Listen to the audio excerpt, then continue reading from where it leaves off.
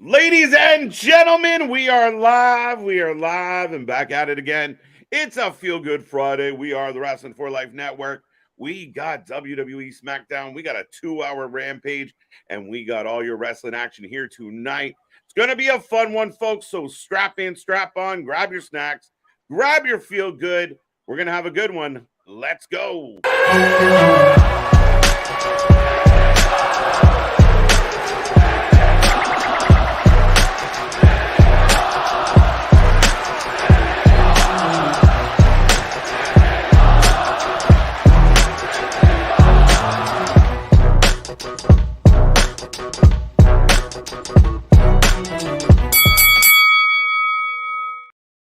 Ding, ding, ding. We are live and back at it again. Like I said, folks, we are the Wrasslin for Life Network.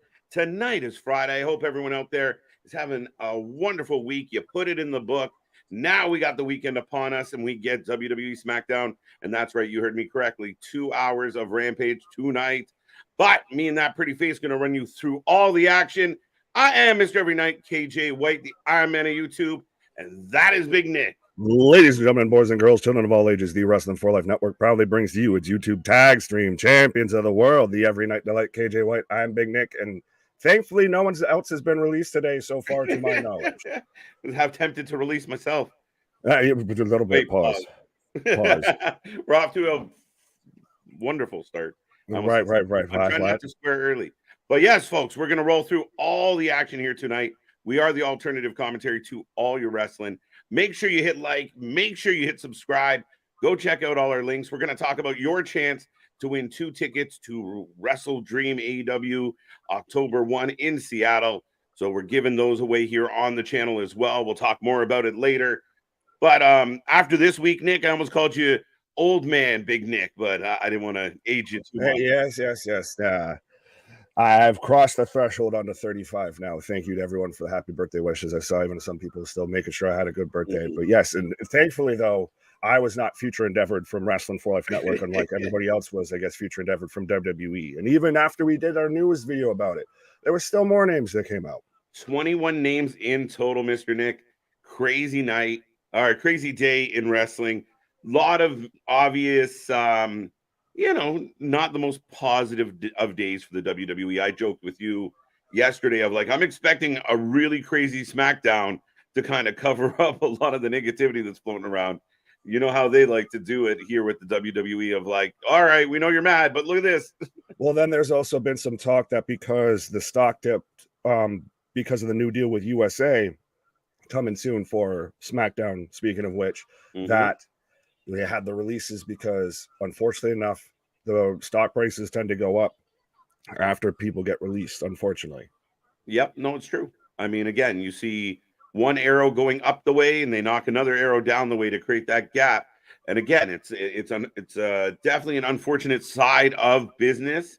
It's sad when you're dealing with people's lives, but I mean, again, a lot of mixed emotions out there right now, and you've seen a lot of response. You've seen a lot of wrestlers getting the support from their fellow coworkers or former coworkers. I mean, it's crazy, but like we said, it's almost like the annual purge at the WWE. Yeah, unfortunately, it's like a yearly tradition, but at least there is still plenty of other opportunities that they can go to, whether it be New Japan, whether it be Impact, whether it be AEW, whether it's just doing stuff on the independents like Cardona does. I mean, at this point, they could just start doing like televising it each year. It's better than the draft. They hold to it a hell of a lot better than they do the draft. I can tell you what. Shit. Well, yeah, I mean, it's been a crazy week. Of course, we're coming off the heels of, we just finished up Impact 1000. Luna and Anthony covered that last night. And again, amongst all this news, we still had Grand Slam this week as well. We're heading towards Collision tomorrow. We got a 2-hour Rampage tonight. But a lot of talk has been about Jon Moxley, about, maybe some of the not so good news in AEW. Well, and who they're mad at. Really cracking down on copyrights and everything like that, and kind of getting certain accounts suspended and so on and so forth. Right. Yeah, they've taken the gloves off, and I guess, I mean, I don't agree with it, especially doing what we do. Like the idea that somebody, because you've been doing what you've been doing the whole time, but because somebody decides they don't like what you're saying, they take a loophole and knock you out of commission. And I mean, it's unfortunate. It's hard enough creating the content. I mean, to not just say, you know what, drop whatever content, but Right. completely shut people down. It blows my mind. But you got to take the bad with the good. Yeah, well, that's the thing, is they're starting to look like they're a little softer than everybody even thought they were. Getting marshmallowy soft by the minute. I mean, you can't sit there and constantly brag and grandstand when you do great, and then when somebody points out your flaws, you sit there and just, boo, I don't like this. Go away. Yeah. A kind of surprising story that I read today, tying into all that, is that apparently now Ray Phoenix has some heat backstage. For what? Yeah, I don't get it. And also part of the rumor was that Moxley literally had kind of knocked himself conky earlier in the match. I don't know what point that was. And maybe fact checkers out there, you have seen a replay or something that I haven't. I haven't seen anything. I thought it was on the Michinoku driver, but apparently he was already kind of wobbly due to something that happened previously. That's just how he is. Now, he just looks that way. Yeah, and I think the same question we proposed last time we were on here is, again, even that almost makes the story worse. We've seen other wrestlers, Alex Reynolds, Matt Hardy, kind of wobble their noodle, and everything just kind of keeps going as planned. We do talk about the production side of things, the refs' involvement. I mean, we do have to be smart and know when to hit the brakes. Right. Well, why don't we hit the brakes and talk to some of these people in the chat Let's here? Go. Steven, what up? Yeah, Sparta Dudley and Everbless are out here saying that Riddle's been released. That's not accurate. I heard even that there was a rumor of him and Gunther having a scuffle. That was fake news. Yeah. Relax, people. Yeah. Jason, what up? Dale, what up?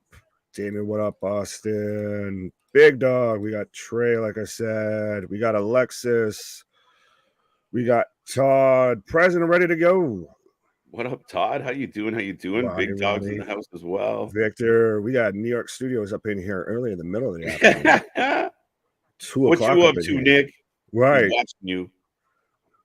Kind of feel like somebody's watching me. I think Gamer's about to set like the longest reigning champ, because we haven't had anything. Yeah, because there's just no pay-per-views here. There's not a real big pay-per-view that I can think of till Wrasslin.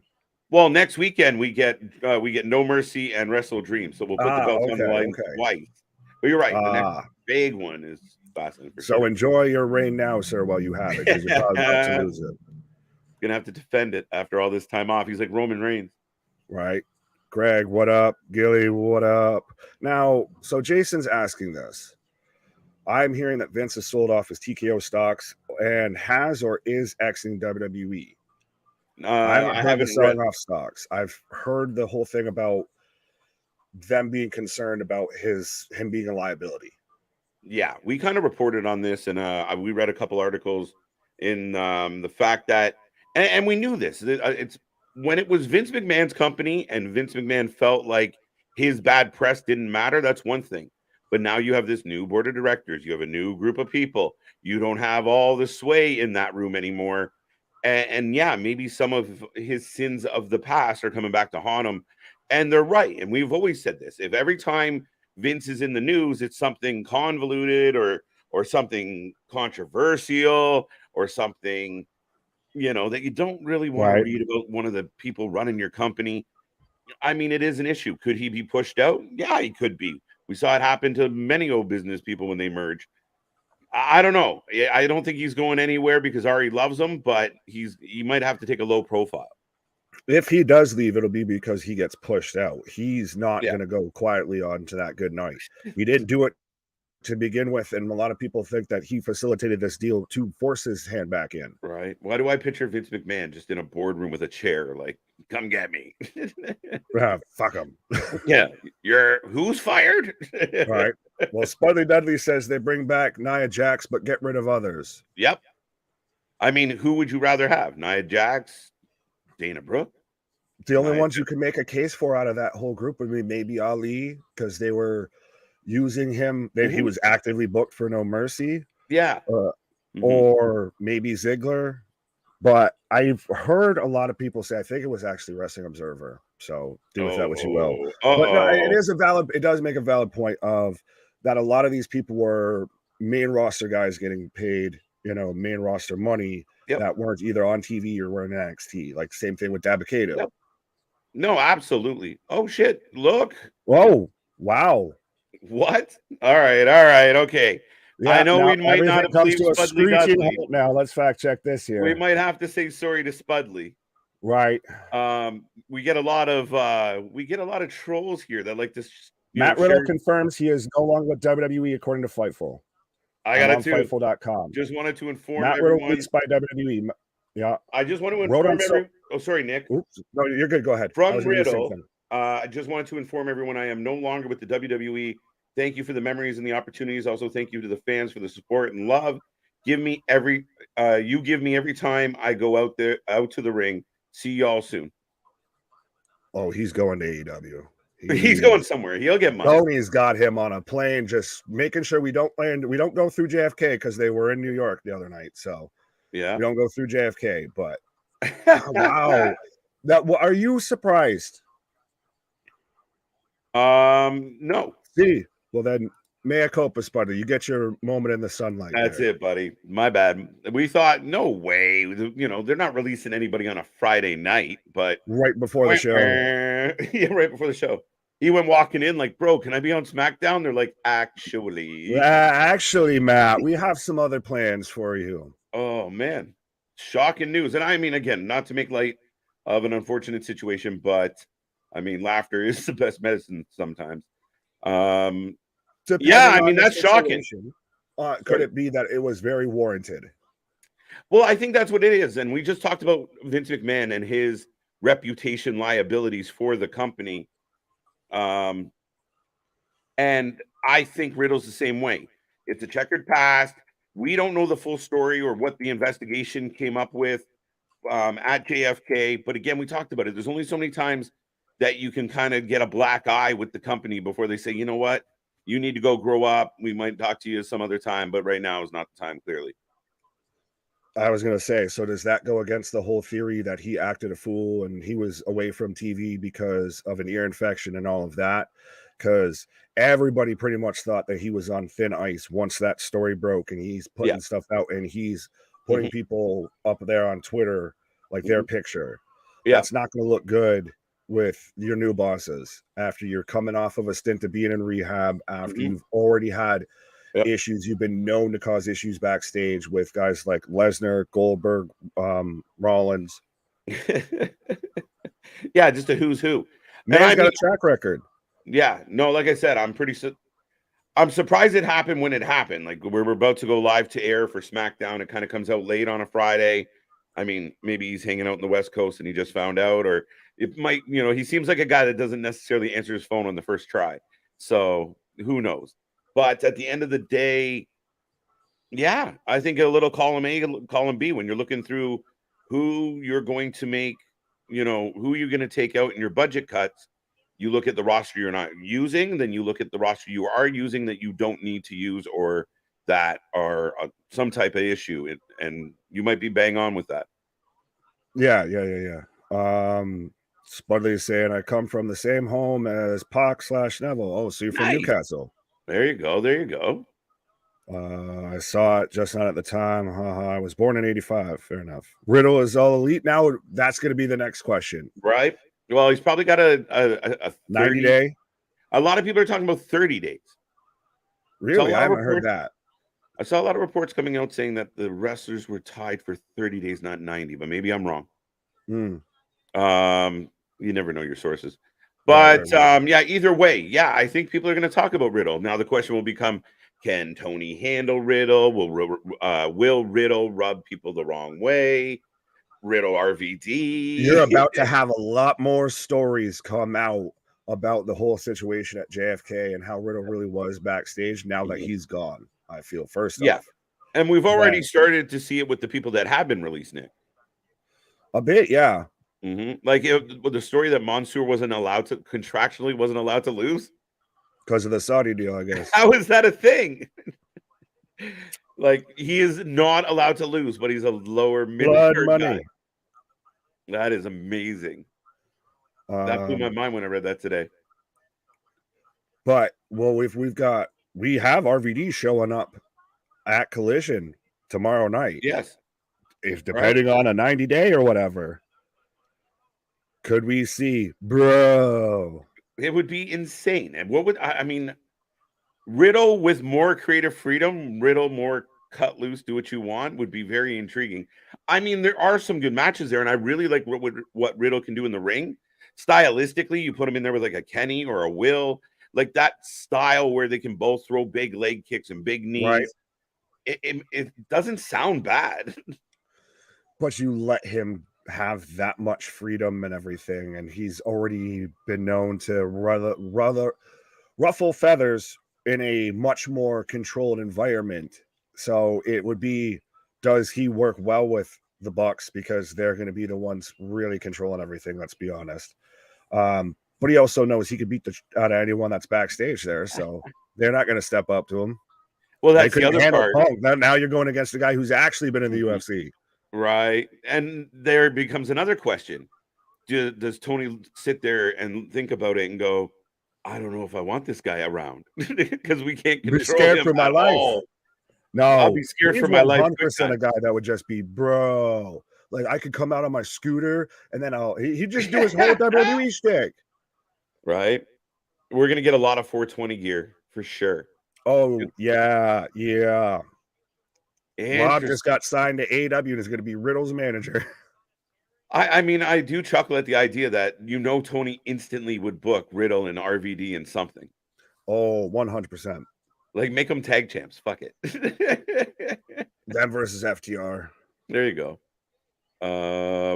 But yeah, folks, I know we're caught up gabbing away here, but if we haven't said hello to you, hello. Remember, we got the super chat, super sticker, and the membership. If you would like to stand out, we are about 13 minutes away from showtime. Yeah, about 12. I got. There you go. What else we got going on in the chat? What multicolored animals will fly out of Riddle's butt on Dynamite? Pause. They will funny. It's going to be like pixelated rhinos and shit. Well, I was going to say, speaking of pixelated multicolored animals, I heard from JD from NY that Endeavor is moving to remove Vince from power. I could, but that's the thing. Is like I said, if Vince goes out, they're going to force him out. He's not going to willingly go out. He couldn't handle getting forced out when he owned the company. Yeah, we only know what we've seen out there, guys, and this could be the case. I think JD's overextending because it's like he's on his knees praying for it to happen. And I think a lot of us might be, but yeah, I think it's a bit of an overextension right now to say he knows that. I mean, I think he's surmising like anybody else that there's definitely a risk and a danger there. But again, remember, money talks and some ties are deep. Ari's a big fan of Vince McMahon. We heard him glow about the guy. Well, that's what we'll see. Richard even says right there, Endeavor won't remove Vince. They knew the risk, and Ari is friends with Vince. Yeah, I'm kind of with you there, buddy. Right? Yeah. Mm-hmm. Boss, what up? Boss, yeah. Welcome. So Steph and Shane will lose all their shares. Well, Steph already sold hers, I thought. Did she sell all theirs, or did she keep some? She probably kept some, but I know she sold a chunk, enough that she could step down. Absolutely. Shane, I don't know. I'm not their accountant, but yeah, I feel like they both have minimal shares at most. Yeah, and I mean, again, I think at the end of the day, I don't know why they would lose out. I mean, if their dad leaves, they still have probably their personal shares. Yeah, like I don't think it's tied to their father in any way, shape, or form. Although Vince would be the type of crazy motherfucker that would do something like that. Like Shane's got to get in the casket with him when Vince goes. Right.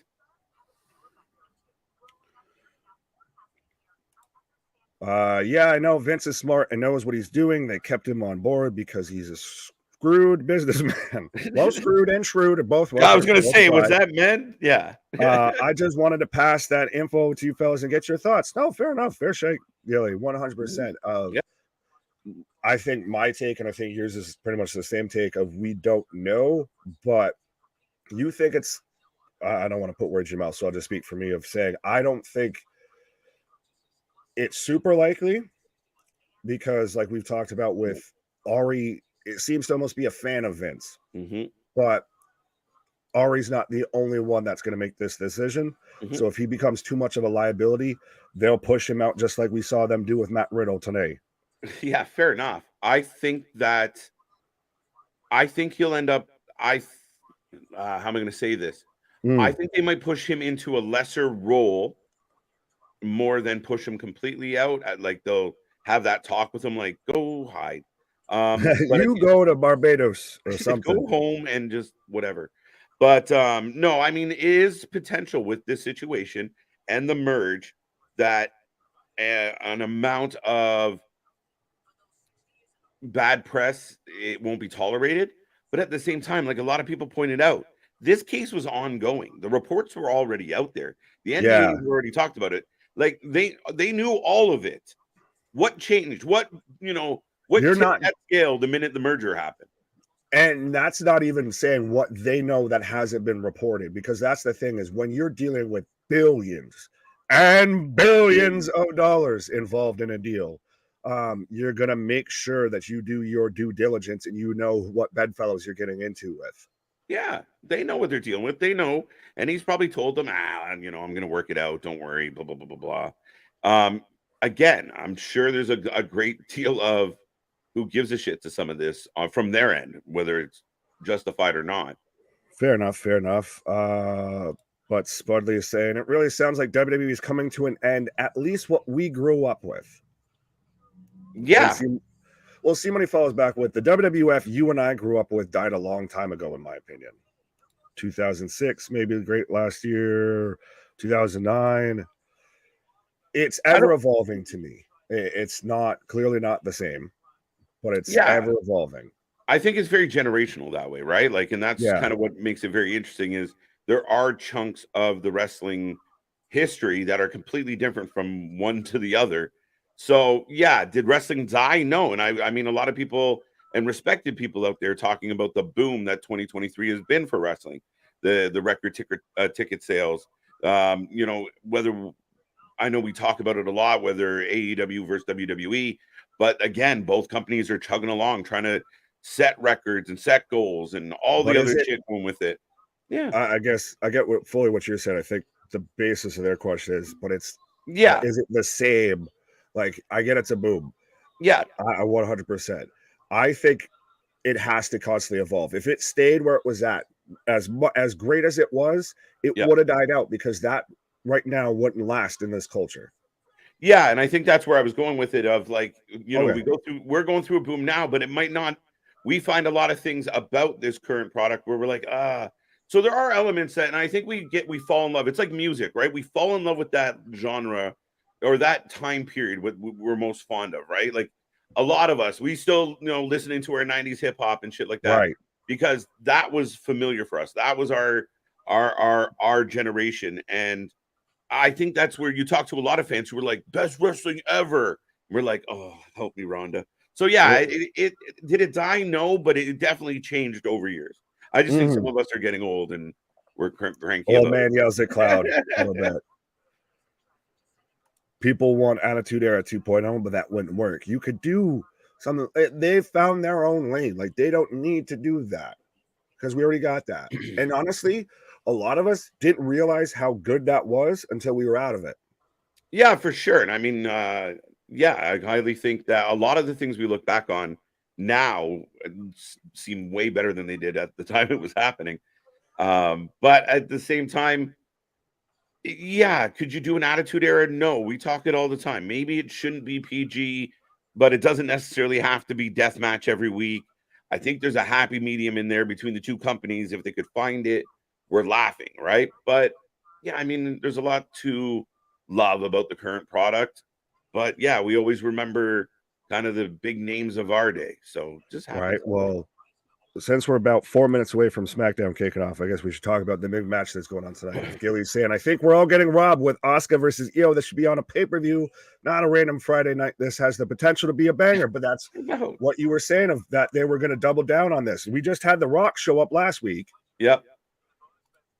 No, wait, but that comment made me kind of chuckle of, I think we're all getting robbed. I mean, we're getting a pay-per-view level match on a Friday night SmackDown. I feel pretty good about it. I don't feel like I'm getting robbed. I feel like I'm I think, getting well, if I bonus. was going to justify it, I'd say maybe give this some more build, but this had a little bit of build. We've had these weird interactions and tensions between these two, but they're so sparse. They're so, like, when's the last time we honestly saw Asuka on TV? She's been consistent, has she not? No, Io's been the one that's consistent. No, but like, didn't Asuka come out and confront her last week? I'm pretty sure she was there last week. Fair enough. I think they've been building for this, so I'm okay with this match happening now because you really don't. When are we going to hold it off till Fastlane? It's kind of ways away. Plus, I don't think it's going to be the finality of it. There's a good chance we carry it. Right. Well, Stan, what up? I see your comment, but I want to get to this. Boston just going right at me. Old man yells at stairs, Rey Mysterio, and belts. Screw you, Boston. Vince saying, bring back the Divas. That is a very Vince thing to say, sir. Right. Yo, what's up, guys? What up, Steve-O? Louis, thank you very much for the super chat. What's up, wrestling fans? Louis Perdo, finally well enough to join y'all. Well, I'm glad you're doing well, my guy. Right. I missed a lot, but glad to be back. Well, we're glad to have you back, sir. Absolutely. And so we got about 3 minutes. I don't want to put you on the spot, but do we want to explain to the peoples that are here early with us? To the peoples. Yeah, we'll do a first kind of shout out to this real quick, Nick. Thank you for the reminder on that. But folks, exciting news here on the channel. We are giving everyone out there a chance to win 2 tickets to AEW Wrestle Dream, Seattle, Washington, October 1st, next Sunday. It's going to be an awesome show. It's already filling up. Simple, easy way to win those tickets is go to our Twitter, our X. So it still sounds weird to say go to our X. X, go and give it to you. Oh, trust me, I was initially when you started with the 2 tickets, I was trying so hard not to start singing 2 tickets to paradise. But yes, folks, we're giving 2 tickets away to Wrestle Dream.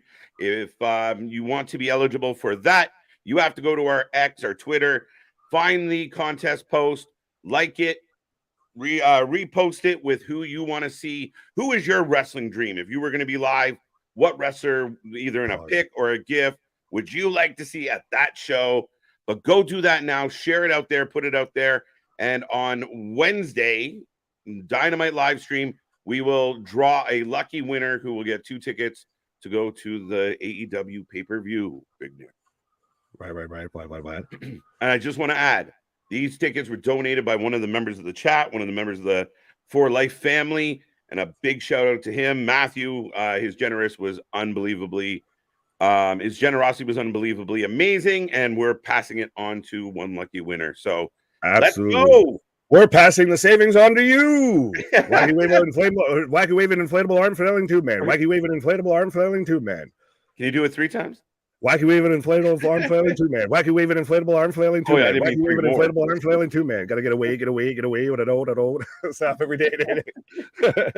We're never getting to the start of this show. No. And you completely made me forget what my joke was on top of you. Sorry. Good job. No, it's all right. You scrambled my brain. Folks, we're about to kick off SmackDown here tonight. Yes, Matt Riddle is now released, so that's number 22 in 2 days. And hopefully no releases during the show. But we are going to get on and rolling to this. What are you looking forward to? How you feeling? Make sure you get all your predictions. We take a prediction for every match, and we will take a rating out of 10 here tonight. Absolutely. I'm still waiting for mine to kick off, so I'll let you know. Let me know when you get a thing that you want me to say. Boston, last time we saw Asuka on TV last week, you can have that. Yeah, exactly. You can't have that. Not even what I'm mad at. Right. 2 tickets to paradise. Pack your bags. It'll be so nice. Todd, can you go back to my post, please? I'm not sure which one it was, sir. Yeah. Isha, what up? Daniel, what up? And yes, I did have a good birthday, sir. So you ask, was Nick previously on Storage Wars? What are you here now? 4 now, 5 now, 5 now, 6, 6, 6, 7, 7, 8, 8, 8, 8. Right. I got now. For those syncing up. All right, keep going. I'll let you know. Forever. I'm just taking care of some business. Okie dokie.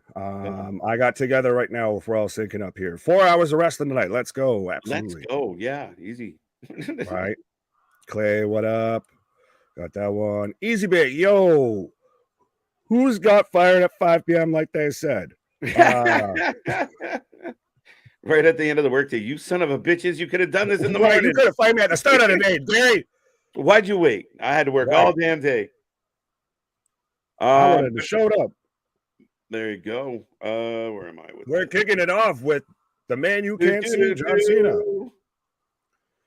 Ryan, what up? Victor, what up? Bradley, thanks for Matt Riddle. I just popped in and hello, everybody. Well, hello, Bradley. There you go. TJ, what up? Yes, Matt Riddle gone as we're kicking off with John Cena. John Cena. Here we go. I'll let you know when I have something. So I got John Cena throwing the towel up right now. I've got, him on the stage. Now I got him holding the towel up. Okay. Looking like a fucking Jiffy Lube out here. No, not a Jiffy Lube, a Gulf gas station. There you go.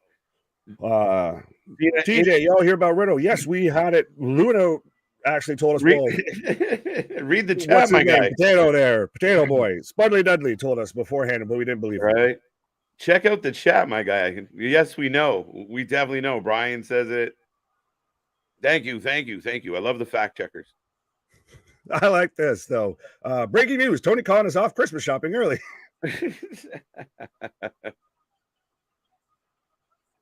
Oh, so we're going to replay now. Nick, this setting up apparently AJ Styles, John Cena, Jay and Solo at Fastlane. I could perhaps. Do we keep Roman off TV for that long? Apparently, his returns November something. Well, like somebody's alleged next match is allegedly against AJ Styles at their next Saudi show. Yep. I actually do think Roman's absence is hurting the product. Yeah. It's hurting the show. They don't really have a whole lot else going on. We miss it's not been good. But is that the writing or is that the talent? Because it feels directionless. Bit of both. I think they got away so long just doing the same old shit and then relying on Paul to finish off. You relied too heavily on that crutch, and now you don't know where to go. But we bring back John Cena, even though he sucks. We got Pat McAfee. We got The Rock showing up last week. We got Tony's Dark Nightmares saying what's up. Cena.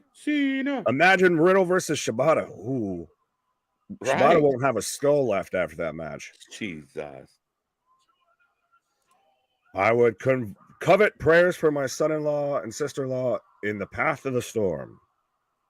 Absolutely, Todd. Absolutely. T's and P's. I don't.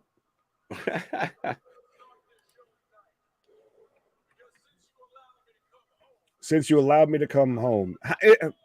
And you talk about how we're in a boom in pro wrestling right now. Last week, we had The Rock show up on SmackDown, and we've had Cena on SmackDown. Yep. All of this, it's a wealth of riches right now in pro wrestling. A little bit. I mean, just kind of the perfect storm, right? Why? We're getting some watts for sure. I'm out. That's all you. I'll figure who enforces the rules. Why?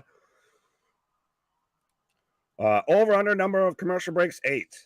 Ooh, I'll take the push. Over. You take the push. I'll take the over. There you go. They're wetting the shit out of John Cena. Well, you cut a promo, and I know it personally because I use it as a fucking gimmick. So you cut a promo specifically anticipating for that. We're here every night. We're here in Phoenix, Arizona. Why? Yeah. Like and subscribe. Right. I don't want to be the ref. We're back live. Yes, we are. Happy birthday to Matt Hardy. Is my birthday the day after Matt Hardy's or the day before? Yeah. I don't know how I feel about that. I don't want to be no host. Oh, so he's talking about how he wants to have a match. I want to be a wrestler. Came back to compete. Right. And I feel tonight I have to have a match. Oh. Who's he going to have a match, Matt? Who's going to have a match? Shit. Solid question, my guy. Solo. Is going to end up in a tag match tonight? Or is it going to be a one-on-one? Like, would he take on Jimmy tonight? No, but Jimmy's got a match. No, Solo has a match. Maybe Jimmy? Does Jimmy have a match? No, the only matches so far that I've seen are Io and Asuka and Escobar and Mysterio versus the Prophets. Yeah, so potentially. Could see it. What matches right now? Right now, we just got John Cena cutting a promo. Big pop for mentioning the bloodline. Well, that's what a lot of people said when LA mentioned about going after Roman for the belt. Was probably the next biggest pop, if not a bigger pop, than when The Rock came out on SmackDown last week. There you go. Janice with Cena and AJ. With Cena on AJ's side, Styles should be in a winning circle. Fair enough. AJ versus Roman at Fastlane, I don't think so. We got music. The phenomenal one in the house. Oh, are they going to have a match before they team together? I don't like that idea. They're going to fight each other and then tag together? They'll get rid of that. How will they coexist? Or they'll add to it, maybe, perhaps. Maybe. They'll work it out. It'd be interesting. If it's supposed to be World Wrestling Entertainment, all in caps, then why in the blue hell would they release Top Dollar? Yeah, he was kind of Top Entertainment. Wrestling. He did Top Entertainment. He was pretty entertaining, actually, now that I think about it. Wrong kind of entertaining, unfortunately. Right. You were laughing at him, not with him. Right, a little bit. I'll say that publicly. I don't care. Go ahead. Cut a rap about me, dude. I don't care. But AJ in the ring. Right. Big Dog, thank you for the super chat. Thank you, sir. These are the Voyagers of the Starship Wrestle Prize. Oh God, this is a lot. Its mission to explore strange new wrestling, to seek out new talent and future prospects, to boldly go where only Tony Khan has gone before on the Starship announcement. Thank you, Big Dog. Thank you. That was a mouthful. Yeah. Next time you can read the long one. The AJ Styles. The best AJ Styles chant I've heard in probably 3 years. It's the most serious and the most active he's been in like 3 years. AJ should be a friend and give John Cena some hair. No, I don't know if he can afford it because will it grow back?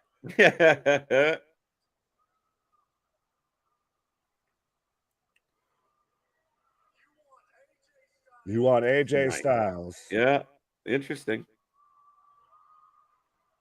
Versus the Bloodline. He just added that in. Okay, there you go. Right. We're getting the tag match, but when? Are we getting it tonight? John, I don't know. What's up, TLD? Cena waves his finger like someone's auntie. Yeah, a little bit. I got you, Dale. As you waved your finger. Yeah. You want some? Come get some. Oh, that's cute. Get some. Well, we had AJ last week, just, Wait, what the shit? Oh, yeah, that's right. Sorry. Jimmy's new music threw me off for a second. I'm like, wait, what? Bro, I haven't heard it that, like, the opening. It sounded like fucking Jinder. Yeah, I was like, wait, Jinder's coming out. Shanky, you're back. Shanky just got released. What are we doing? He's back. Is it interesting that... So have we ever actually gotten it, announced or clarified if Jimmy's back with the Bloodline, or he's just kind of the friend that just keeps hanging out? Well, the closest we've got was Paul saying that Roman said he's the only one that can make that decision, and Roman haven't shown up to work for a few days. Roman hasn't made that decision. So we don't know. That's where this story got kind of weird. Like we lose Jay from the storyline without really a conclusion. Jimmy, what started all the problems and got hospitalized, now is just back in bed. So I'm confused a little, and Roman's not around, so the story's lost a lot of steam.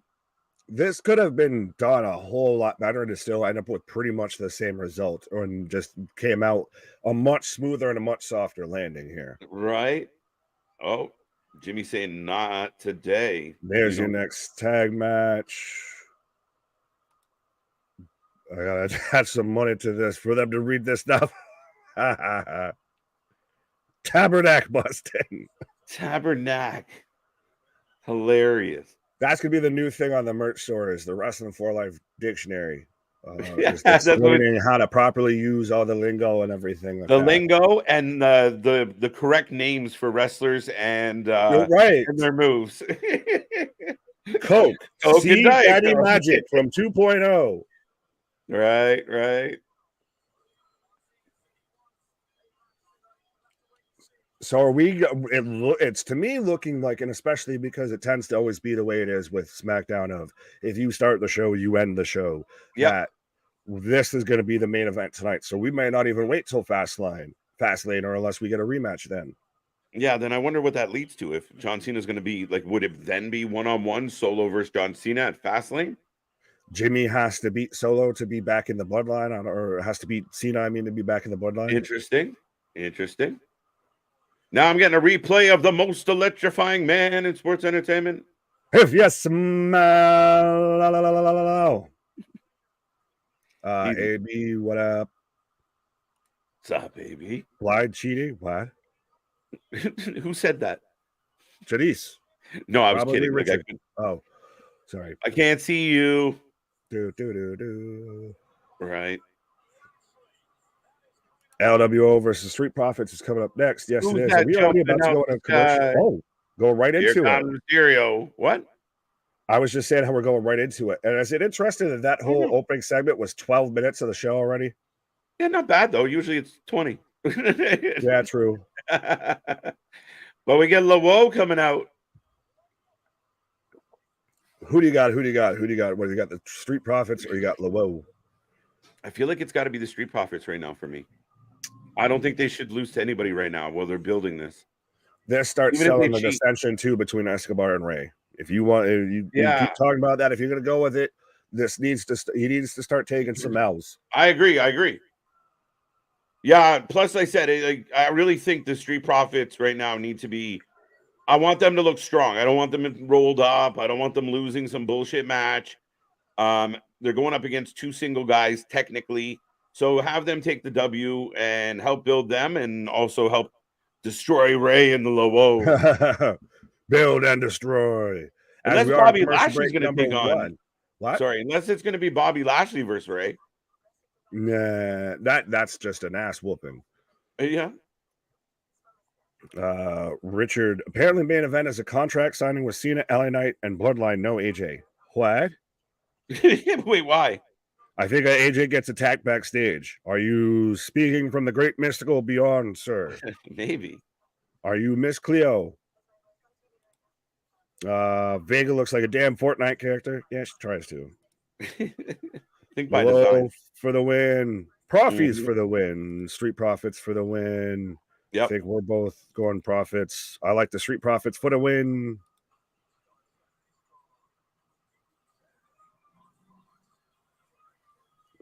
You good? What else we got? We just went quiet. It was so funny as hell. SRS shared the rundown while I held up and I was seeing if you were good.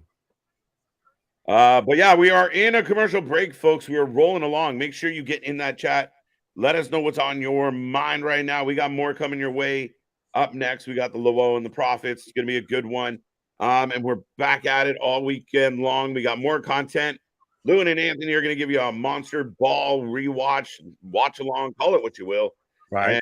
And we also got Collision tomorrow and more content coming your way. We're also got the WrestleMania 4. We're made it to WrestleMania 4 with Luna. 4. We still only got what 35 more to go.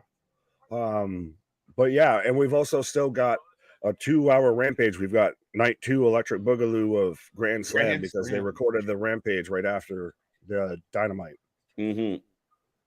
Yeah, strap in and strap on. We ain't going anywhere for quite a while. Street Pharmacist for the win. Profits, get Ray Escobar beef going. I like it, Larry. About time. Let's move. If anything, I want Bobby to go against Sheamus after what Street Profits did to the Brawling Brutes. Yeah, maybe. I think Sheamus is Sheamus hurt? No, I don't think so. Maybe not. Okay. No. I haven't seen him in a minute. Yeah, well, the Brawling Brutes were busy on NXT doing the Heritage Cup Invitational thing. True story. Because the last time we saw Sheamus was his match with Edge. That's true. Absolutely. Ooh, I thought main event Oscar for EO. I think it was initially going to be that, but if we are getting any type of tag match this evening, I imagine that would bump it. Well, it should be. Are we going to just get do we get a contract signing for Fastlane? Is that what we get instead of an actual match night? I mean, Okay. That John would be really, shitty. really pitched about having a match tonight, but Yeah, I don't love the idea of doing a contract signing, especially when you just, oh, wait, we got Pierce back from commercial.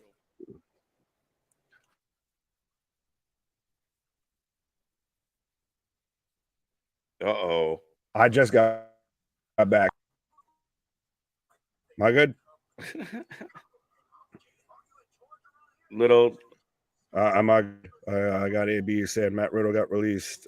Fro Hike, thoughts on Matt Riddle released? Hope he gets help. I don't even know what the status of that. He came out of rehab, and word was he was trying to be better. Who knows? I don't know what the circumstances in that regard is, but again, it's unfortunate. I think the guy had a lot of talent. I don't know what his future holds, but I hope he does. Like anything else, take care of himself, figure it out. Maybe he'll go to AEW. Maybe he won't. I have no idea, but it's unfortunate either way.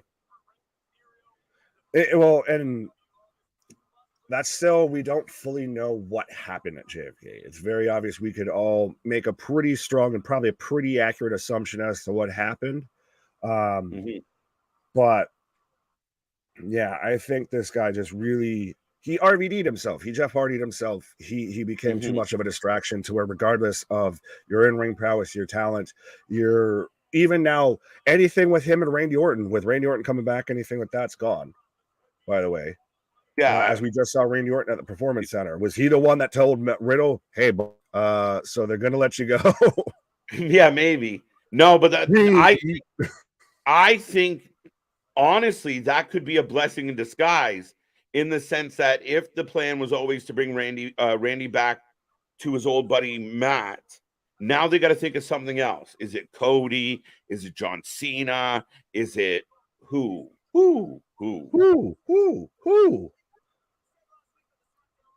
That is an interesting aspect. I hadn't even really thought about the Randy Orton tie-in until literally just now.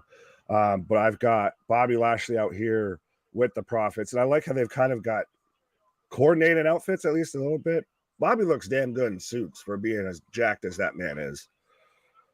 Absolutely. I think everything these guys are doing right now is good. I don't know. Are we getting a little impatient with it, or is it because we're excited for it, because we wanted it. We wanted it. Yeah.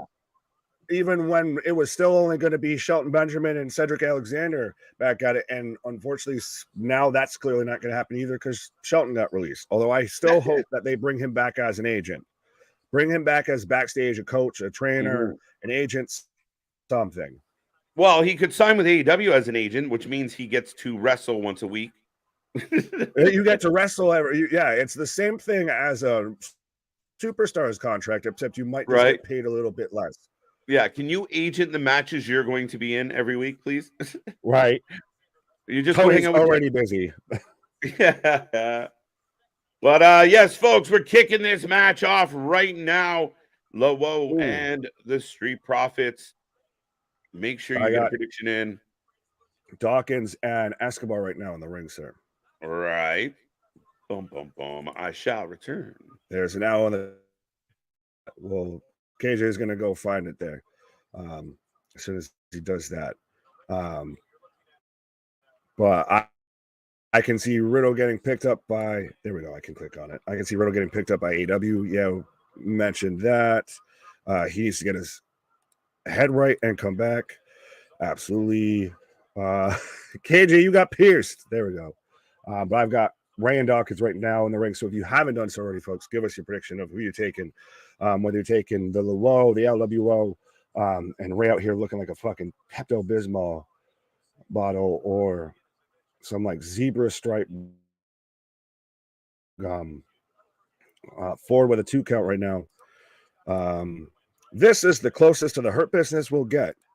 Fair enough, but I think that's why we're so excited. We really want this group to kind of take off, because we saw how much potential there was. Oh, big crossbody from Ray.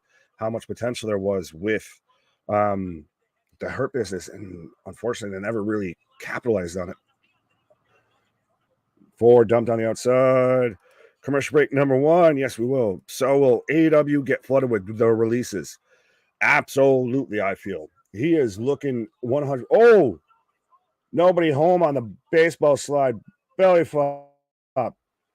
But 100%. I know even our buddies Cheap Pop there put out the meme of that dude that everybody has poking behind the tree with the yellow suit jacket on and winding up the hands. 100% Tony Khan it's shopping season for him. And honestly, if I were still even a company like Impact, maybe a company like a GCW, probably a New Japan, if you want to really emphasize your US audience, there's new talent that you can start to look at. And honestly enough, as much as we even knock for doing it, the fact that they're coming off of a WWE run is going to get you at least an initial an initial boost in ticket sales or anything like that and attention. It's how you capitalize on it is the real thing.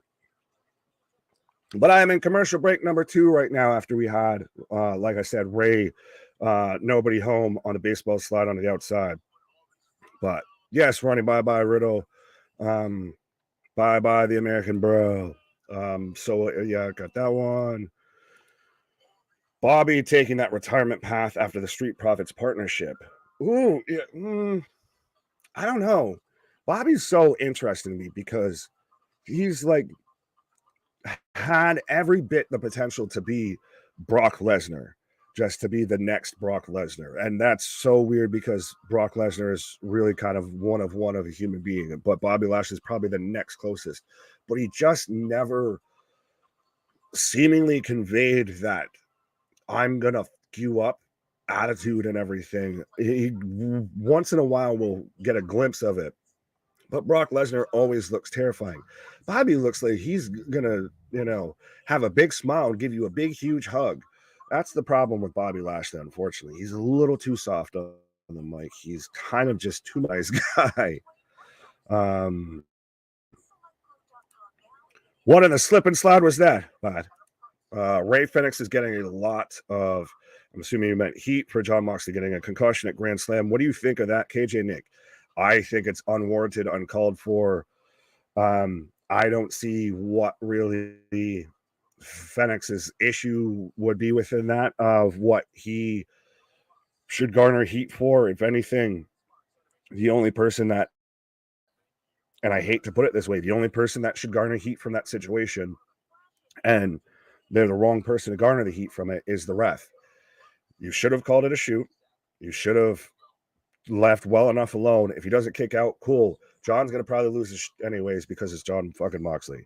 But for the safety of the performer, for the safety of the athlete, don't let him take that bump again when it already wasn't going to go well the first time. And that if he was out, you need to protect him from himself, especially a guy like Moxley.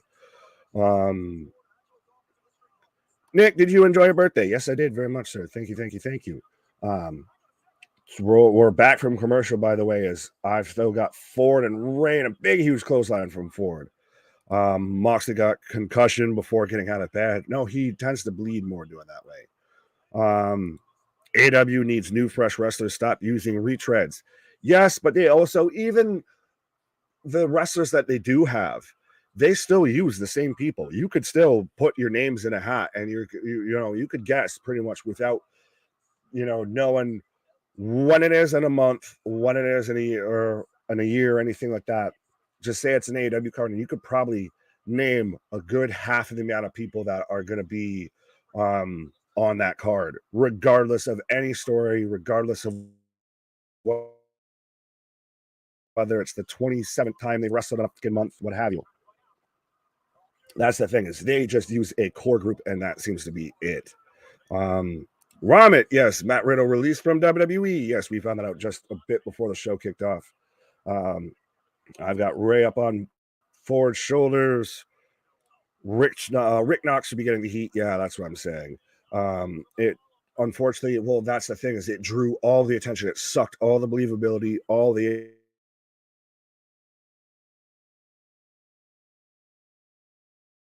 out of that room the second everybody and their brother could see that John didn't kick out, and for him to still not count the 3, have the match continue after that when he's clearly not in a good state, was an issue. Speaking of not in a good state, oh, am I?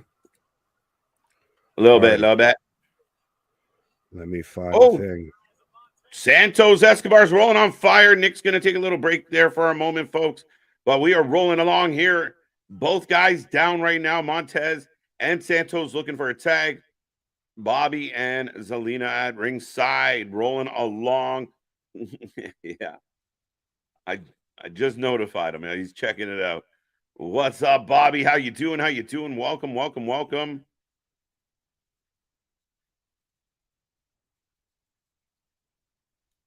Dun, dun, dun. Love it. Love seeing those.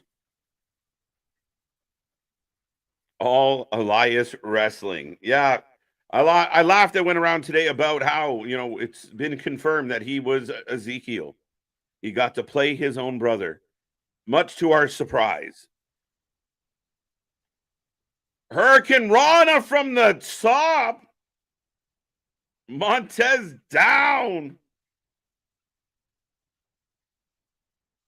Big kick out at 2. Big kick out at 2, folks.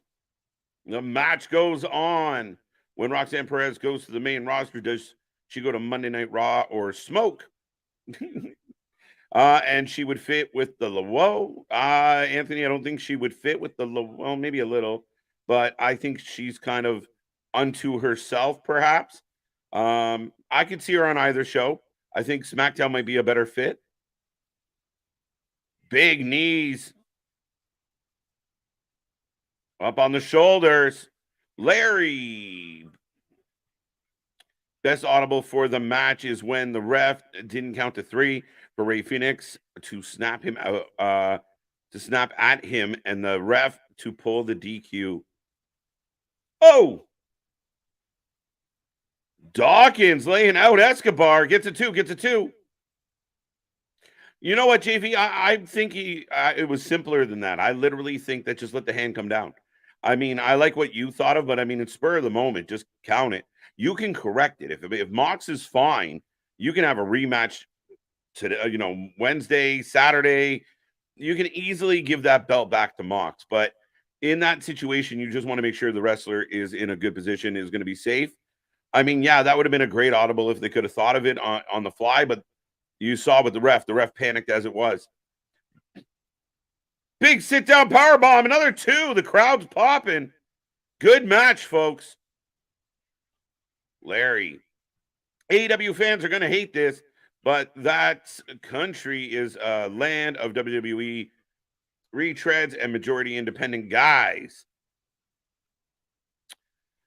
I think you meant that company maybe, but I see where you're going with it. But yeah, I mean, again, it's an interesting debate, right? Oh, Lashley's got Ray on the apron, rolls him in. Ray is feeling it. No. Be okay with the cheating. Don't think about it. Be okay with the cheating. Oh, Ray looking for the roll up? No way. 3. Damn it. Folks, the LWO. Take the win. I don't like it. Not another. Like, you had Lashley help and you still lost. I mean, that to me is the wrong move here. What's up? How you doing? 0-1. 0-1. I'm also 0-1, guys. Like, come on. I think the Profits should have kept looking powerful. I don't like this. And I don't like the fact that there was a hesitation by Dawkins. Like, I want the Street Profits and this new situation to have a chip on their shoulder, to have an attitude. I don't love that he hesitated. Yeah. But now we're showing signs of dissension already. Bobby's mad at the Profits. The Profits are mad at Bobby already. No, I don't know, guys. Triple H likes slow heel turns. Well, right now we got a little bit of dissension amongst this particular heel turn. You can tell Profits aren't true heels. Bobby wants them to, but they were just baby faces. Fair enough, but I just want them to dig in. And I don't want them losing. I said before this match started, I think they need to continue to build their strength. Like, you want them to look like badasses and kind of keep buzzsawing through teams. I don't know. That's my take on it. But right now we're getting a replay of The Rock coming out. So here we go. And we're getting all the publications that talked about it. Profits have to get that killer instinct. We'll see. I turned SmackDown off. LA Knight got pulled. Did LA Knight really get pulled, Ronnie? You can tell Prof got that one. Manny Rose to AEW. Yeah, it's absolutely a possibility, Curtis. I mean, it could definitely happen. I think that Tony would take that clickbait. Like, I mean, Mandy brings eyes. For one reason or the other, Mandy brings eyes. So, yeah, I can 100% see this being a thing. We will see. Whoa, Nelly. Yeah, no. How are you today? Jordan Smith, how you doing? I think they're pulling the plug on it already. It looks like it, and I hope not. Yeah, I don't really love how that match finished up. I really wish it would have went another way with it. I think they have an opportunity here. Everybody's excited about the Hurt Business 2.0 or whatever they are. And yeah, I think they need to look strong to get the W's. I don't know. I don't love this one. But here's the People's Elbow, or the replay of it. And then we're going to get the replay of Pat's elbow. Dun, dun, dun. Rain Santos for the win. Yeah. What about Glacier heel turn? Yeah, no shit. Profits and Lashley need MVP. Is that possibly somewhat at play here? Maybe some part of an angle of, you guys aren't doing well without me. Maybe you need me. 153 million views. The Rock's return to SmackDown received over 153 plus million views, the most socially viewed video of the year at WWE. There you go. Breaking records. LA Knight segment got pulled based on the rundown SRS shared. It makes sense. LA Knight isn't involved in the bloodline yet. Interesting. All right, Richard. I'll see. I haven't seen that report yet, so I will have to take your word for it. As right now, Austin Theory is giving the commentators hell and the refs. He's not happy at all. Per BWE, LA Knight segment has been pulled from tonight's show. You okay? I'm reading it too now, guys. Interesting. Apparently, Karrion Kross put a post up during Cena's entrance, by the way. A black and white of that's interesting as well. All right. We got some things up. I'm a little disappointed that LA Knight might not be here tonight. Why people upset The Rock made a cameo? I don't know why they're upset. Why would they be upset? Shouldn't be upset at all, Keyshawn. It was a big deal. Do you smell what The Rock is cooking? Yeah. You're just using all the catchphrases. All the burning land. He about to. JV. Taking the gloves off. Emma for AEW. Yeah, we saw the flirtation between her and Saraya. Emma going to AEW definitely helps the AEW women's division. She is a good talent. Her going back to Impact works really well. But yeah, I could definitely see her going to AEW and helping that division out for sure. Mandy Rose could join Saraya and Ruby Soho. Maybe. Or oppose them, maybe. What was Theory saying? Theory was just pissed off that he got beat up by The Rock. So I don't know. Could Karrion Kross go after John Cena? Interesting. Or is just Karrion Kross showing everybody that he's always backstage and never in the ring. VHS, no Emma needs to go back to Impact as Tennille Dashwood. Victor, like I said, if she goes back to Tennille Dashwood in Impact, works for me. I got no problem with it. I do think if Tony can get somebody like an Emma, even Dana Brooke, I don't think she'll do well, depending on how you book her, but she's a good hand and she's a better wrestler technically in the ring than a lot of what AEW has. So, yeah, I think there's going to be some attempts at a lot of these releases. Speaking of releases. Oh, I was going to say, well, that, and I was going to say, well, I was going to put myself over and say, speaking of a good hand, but pause. That's one thing about Nick. Come to the Rubbin' Tazug. Accusations.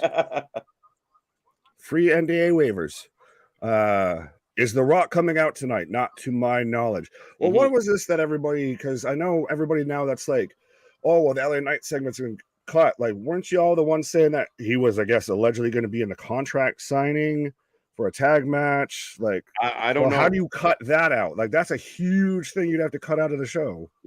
Yeah, very interesting. Like, and all I'm reading, like, this is from Sportskeeda. Per BWE, LA Knight segment has been pulled from tonight's show. And I was also saying that Karrion Kross posted a video, a black and white video of him backstage looking through the curtain and watching John Cena's entrance. Ooh, interessante. I'd like to see it. I'd like to see it. Keyshawn says, do you see anybody going to NWA?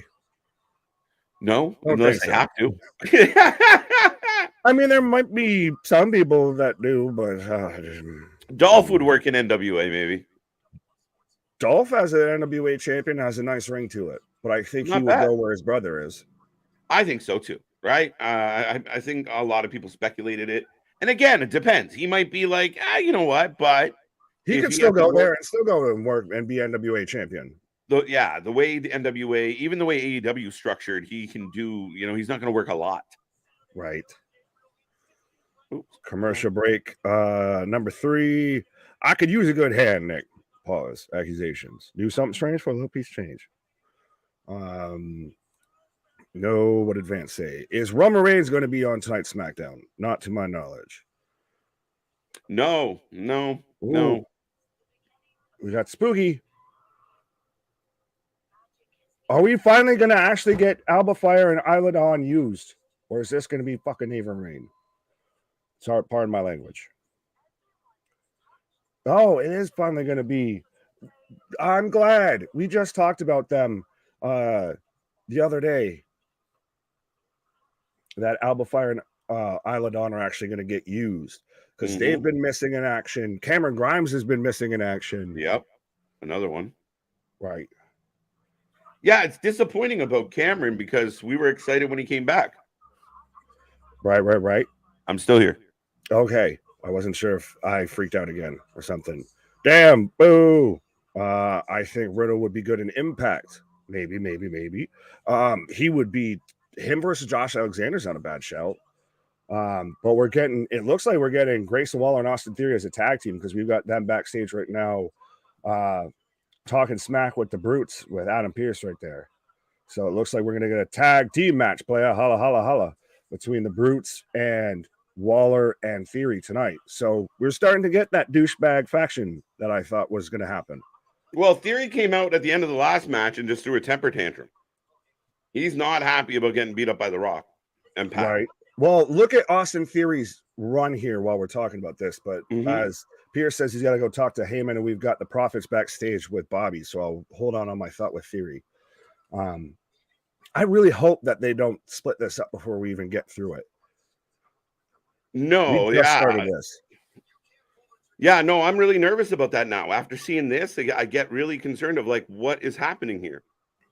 Is it a gut check? Is it one of those like, all right, guys, well, you know, you're not, I don't know. I don't know, because when you look at Dawkins' face and it looks entirely different than Ford's, if I had to really read into it that much, Dawkins got a little bit of that, like, this motherfucker face, and Ford's just kind of still locked in. I wonder, it's so interesting. I think that's what makes this work, is because we all want it to do well. They just keep fucking dragging their feet with it. Yeah, and I hate, you know what? We bitch about him a lot. Again, another simple roll-up win. And again, it doesn't look good for this new faction when Bobby helps them cheat, but they still don't win. But now the Profits are unsure. Like they should have known what they were getting into when they got into it. Why are you having doubts already? Like you knew what you signed up for, no? Yeah. As we're getting a replay of our video package for Asuka right now. Could we see Kyrie come out tonight? Maybe. That wins it. That shuts a lot of people up. The same day you release Riddle, you re-debut Kyrie. I was expecting some things to happen tonight. The Soul Stone, the soul for a soul. That's the 1 in, 1 out. Right. We got 21 to go.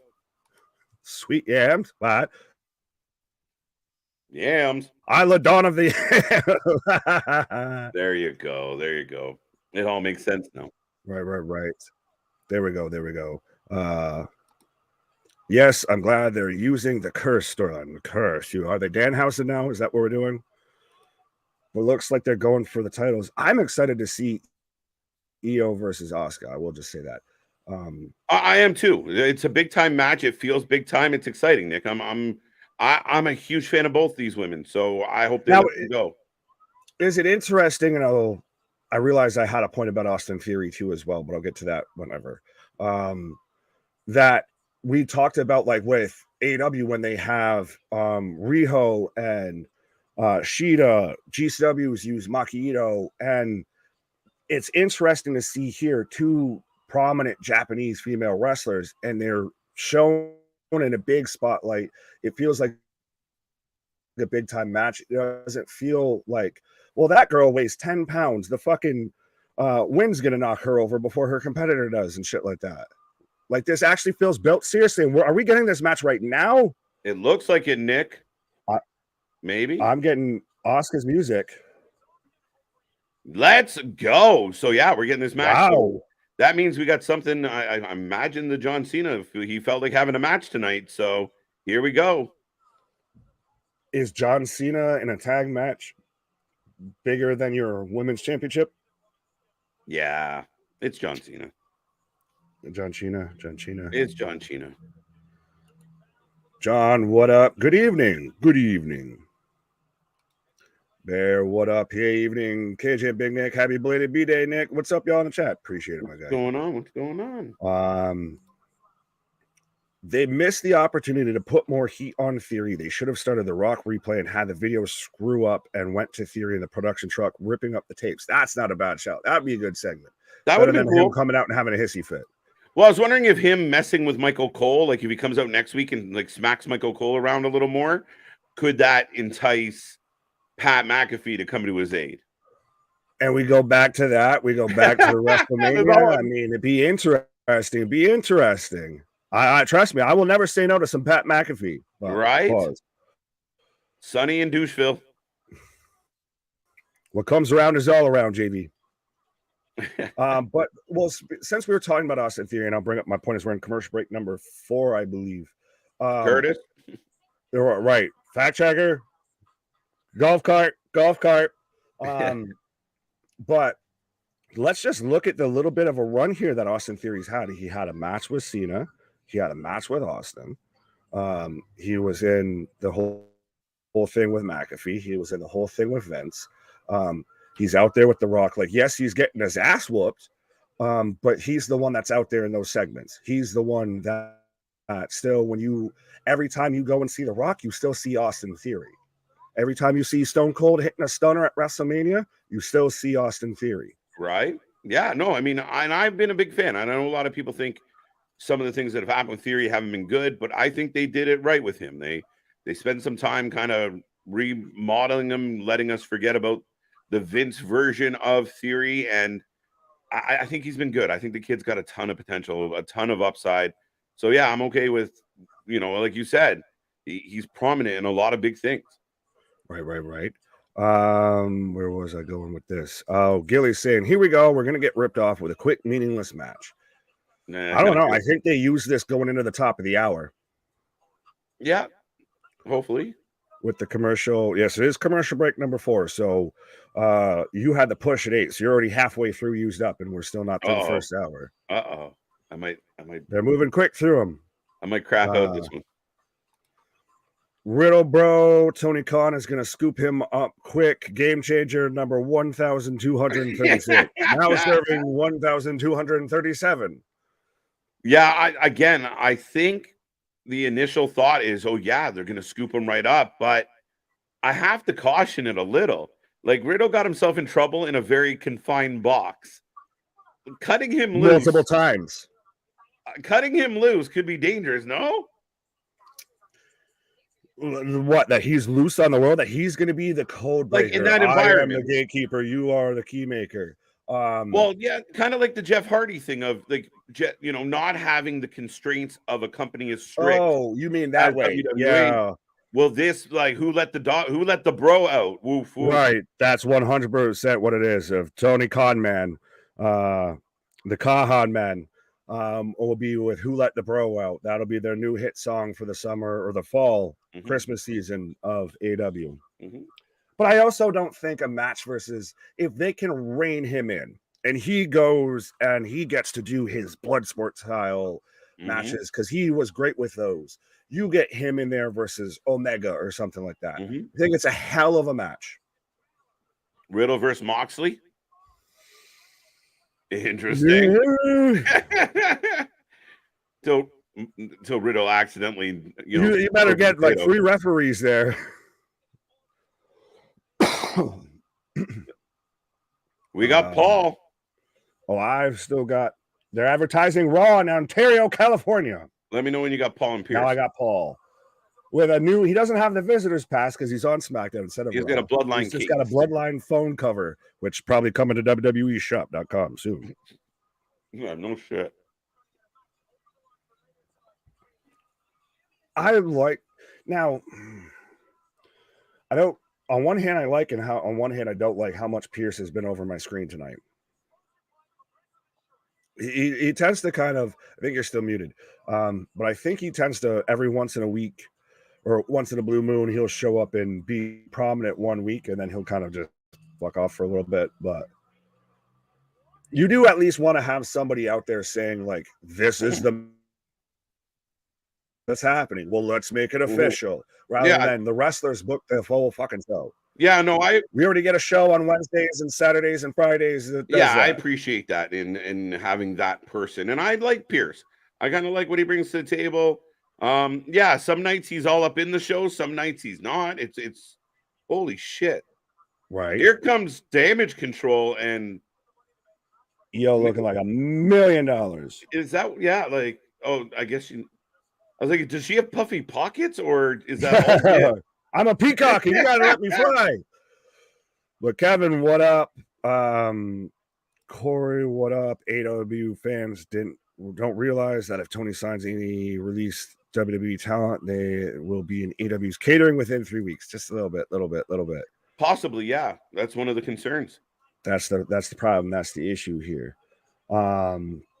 Also, again, I think it's a little bit of an interesting situation where, yeah, you might bring in a Riddle, but when it comes time for, a pay-per-view, you might book, Kenny and Okada, or, like, you might not necessarily book the guys that are within your building. You bring in a lot of other people. Like, do you minimize how many people you bring in? Do you release a couple people that you're not using? It's very interesting. Right. Well, it's so funny to me if you go back as well, the way we're getting the announcements, the introductions for the competitors. But if you go back to like old Tony footage when he was starting off AEW and he talks about the issue that was going on with WCW, they signed so many people to so many top dollar contracts and everything. And now you look at AEW and there's so many people signed, there's so many top dollar contracts. And they're only going to keep signing more. Yeah, with a couple exceptions, I mean, if AEW fans want to celebrate the signing of a top dollar and a Dana Brooke, please don't. No one should be celebrating that. The only person that should be celebrating that is top dollar. Right, and that's what a lot of Mustafa, do not pay top dollar for flop dollar. Yeah, like Mustafa, right? Fucking hell. even like a guy like Mustafa, we're not talking that the WWE just handed them over a bunch of world champions. Now Dolph could be the world champion and make it interesting. Yeah, but it's few and far between. It's all on how you build them. As now I've got Charlotte coming out because allegedly Daniel Bryan's very high on Mustafa Ali. I could see if they used him right. That's the thing is we've seen it with guys like Cardona, with Steph Delander. There's a couple other names, even guys that have gone over to AEW, that they get a little bit of a new polish on them, everything like that. Naomi in Impact right now, you get a new polish on you. You move up the card a little bit and everything. So some of these guys may not be world champs now, but if they do progress to one, then good on them. And then Vince will just re-sign them when their contract's up, because that's what Vince does. No, I agree. As Charlotte making her way to, I don't like, dude, hurry up and go sit the fuck down. We got a match. Ding, ding. Let's go. She should have already been in commentary, or you could have came back from commercial of her there. Yeah. But you gotta fucking put her over both women in the ring. That's the problem. Yeah, just get there. Hurry up. But we got ding, ding, bell ring. Right? Mr. Beard and Joe. Wait, who's Joe and who's Beard? I was gonna say, which one's Joe and which one's Beard? Charlotte gonna get involved. Yeah, she's sitting in like that bullseye chair, the crash test dummy chair. You're right. But we've got Asuka versus Io, so give us your prediction if you haven't done so already. I think Io retains. I'm going. I like Asuka a lot, but I think Io retains. I'm with you, bro. Here, Charlotte Flair. Case in point, CJ Perry. Pause. What? Yes, just throwing money at nobody's. Oh yeah. No, I said the quiet part out loud and the loud part quiet. And you're spending money on someone who will get attention. No, she's there for a fucking handshake and a hot dog. Pause. Right. And you're right. Like somebody like Io. I'm sorry. Fuck, I'm watching Io Sky. Somebody like Mustafa or Riddick Moss might find a groove. And we talked about like guys like TJP and Macklin. Like people find themselves. I mean, even McIntyre went away all skinny and hairless, came back with, some chest hair and a man beard and ready to go. Like, I mean, things change. Absolutely. Yeah, McIntyre is a fucking great example. Right. Cool. Charlotte has a reputation of costing Asuka her titles. Yes, she does. She's the one who broke the streak. Dun, dun, dun. Do we from EO? Do we expect money? Could you imagine Money in the Bank cash-ins in the UFC? Dana said, knock you out. Dana said, knock you out. You're like, shit. How do you feel, on a side note, of how much people seem to keep talking about, like, Vince having the say in UFC's business or affairs, or Dana vice versa? Like, those two streams are not crossing paths.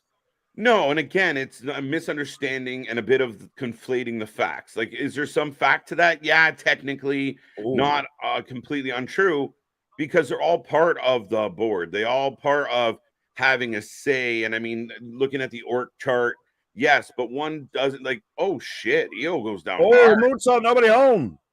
Rolls through though. Super kick. Yeah, you're gonna sit here and look like Charlie Day if you're trying to figure out the fucking business order and construct of fucking TKO just based off of Meltzer and Alvarez and SRS. You're gonna just be there with thumbtacks and string. Yeah. No, exactly. So I mean, at the end of the day, yes, does Vince technically by title have some authority over that realm? Yeah. Is he going to be walking into Vegas and saying, hey, Dana, this is what I want, or this is what's going to happen? No. But when a decision comes to the board level, yeah, he's going to have a say. I don't even think it's at that. I think it's very much Vince has, to an extent, overarching say when it comes to WWE, because Ari's even said, if it comes to a dispute, I will probably more often bow to Vince on that, which is weird to say from a boss perspective and to say publicly. But Oh, I don't think Vince is going to get involved with the UFC at all. Where'd you donate that, my guy? Yeah, where is it? Where is it? Let me know. Do I just have to send you my banking information to get it? Is that what the deal Right. is? Do I have to buy some swampland in Florida? Right? Are you a do I prince? have a great relative from Nigeria? There you go. No, I appreciate you 100%. Even if you gave us a fucking penny, my guy, I appreciate anybody that gives us any bit of money, any bit of time, anything like that. And we try and put literally everything back into it. Example, like we're talking about as we're in commercial break right now. I think five or six. It feels like 5. It's getting close. But how we're giving away tickets to Wrestle Dream. Yes. October 1st, 100%. So during the commercial, I was gonna say, shout out Matthew, who 100%, homie sat there and reached out and said, "Hey, I got some tickets. Do you guys want them? Do with them what you want. Everything. Appreciate the generosity." So we figured we would pay it forward just like he did. So everybody go to Twitter or at Wrestling for Life. Whatever the socials are in the description. If not, I'll drop the tweet link right there. Twitter, right there. There we go. Twitter, X gonna give it to you. Yeah, I gotta change that to X. Son of a bitch. Yeah, I still call it Twitter. Elon can suck it. But yeah, 100%. Just trying to always pay it forward. Big things popping up. Things popping up. The some season never sleep. What? Absolutely, folks. And we are creeping up on 2.6K, getting uber close to it. So be a friend, tell a friend, get us to that 3K before Halloween. Right. 3K. What do you say? Let's go. Curtis, commercial break number 5. God tier level subscriber for life for hooking up those ticks. Absolutely. Went Super Saiyan on that shit. Don't worry, that's an anime reference you probably don't get, KJ. I've heard it. I've heard it never might be forcing Vince out. Is this right? We'll see. Yeah. Again, I think another story with a little bit of truth to it, and the overall reality a little conflated. That's about it. You take a kernel of truth and you run with it. That's what it is. It's like, right? Like, it's like I cut my finger. He said he was dying. He said he was dying. Tony feared for his life. Feared for my life. Right. Nick, get out of my swamp. Well, what about KJ's just fine to be in your swamp? I see how it is. You don't want no Nicks in your swamp here? I see how it is. What? Donkey. No donkeys allowed. Nick, there's still swampland, Florida. Isn't that the state of Florida? Sorry, not sorry. Isn't that Florida? I caught that. It took me a second. There you go. Priest is cashing in. Sorry, commercial break number 5. Yes, number 5. 5 time.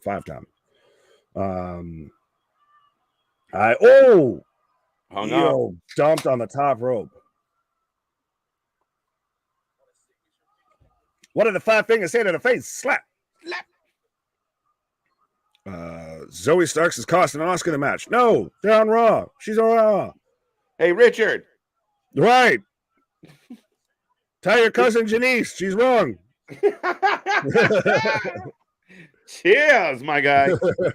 We're rolling along, folks. Let's go. Asuka and Io back up to the top. Pretty good match by my standards. Absolutely. We're going for a superplex. Oh, big ass superplex. There's just no boulders in Florida. That's a nice boulder. I don't know about nice ones, but there's boulders in Florida for sure. That's not just a boulder. That's a rock.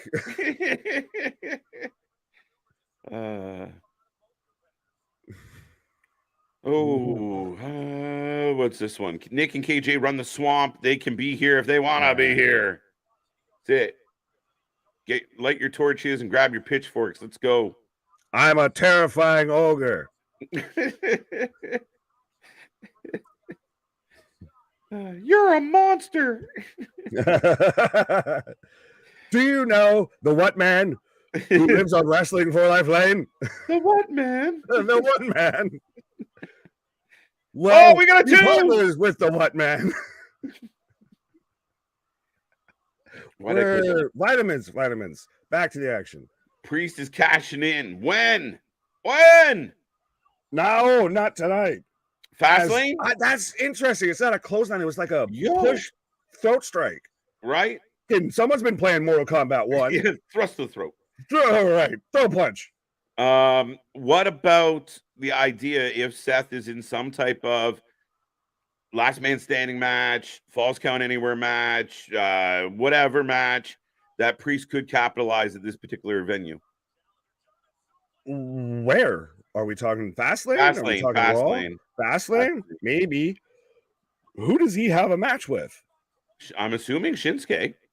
Shinsuke, maybe. That's what I mean. If Shinsuke and him have like this big drag out last man standing match, but he pulls it off and then gets hijacked, or either one of them, Shinsuke wins and Priest screws his Shinsuke. I don't know. It would have to be Damian screws over Seth. Pause. But where was I about to? Is it on a side note? Oh, big head kick. Is it weird that Cody's kind of rudderless right now? Like, what's Cody involved with outside of being the hip hop hype and dance man for WWE? I don't think it's weird. I think it's kind of them. We're staying familiar. We're like either keeping stale. It is still because there is nothing. This is kind of he's in neutral right now. It's the way I'm taking it. Because if he's constantly in shit, then he burns out. I think. Drop so kick. This is a bit of a lull where he's just kind of popping up, keeping him important. Maybe. Do you know the Muffin Man? He runs AEW. No, he got fired from AEW. He got fired from AEW. Yeah, exactly. 100%. Right. But shout out to Mindy's. Facts. This match is definitely WrestleMania / Takeover vibe. Oh, that's a stretch. It's a good match, though. It's a good match. Maybe Takeover. Definitely not WrestleMania. That's too much. Too much. What a match, though. This is why I'm happy about EO winning the belt, because I know what she can do in that ring. You give her good matchups with an EO, and you cut them loose, give them a good amount of time, and you have no choice but to be entertained. They're going to deliver. Is it interesting to see that they're starting to become a differentiation between the women's division on both shows? Monday Night Raw is becoming the powerhouse division of Rhea, Raquel, Nia, Shayna. That did not look for good. Asuka to the ground. Somebody I like Punk real bad. I like Punk. That's a nice Punk. Fair enough. I like Punk. That's a nice Punk. That's a nice boulder. But she held up on that on a drape over powerbomb coming out of the ropes. But you look at SmackDown, you've got Bayley, you've got Io, you've got Bianca, you've got Charlotte, you've got Asuka, you've got a bit more of that technical side, I want to say. I don't know if that technical and high fly. I don't know if that was a botched powerbomb or a botched landing, because Asuka fought her off, and it looked like she wasn't supposed to get the powerbomb anymore. Either way, it wasn't very clean. It wasn't as it didn't look as impactful as it could have, should have, would have been, as Io's going up top. Oh shit! Moonsault. And Asuka just had to hold a arm out to even try and catch that girl. As we go to commercial again, so we're 2 commercials through this match. There you go. So we're letting them roll. We're letting them roll. I like it. I like it. I think someone is stopping Priest from cashing in. Finn, JD, maybe. Creative, Hunter, Vince. Possibilities. Right. The possibilities are endless. Hilarious. How do you botch a landing? Landing is landing. I'm not going to touch that one with a 10-foot pole, because there's jokes I can make that I don't want to make. Ask pilots. There's some jokes I want to make. Right. But I get distracted. Do you really get the penalty box? Their chemistry is very well. Yeah, well, they have that connection. Like, think about it. Asuka was pretty much, no pun intended, the gatekeeper for like Io to come over, for Kyrie to come over, which I still think we could potentially maybe see Kyrie shows up. Maybe. Maybe. Arby's has wings? They have everything because they also have nothing at the same time. When It's did like AW. Have everything and nothing at the same time. I like AEW, man. They have the meat. Oh, Jesus. We have the beef. Right. They have it in Powerhouse Hobbs and Miro. I think that's a pause. Commercial break number 6. My 8 starting to look wonky. Burning through them right now. Burning through them. Fox is like, well, fuck you. You ain't staying with us. Commercial. You're making us our money back before you leave, asshole. Yeah, no shit. I'm getting a replay of an old SmackDown right now as an ad. An oh crap? Crapopolis? Oh, to sell it into a new probably Matt Groening fucking thing on Fox and on Hulu. Because animation domination, that's all Fox is right now at this point. Is fucking Simpsons, Family Guy, Bob's Burgers, American Dad, and whatever else animated adult cartoon they can come up with. Right. Based on Tony's track record, can you guys trust him to book Serena's title reign correctly, or do you think he is going to watch it like every other women's title reign in AEW? Botch it, I guess. And yeah, I mean, I think it's Saraya, but yeah, it's a good question. I mean, so far not so good, I would kind of argue. It's kind of just meh. It's kind of what their division's been since, honestly, their women's division's kind of been meh since like Thunder Rosa left. Yeah, I think Britt Thunder Rosa was the last interesting thing in the AEW women's division. Well, I mean, Hayter was there for a hot minute, but then she got hurt, and even then, her situation felt like an initial failure to launch. So, yeah, just playing second fiddle, even though she was the champion, didn't make any sense, and we never did get the payoff of all that heat. Not at all. But Damien pointing out, and I did see this getting thrown around. Dynamite Grand Slam did 984,000 in the ratings. 100%. Geez, good on you. I'm glad because the ticket sales weren't adding up for it, but it was a stat card. I'm glad that they did well. Yeah. The troll, can you sustain it? Yeah, the troll says it would have been $1 million if you had Punk. No, really. Chicken wing. Chicken wing. Is it an Oscar Lock? I can't see the other arm. It looks like she's got a chicken wing. It was. I see it. The hair was in the way. So Oscar's at the Oscar Lock, but heel out her shoulders down for a 2 count. Oh, side head kick. I'm so glad I forgot that Kevin Patrick was on this commentary team. It's weird. They just insert him like it's the funniest shit. There's a snake in my boots. Oh, Mrs. Kick. Someone's poisoned the water hole. Pause. Yeah, no, I mean, good for them. It's a good rating. They had a good show. I wish it would have turned out a little better as far as I thought the beginning of the show was great. But good ratings. I'm curious to see the quarterlies. 2 count. I was more excited for that than I was for All Out 100%. So I expected it to do fairly well, and I'm glad that it did. Yeah, absolutely. But now, can they keep it going? That's the thing. Is you did that, but you also have to look at their gate. That was what, under 10? Yeah, under half the numbers. They did, even with the huge record-breaking surge that they did the last minute, like the day of. They still came up 3,000 short of what they did the second year they ran it. Yeah, and the record-breaking surge to not do well is crazy to me. And again, it feels like it always kind of feels like the AEW way of like, yeah, but we did something historic, and there's an asterisk there always. Right, gotta move the goalpost. And anyone remember Duckman? Yes, I don't. I remember. You don't remember Duckman?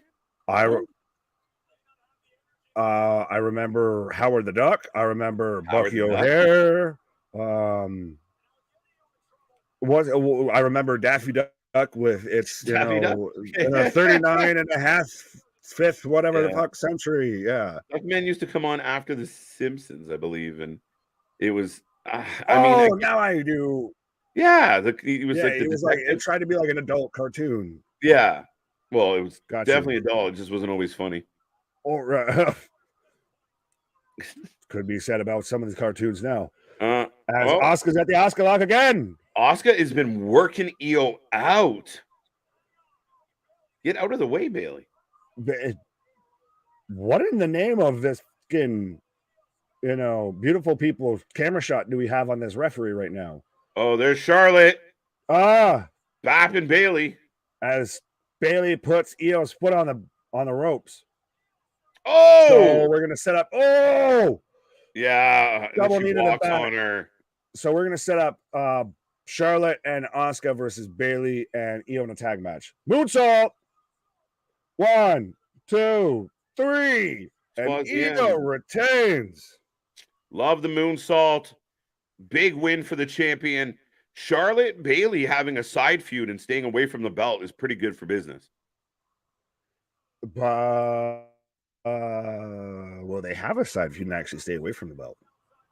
Or is this Charlotte's way to nudge herself towards the belt? Definitely feels what you said. Definitely feels the not good option. Yeah. Yeah, I definitely. Yeah, because that's the thing. Is unfortunately, Asuka, as great as she is, that was fucking impressive. She whipped her around right into the Asuka lock, right? And still, she's always the bridesmaid, never the bride. She's always second fiddle. She's second fiddle in her own title match. Right. Nice moonsault. Female wrestling dyeing the hair every different color month going and bald. What? All the women are going to lose their hair because they dye their hair so much. Oh, fair enough. Translation. We didn't have that. 0-2. Damien was going for Asuka. Ooh. I want to see if Nick and KJ do money. LOL. He was asking about Baba Booey, Baba Booey, Baba Booey. What about it? That's what he was asking if we knew it. Oh. We got the So Adam Pearce is with Jimmy. So Jimmy invited him in. Solo's like, what the fuck are you doing here? And Paul's just not even acknowledging that he exists. Sorry. I don't care. As long as this match is not tonight. Boo earns, Paul.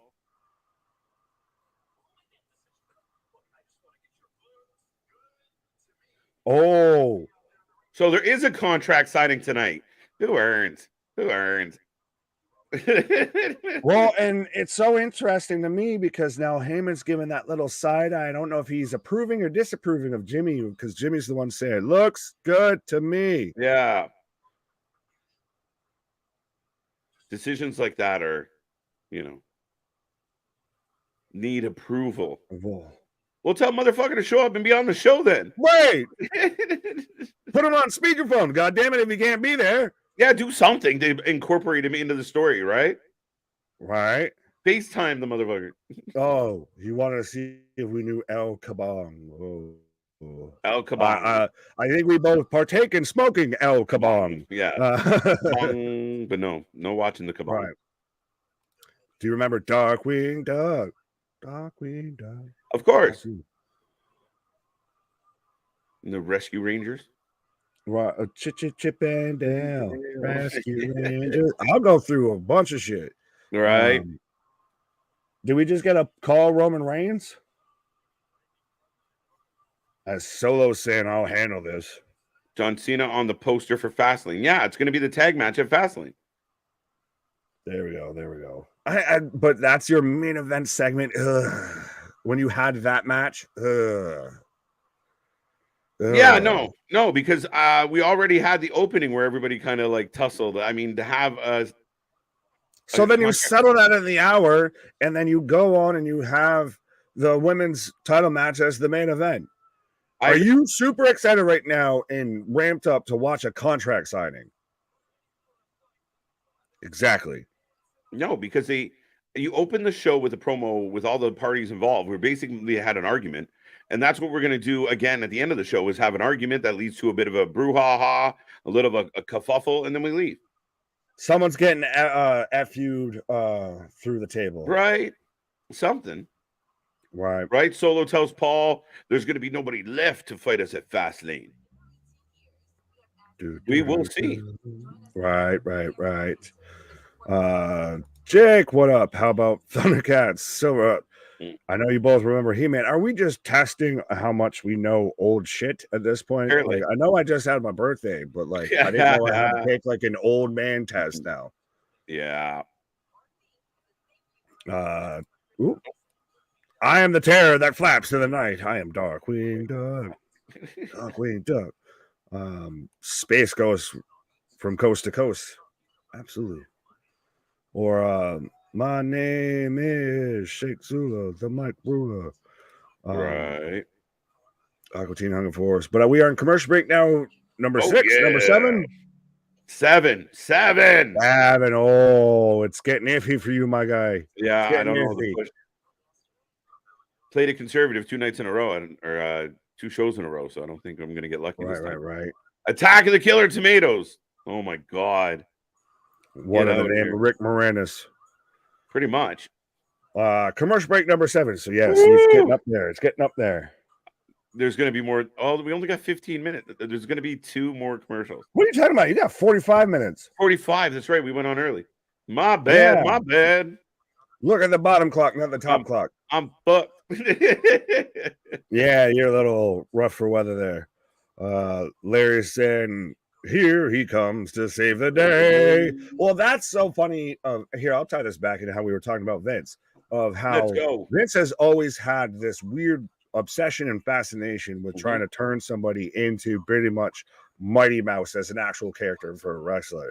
And the closest he got to it was fucking Rey Mysterio. Neville. Neville. Okay. With the man that gravity forgot. And I think he halfway was trying it again there with Ricochet there for a bit. Maybe a little bit, yeah. That's his only obsession with cruiserweights is how can I make you Mighty Mouse? Right. How can it? That's pretty much it. Walt Disney had Mickey Mouse. Vince McMahon has Mighty Mouse. He hoped to have it. I think that's what I mean. For me, he even only became his own, cartoon character was Ray, right? Like he was the one little guy that was allowed to beat the big guys. Right. We have just gone fully off the rails. Sorry. No, listen. Castle Grayskull. By the power of Grayskull. No, I was gonna say, 2 of my faves were the WWE cartoons. They kicked ass with Hogan and Drew, and then Pro Stars, Michael Jordan, Wayne Gretzky, and Bo Jackson. I don't know that one, and I only know of the WWE cartoons. I never saw those. All right, but yeah, we are back in commercial break, getting a commercial for Sunday football, all of it. Right. Don't that finger on my butterfinger. Fun fact. Whoa, what the? That is a fun fact. Oh, depends on what you like. We really eat member berries today. Yeah, everybody got their fucking member berry vitamin pack, I feel. Yeah, no shit. But we're getting the discussion about WWE taking Elimination Chamber to Perth, Australia. Again, showing us all the people that covered it. No, we're not going to see that Emma tweet to her. She's like, oh, a dream come true. Oh, wait, shit. Sorry. Oh, shit. Kit Wilson. What is this? What? I entirely forgot Pretty Deadly even existed, to be honest. I feel like I was doing better in my life until I realized they existed. Speaking of member berries, this is a member berry I wish I forgot. Oh, they're showing a replay of the injury. Oh, the shoulder. What are they doing here? I'm waiting for Sarah McLachlan to start singing. In the arms of an angel. Who sung it better, me or Michelle McLachlan? Can I get my drink? He's just like casually. Oh my Lord. The shake weight is excellent. Hey, listen, I'm sorry. Is it weird that we just got rid of Monster? That's why you got rid of them. They do better. Their, non-European, their European equivalents. Yeah. Well, we had now we got Mbop. Boop, bop, bop, doo. I actually like this. This is getting over with me a little bit. Oh, It's just so fucking goofy. It's the Fashion Files. Yeah, well, we cut them too. Tyler Breeze and Well, Danny now we know Dango. We've had this multiple times, and they we just already get know their released. future. Yeah. I can see with my crystal ball. I see this lasting about 2 years before your future endeavored.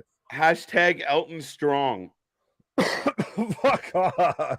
Actually, that got over with me. That's excellent. Coming to the merch store tomorrow. Hashtag KJ Strong. KJ Strong. Right. Speaking of strong. Daphne's or Broncos, Big Nick. I'm not even, you didn't even address me, so fuck it. The Daphne's. Yeah. The I'm Daphne's? Daphne. I'm trying to think. Was the one cousin from Fresh Prince named Daphne? Or I'm thinking, well, I know now I'm thinking of Scooby-Doo. You think it's Scooby-Doo? Yeah, well, I was initially trying to think if there was a Daphne in Fresh Prince, but I could be mistaken. But I know there was one in Scooby. I'm thinking way too far into this. I don't give a shit. Yeah, where did we go? How do we Where do we go now? Buffalo Bills over everybody. That's what I'll end with. There you go. Nick would make a great Santa Claus, getting as red as he is right now. Ho, motherfucking ho. I got Wheaties was crap. I don't think I've ever had Wheaties. I have. I don't think I have. They're like unfrosted frosted flakes. Pretty Deadly should have been released.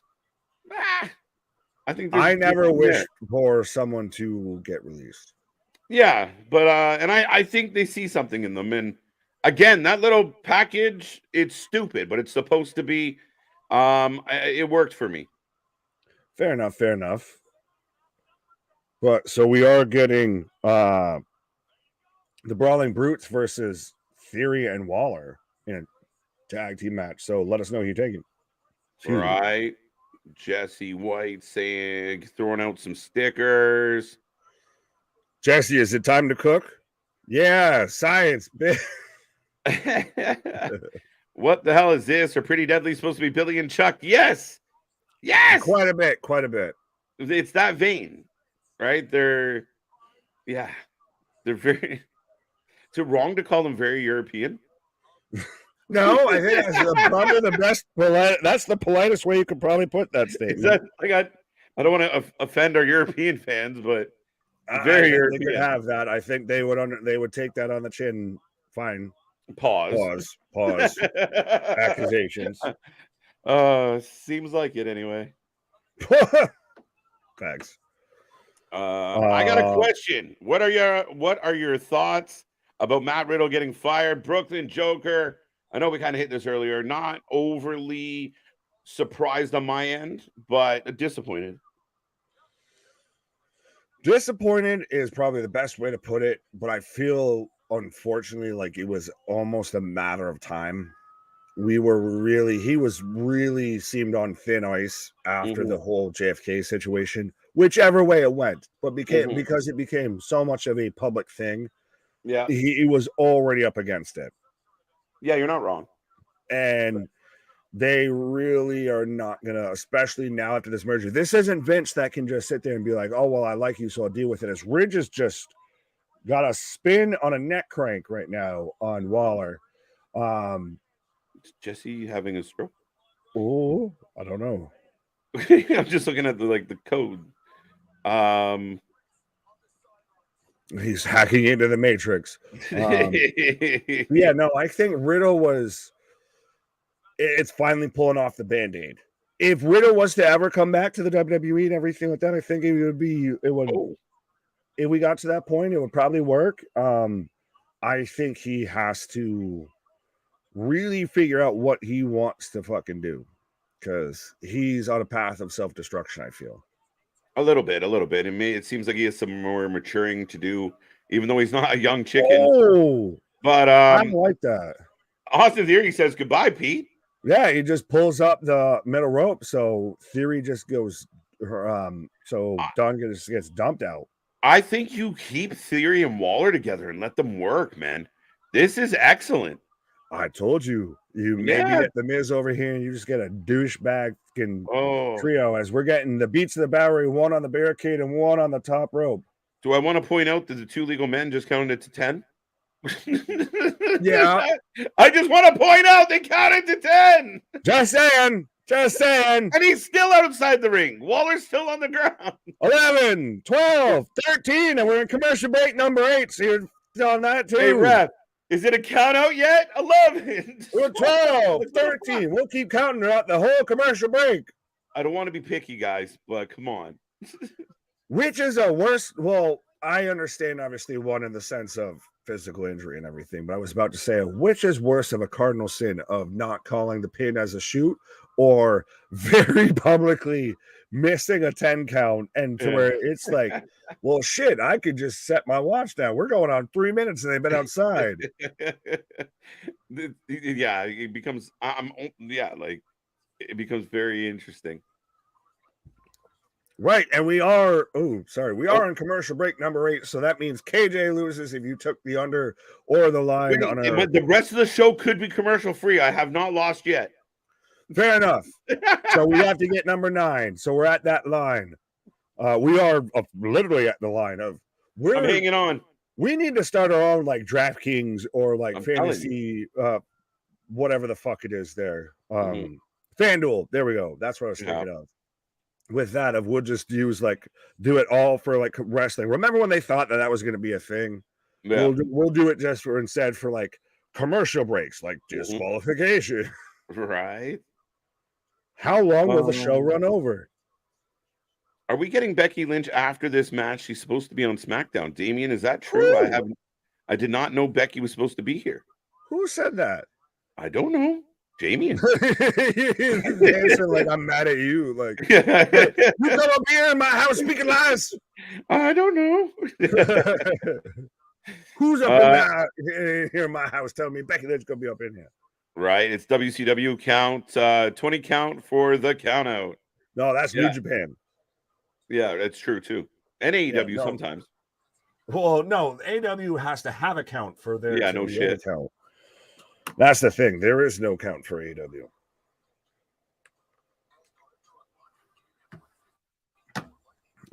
Nathan, what up?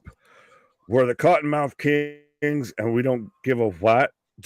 Now you're just incorporating other bands' lyrics in the catchphrases? Why? Dun dun dun. Oh, that feels better. Okay. That feels like a load off. I'm shocked about Mustafa Ali. He was going to have a match for the North American Championship at NXT No Mercy.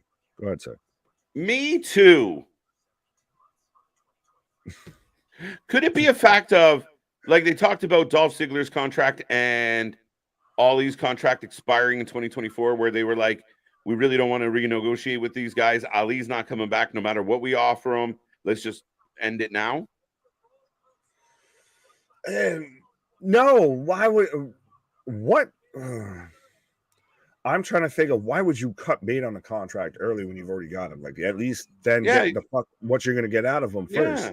Absolutely. Like you have him booked for a match for No Mercy. So I mean, to your point, you have him on the books. So you're doing it's one of those of like, I don't want to put it this way because I don't want to accuse Ollie of that, and I don't think he would be like that. But it's almost like when you watch a team that releases somebody knowing they're going to take the cap hit just because they're an issue back like in the locker room or anything. Right. And I don't think that's the case, but it's so weird that almost seemed. I heard the term mutual agreement used a lot more around his release than anybody else's. Yeah. So maybe that I don't know. It's just such an odd moment. You said when yesterday when it happened that's the one that you had heard that was labeled unique and different and everything. Yeah, maybe Ali phoned them up and said, "Hey, I just heard you're releasing people. Can you do me too?" Like, I'll be first on the list. Hey, I just got off the phone with Dana. What the fuck? Right. I'm good to go. And the whole time, like, it was funny because like a week ago, the grizzled young vets just left. Like all before all Yeah, this. We're not not even announced, not included. anything. Just thanks for coming. Thanks for playing. Have a good day. See you on your merry way. This might be I think this is a little No. No. No. How about no, you crazy David bastard? No. Big tag to Ridge.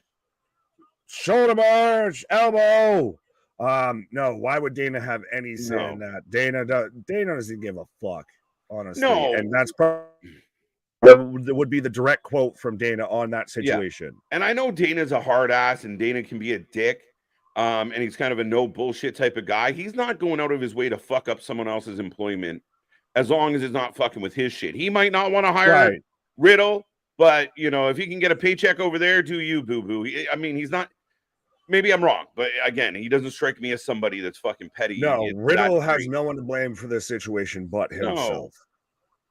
No. And listen, Devin, Riddle's release coming late today could mean that they just found out something about JFK. Like the investigation is over and they let him know how it really played out. What could be a bunch of things. It's very interesting of it for when it got out and everything. Yeah. Friday at 5, trying to get away. Like, we don't want anybody talking about this. Get away, but I don't know. John saying Team Douchebag works. Yeah, it does. The douche pillows are pretty good. Yeah, birds of a douche feather flock together. I like that one. Congrats on 2.57. Well, let's see if we can get it up to 3K. What do you say? Hey, we're aiming for 3, folks. Let's go. All right. Oh, we are growing organically. Ridge is just grabbing all sorts of the Grundle Austin Theory there into a power slam. 1, 2, 2 go. I will say the crowd seems super into this, and I mean it's been pretty good. It's been a good match. I feel like we've got a couple good matches, maybe not great endings, but a couple pretty good matches, and then a whole bunch of not so. I want to see how we end. Can we stick the landing? That's going to be the issue. Can we stick the landing? Oh, speaking shit. of sticking the landing, Butch with a moonsault on a Waller on the outside. Ridge got handle. Another roll up. Right off. 1, 2. 2 count. Oh, I was going to say, every match this again on the roll up. Fuck out of here. And rolls out of A-Town down. Well, I don't know if that was supposed to be a headbutt or what, but it didn't look good. Alabama slam, actually. Yeah, pancake. 1, 2. 2 count. Good matches. Weird building to it, but good matches. Yeah, a lot of like not so entertaining fluff and decent matches.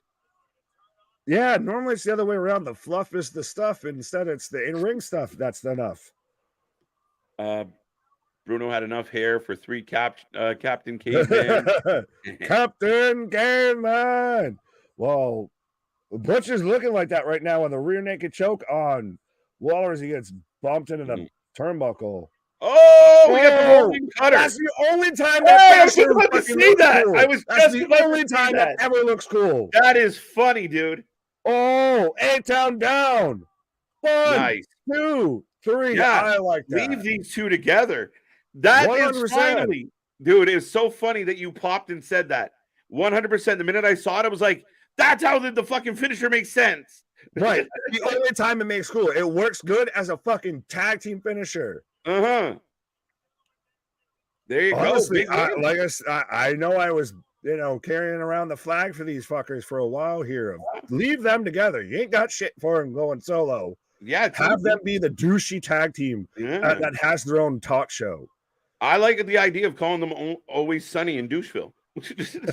Douchery for the win. Douchery. Austin Theory has got it. This kid is going to be a star. Yeah. That's why Vince tried to latch his claws into him, and thought he was going to be the new John Cena. Speaking of which, we're going to get John Cena coming up next in a contract signing. There's a lot of time on the clock, bro. What else is supposed to happen tonight? That's it. That's it. That's really it. That's really it. Contract signing up next. Okay. By the way, we're commercial break number 9, so that means you're screwed. What? Oh yeah, commercial number 9. I am fucked officially. Pause. Officially Accusations. proper. 3-0.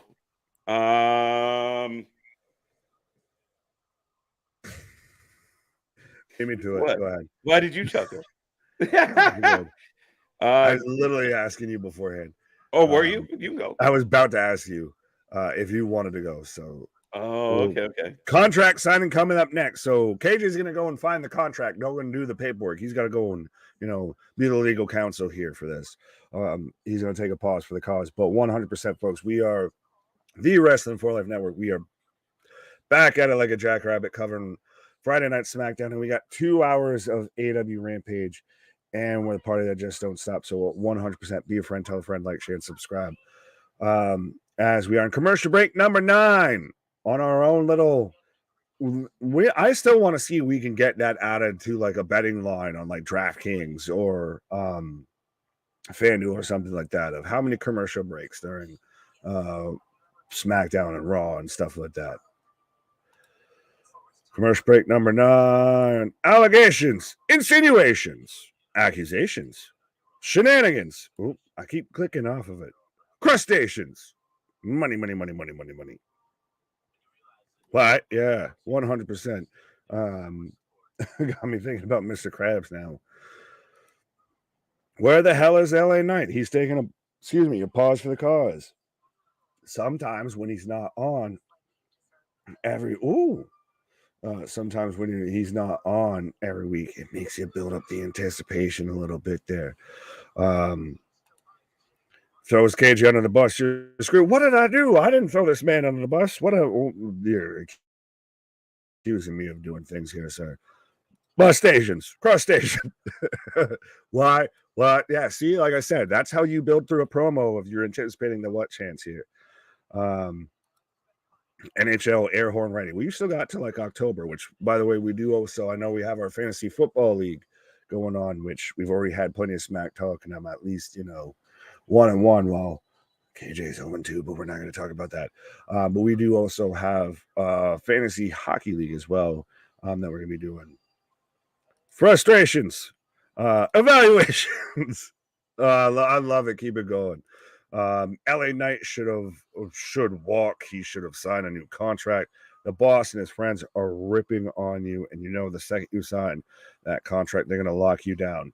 JV, I don't think that's the case at all. I think 100% this guy knows his fucking worth. And they, at this point, if they don't, they sure as shit will know pretty soon his goddamn worth. With the amount of movement and traction this man gets on social media, on merch, everything, this guy's getting himself over like Rover. And this isn't the good old cowboy gunslinging days of Vince, to where I don't like you because you sneezed around me in catering, so I'm not going to push you. No, Ari can sit there and turn around, and I hate already that we know Ari this much. But so next week we're getting U.S. Championship match of Santos versus Ronald Mysterious, and no dissension. Sold it. What the hell? And we're getting Charlotte Flair versus Bayley, like I said, and we're setting up that feud. I hope it's not Charlotte forcing her way into the title picture here. And we're getting Bobby Lashley and Grayson Waller as well. So we've already pretty much got all of SmackDown damn near advertised. At least the segments and 2 matches for next week here.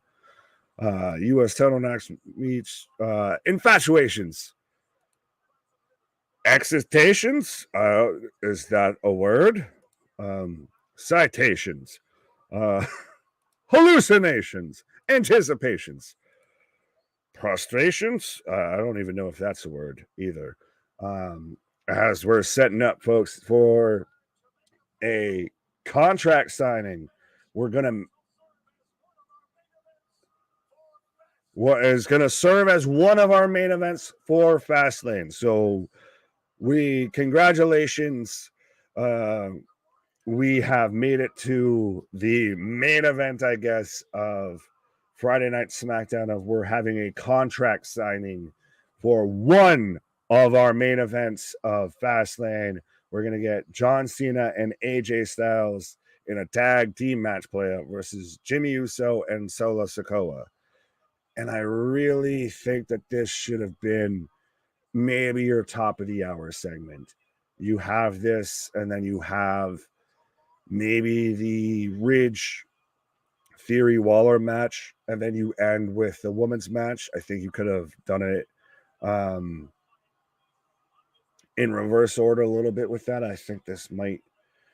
I'm interested to see where this goes here. Cena's already signed the contract.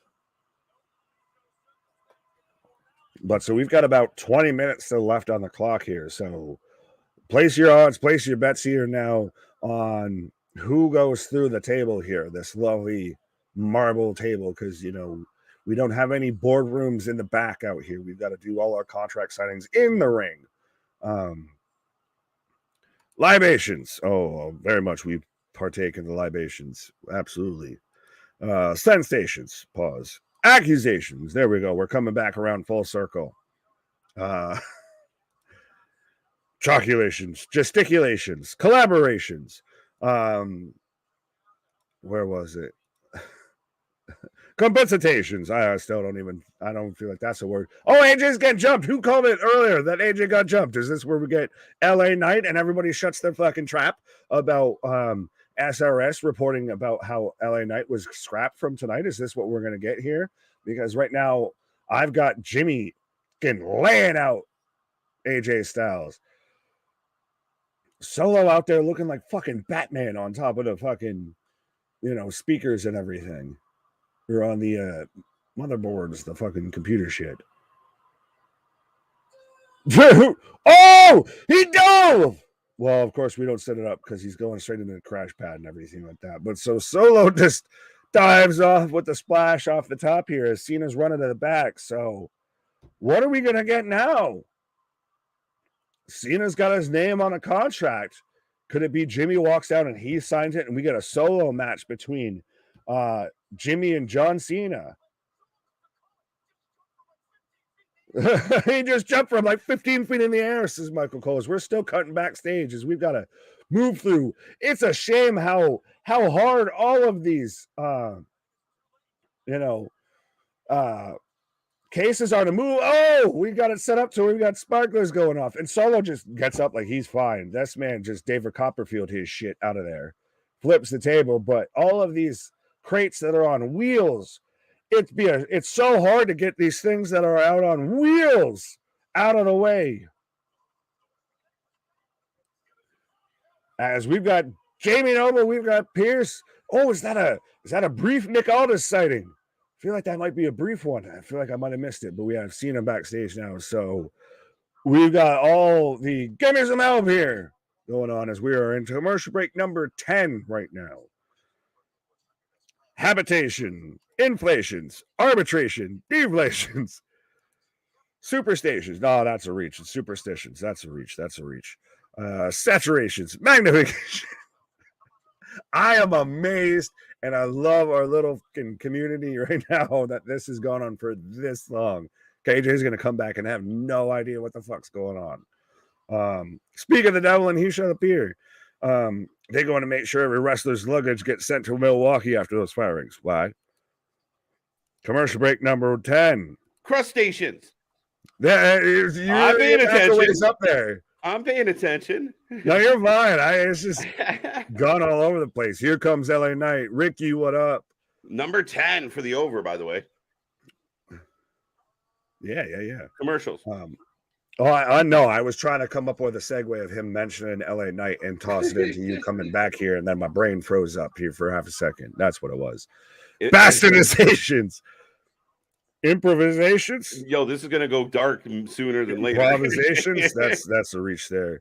Participation. Yes, participation. You should participate in our giveaway for 2 tickets to Wrestle Dream. That's what you should do. It's true. We're getting a whole bunch of entrants already, folks. We've had a bunch tonight. Wait, Nick, this could be where Cody Rhodes is the one that gets traded to SmackDown. We get Rhodes and Cena versus the Bloodline. We still haven't known who's gotten traded for Jay. Oh, could it be? Now, are you surprised that they took AJ out the way they did? Yeah, a little bit. Honestly, it's a little weird. But is it? I don't know. I don't know if it's you're putting so much of the spotlight on Cena, because then I'm worried if you put him in LA Knight, like, where do we go without, like, is LA Knight going to outshadow Cena? Is that your passing of the torch moment? And AJ, you just kind of need to kind of get the fuck out the way. Actually, that'd be very interesting, and it would show all the dirt sheets that ran that LA Knight wasn't going to got pulled. That'd be a That's particularly what I said. interesting. Everybody SRS and so on and so forth. You can suck it. Supercalifragilisticexpialidocious. I think at this point, everyone's just trying to add a word, say a word that ends in Asians. All right, folks. I think you've done very well. Hallucinations. Yeah, compensation, master. Anyway, next comment. Whoa! Hey, yo. I'm just saying, everybody got where you were going. Yeah, stop right there. I did. Stop right there. There we go. Oh, we've got AJ and a neck brace. Uh-oh. We've got Jason Jordan. Did we almost see a potential Nick Aldis sighting, though? Maybe. A heinous and disturbing. There you go, folks. League of Nations. Deportation. Elimination. Elaboration. Pausations. Causation. Yeah, pausation. I like that. We should put that on a shirt. I think I'm going to pausation here real quick. Yeah, you take a pausation.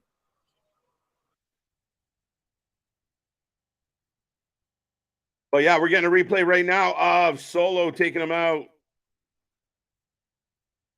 Taking out AJ Styles, who's now being carted away. It looks like this match for Fastlane is in jeopardy, is in doubt. And one of our fans out in the chat pointed out to me via social media, like, we're 2 weeks away, or no, we're about 2 weeks away now from Fastlane, and we don't know a thing about this card. We have a few ideas, but nothing locked in. Sterilization, stylization, style. Yeah, there was some stylization going on in the back.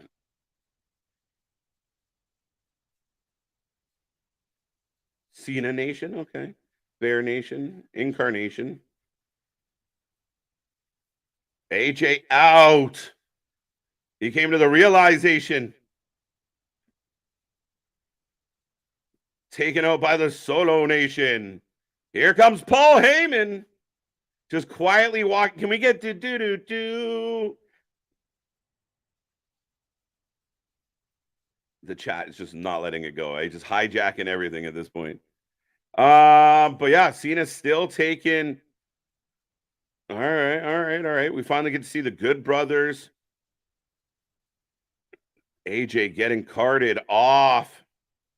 Remember, I said we went to this segment quite early, as far as we had a whole lot of time left on the clock.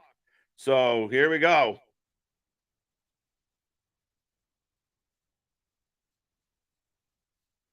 Now what?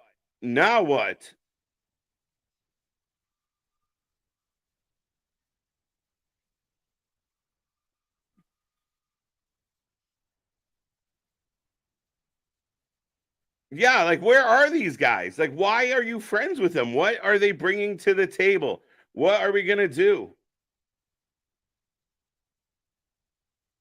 But now just Solo and Jimmy come into the ring. No music, crowd booing. I don't know where this is going to go. I'm assuming, yeah, there we go. Solo just chucking chairs. Oh, there goes the table.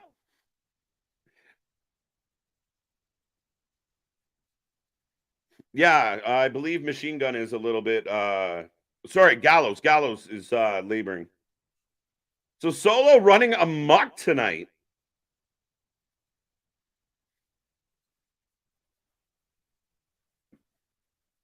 Rhodes is possible. Can you imagine it's Brock? That would throw a loop into everything, JV. I couldn't imagine it being Rock. Heyman, of course, got the mic. Is Solo the new Taz? Same idea. Not bad, Alexis.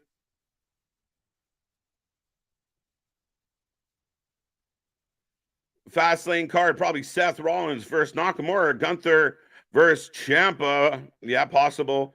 Io Sky versus Charlotte Flair, and Ripley versus Nia Jax. Could you see Nia Jax, Ripley, and Raquel all being in a triple threat, perhaps?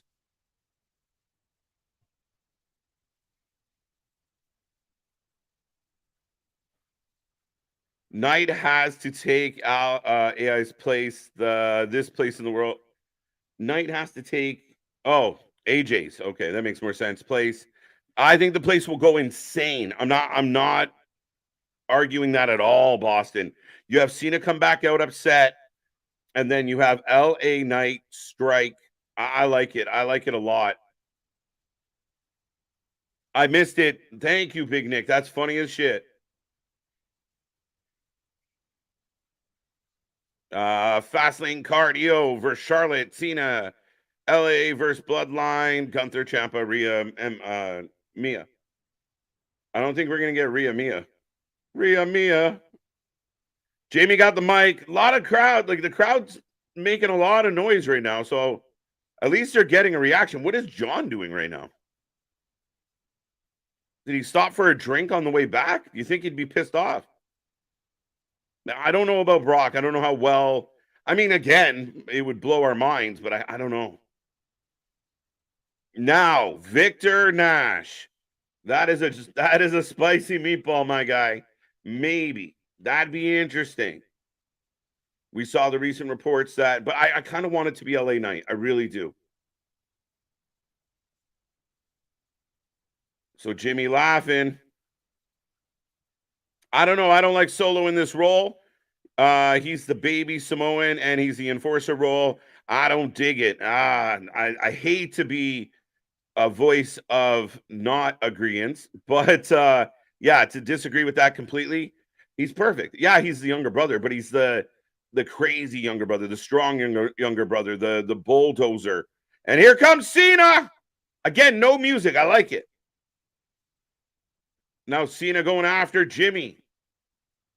Big shoulder block. Jimmy goes down. It has to be Knight, especially with Knight and Paul's convo. Yeah, I think the Paul convo set that up nicely.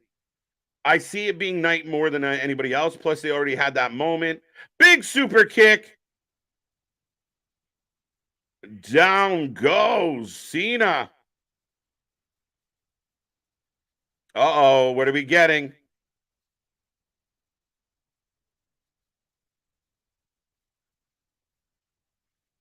What are they chanting? What are they chanting right now, guys? Cena gets the thumb. Pause. Brock, that'd be crazy. It would surprise me. Cross could help. Maybe. I don't know. That'd be bizarre. Really throw me off. Rocky chant. Oh, it was Rocky what they were chanting. I couldn't hear what they were chanting. There you go. Well, according to WWE, you always need at least one wild Samoan. Very true. All right, now they're just laying the boots to him. Tick-tock on this clock, folks. About 6 minutes left as far as I can see. Jacob, let's go. Even though a big chunk of the building be like, who's that? Dun, dun, dun, dun. Jimmy sitting on the turnbuckle, taking his time. Yeah, nachos.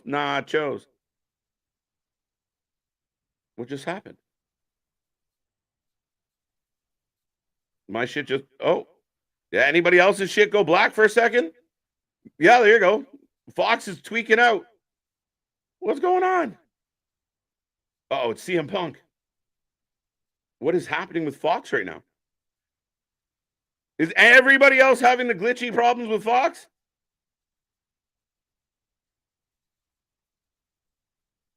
Jimmy, frog splash.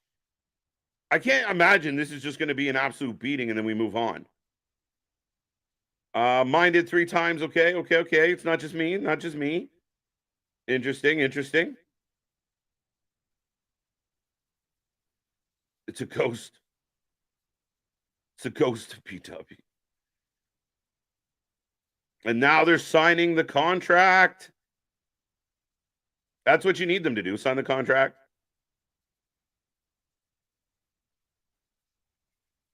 Fox Nation. I like that. Yes, my TV went out twice. Dun, dun, dun. Nia taking out R-Truth was pretty funny. Yes, it was. So the contract is signed. John Cena is laid out. No partner. And okay, Jimmy going back up to the top. So we still got hope for something. AJ never signed it. That's right. Another frog splash. Are they just going to leave it like this? Interesting.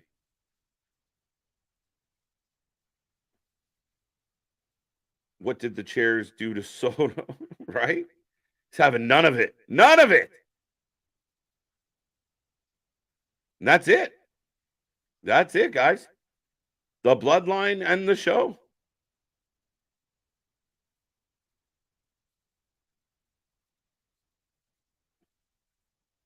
Noam Dar needs to give Fox TV some long-term storytelling. All right.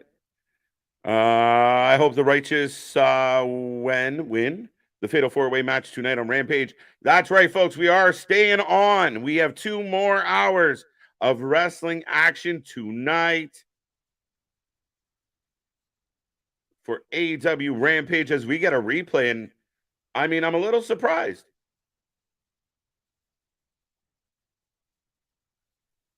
Like, it is what it is, but I don't know.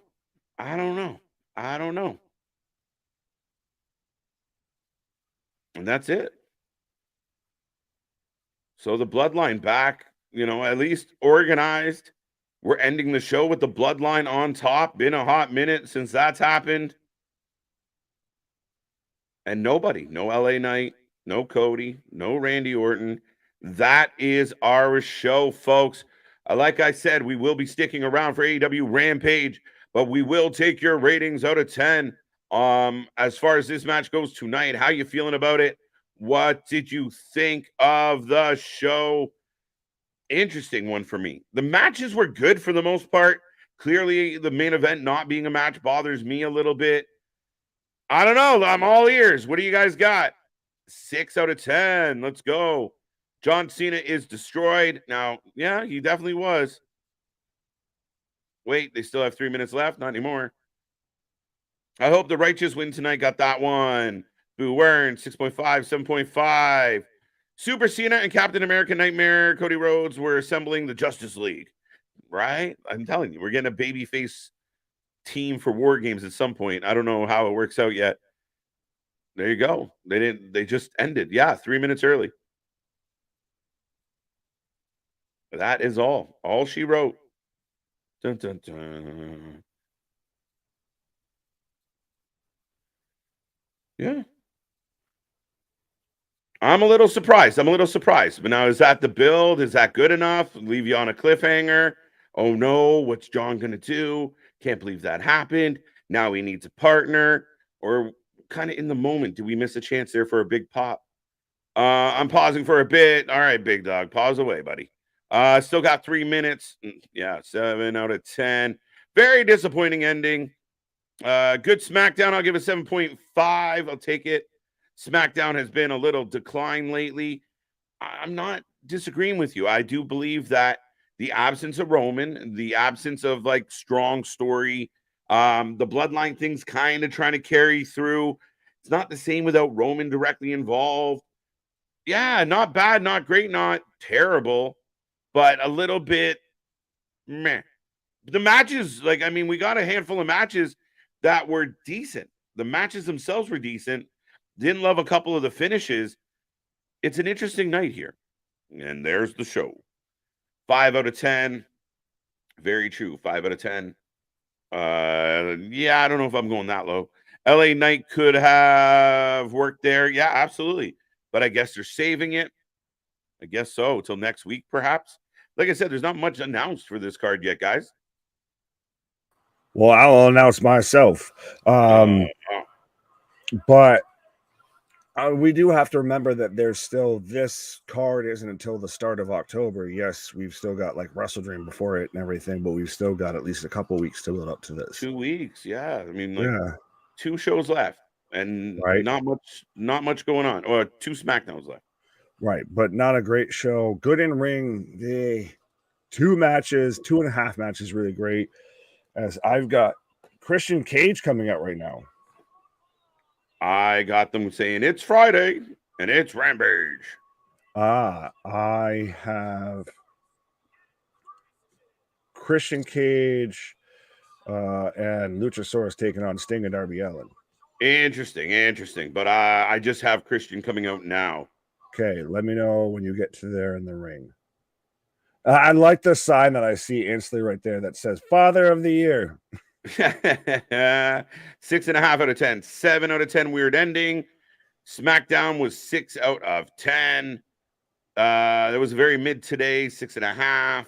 Yeah. Cena getting beat down just like old times. I love it. There you go. What do you feel? Like, you were off for the end of that show. How do you feel about it? 5.5, 6. Oh, okay. That's really about the best. I mean, in ring was really good. It was really poor laid out, poorly formatted. Yeah. And you ended on a dull note. You ended on such a flat note when you had so much momentum going into it. Yeah, I thought with them leaving so much time on the clock that they would do something of substance, right? Like a 6-minute beatdown of John Cena to me was like, again, we kind of felt like you could have done that earlier and then had the main event be the women who delivered a great match. Right. But so on Collision, I'm getting it advertised. We are getting Christian. I just got Darby coming out now. Yeah. Okay, I've got the rainy Sting entrance right now for Darby. I don't have him actually on the entrance ramp. I got him walking down the entrance ramp. So let me know when the lights come back up and he starts. Oh, I got Sting in the ring now. I went forward. Oh, you YouTube TV. Dude. So let me know when you got Sting doing the howl there. Yeah, I know. Sword fighting. What? Hey, TJ, you stay right there. You don't go anywhere. Yeah, we're staying. You're staying. Don't you say that. Don't you ever say that. Yeah, good Madison. Hornswoggle can be Ant-Man. So they're in the ring now. Okay. Well, no, when Sting's doing the howl. Yeah, past it. Just right now. Oh, God damn you. I literally have. All right. Shit. All right, move forward. Let me know. Christian is handing when Darby jumps Lucha. Let me know when Darby jumps Lucha. That will be right now. Okay. All right. So we're halfway set up. I've got Darby as a backpack on Lucha, and I've got Christian and Sting going at it in a turnbuckle. We got a guy fighting in a turtleneck and another guy fighting in a long sleeve tee. There we go. I'm watching Ant-Man on TNT. Looks like one of the big dogs piles. Come on, Hook. Wait, what? Yeah, Hook's wrestling tonight. Oh, there you go. Ding, ding. I got bell ring. But yes, so also tonight we've got Hook, Statlander, and OC versus Coke, Diet Coke, and Anna Jay. So Matt Menard, and Angela Parker, and Anna Jay. All right, so we're off and running, folks. And headbutt. A big headbutt. Apparently, I've never been that excited for a headbutt before, I guess. I just came literally right at it. Happy about it. Medical reasons for LA Knight, and that's quite possible, guys. I know we jumped to conclusions. Right. Absolutely. 100%. Whatever he's got going on, T's and P's. 4.5 out of 10, only 3 matches in 2 hours. Ooh. And Gilly's out here saying my rating was low. That's aggressive. I'm with you. I like a 5.5. I'm not going to fail him. 5.5 seems solid for tonight. Not a lot moved me. Not great. 2 good in-ring matches. I was really pleasantly pleased with Asuka versus Io and the Brutes versus the Douches tag team match. Yeah, that might have been my highlight. I forget it. Right? The douchebag as a tag team might have been the high point of the show for me. Fair enough. I mean, it's the only time that Lawler's fucking finisher has ever gotten over. It makes sense when someone else is holding the The guy. only time it has ever made sense in his however many years being on the fucking roster. I'm looking. Is Santana fighting Ortiz? Is that what they're setting up? Santana is in a match tonight with Bear Boulder. Really? From Bear Country. Yes, Oh, really. But well, I do have spoilers, but I don't want to say them. Because it is tape. I like C Money Sting versus Christian. TNA. Right. But I know I wish this is good, still their best opportunity to cash in on some real heat between Ortiz and Santana. Yeah, that like everybody's reported that the comments that they made back and forth to each other about those tweets and everything was not an angle, was not a story, was shoot, was them literally like, no, fuck you, dude. No, fuck you. Sick of your shit, man. Right. Like you ain't called, you ain't trying to reach out, nothing. Like I think that if you can't do it with obviously with a Punk and a Perry, you can't, and a Partridge and a Pear Tree, or a Buck and a Pear Tree, you can't do that either. This is a way that you could tie in actual heat and make money with it. Yeah. 7 from Jason, 6.5 from John. SRS stated that LA Knight was dealing with a medical issue. Fair enough. That happens. Horrible filler. Definitely felt filler. SER stated, got that one. Thank you, Jeff. I liked the show tonight. That's fun. I liked it. I got through it. I just didn't really not the best needle. Not really. And does it run a bit of the curse of what it was last week versus what it is this week? Yeah. Possibly. I mean, you're again, that's always your challenge, right? Well, MDB saying 6.25. We're getting down into percentages now. I'm waiting for a 3.14, a pie out of 10. Pie? Did somebody say pie? Pie. 3 out of 10. They're close, Nick. Right. Small. I like the Coco Beware picture. No, I was just saying I like the Coco Beware picture that Small Mark had. That is hilarious, Smile Mark. 3 out of 10. Keep it a buck. I honestly kind of really got behind Coco initially when I was like a little kid and like getting like the old school like VHSs of like the old WrestleManias and the Saturday Night Main Events and all the fucking Superstar Spectaculars and everything like that. Right. I kind of got behind Coco because I was just like, cool, dude comes out with a fucking parrot. Like that's kind of fucking cool. Yeah, right. Now do you think their thought process is John Cena usually comes back, or they bring in like The Rock or whoever and they beat somebody up and then they leave again? But this time we actually saw Cena take a whooping, and that would be like shocking enough to leave us on far too long. And they still ended early. Right, like shit. Like that tells me something got cut and they just didn't know how to fucking audible out of that play call. Yeah, maybe. That was just it would be really unfortunate if it was supposed to be LA Knight and he couldn't do it. You're like, really? Fuck. Yeah. Pie out of 3.14. Animals are hard to get over. Oh. Well, I don't know. Ask Jake the Snake. Or ask Christian with Canosaurus here. Oh, Sting breaking up the count. Sorry, off the choke slam. No, you're good. Oh, I got tagging a Christian. There you go. By a header behind. I got Christian going up top. If you just like tap and then tap. Tap. Like up, you're pretty much on. I got Christian on the top, turnbuckle. Off the top. Misses. It's a whole face first of canvas. Whole bunch of canvas. Right. So I'm going to dive into some pizza later. Pause. Oh, don't. Bro, I've been thinking about pizza so much lately. I'm keeping a buck. Like that reaction. Oh, dude, if Luna's watching, clip that. 100%. Well, no, because okay, I'm a husky Italian man from New York. 100%, getting better. especially on my birthday.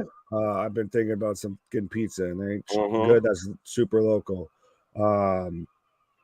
Yeah, no, and well, now we even added it to where it's a fucking separate chat in the Discord because we Yeah. talked about it so much on stream at one point. Mm-hmm.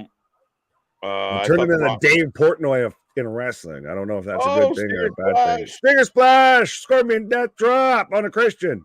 Oh shit. I'll come at you like a spider monkey. That's exactly what it was. That's what Darby just did to Lucha. Scorpion Death Drop into a coffin drop. Is it Monkey Shines? Is that's the Stephen King monkey fucking movie? What? Is it called Monkey Shine? Older folk, help me out here. You mean 12 Crazy Monkeys? No, that's a different one altogether.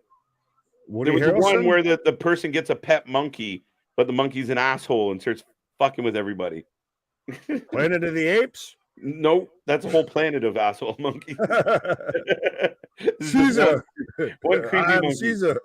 It had Oh, like a fucking monkey playing cymbals on the fucking cover. I hate every ape I see, from chimpanzee to chimpanzee. I'm prettier. Oh no, Nick Wayne up on, like, why is Nick Wayne? Roll through. Oh, what the roll through as Nick Wayne causes the distraction after all of that. It's great so when the baby faces cheat to win. What? Help me, Rhonda. Come on. Can I play the piano anymore? Well, of course you can. Well, I couldn't before. What the? Make this make fucking sense, please. I have a Help feeling me, like Rhonda. You're my only hope.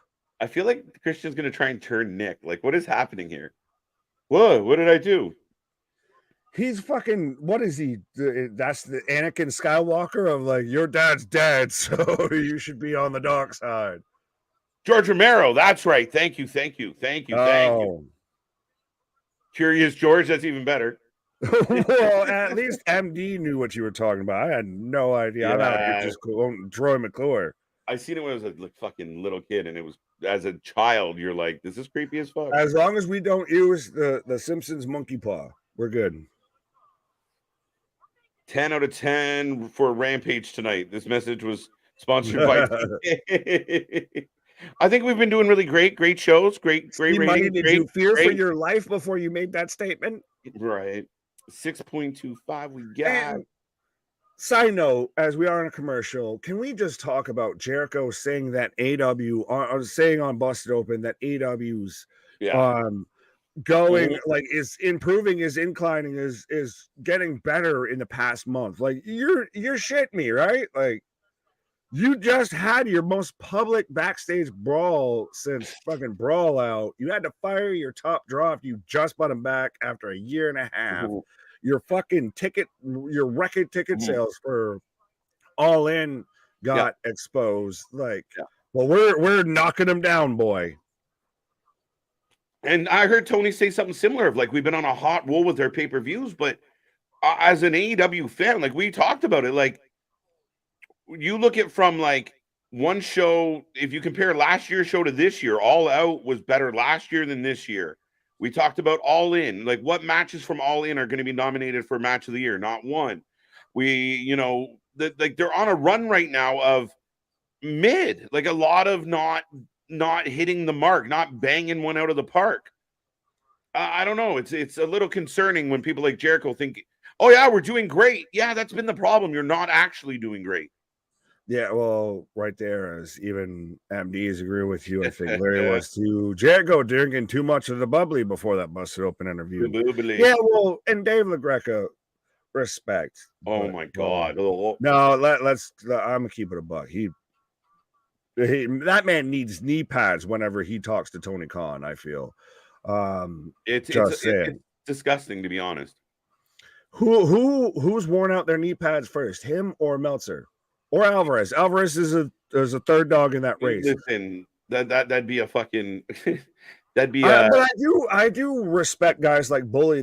I think Bully was trying to get somewhere with that, and Chris just took the easy out.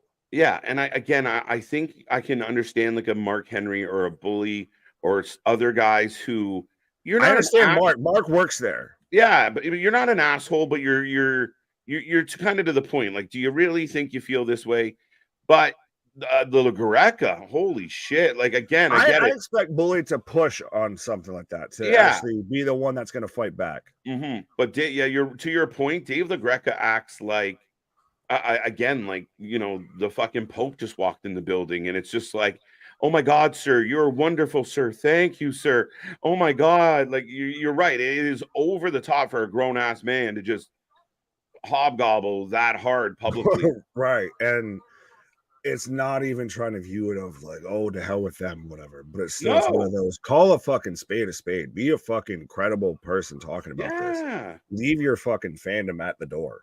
Well, because again, I think if more people like Busted Open, just shot from the hip, if Dave LaGreca could be honest, and you have a guy like Bully who are like, you know what, this is fucking hot garbage, and the thing's been on a decline for most of 2023, and maybe we would But get those people get banned and they get suspended. They have guys like our friend of the channel there, fucking Stevie, over with Hami Media and everything like that. So where he puts a video out sitting there talking about the fucking botch that happened at Grand Slam, and his Patreon gets suspended and this gets suspended. He took the fucking video down because they were fucking coming at him like that.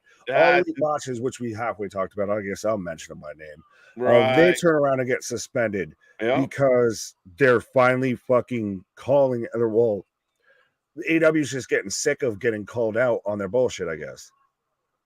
Well, again, and I mean, it bothers me because why not just fucking it clearly shows that AEW is still paying attention to the social media, which again, you saw a booking decision. You had John Silver replace Steve Uno. Grow up in that regard. And here comes Stat. Now here comes Jane. Speaking of growing up, we've got fucking Peter Pan from Never Never Land coming out right now. I like that. Pretty sure Tony. When Cornette starts using that in a week, you know where he got it from. Right. AEW is basically a bunch of exhibition matches with no direction. Yes.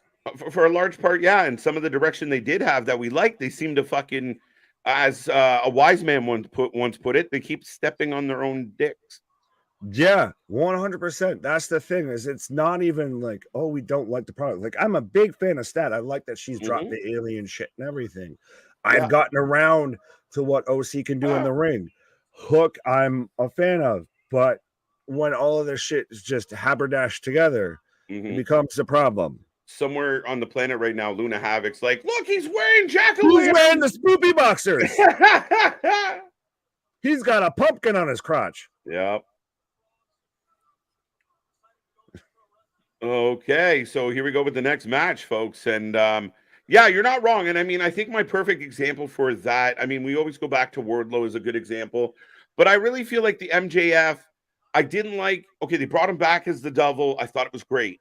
Then I didn't like how they booked him when he first got back. Then they found Adam Cole and it got cool again. And we were into it. And then Joe happened. And now I'm not so into the story because it's all over the fucking place. Like Adam's going to the hospital, but like they're losing the storytelling. And I mean, that's where I think improvement is needed the most. They don't have a start point, a middle, and an ending. They just start and then they figure out, I'm tired of following my booking. I'm going to find out where it's going and catch up with it later. That's 100% what that is. Exactly. Kind of right. Crotch pumpkin equals pumpkin spice. Whoa. And here comes the JAS. Poor Anna J still stuck in this mess. I don't mind this, though. I kind of halfway, I don't know how I feel of that. The fact that they're done with the JAS, but they kind of, well, you're the only douchebags that like me, so I guess I'll still be friends with you. Fair enough. I kind of wish they would send Anna J to NXT. Just sign her. Just fuck off. Yeah, like no, put her with Jack. Put her with Jungle Jackass. No, that should have been what comes out with Anna J as arm candy. Boo! Boo!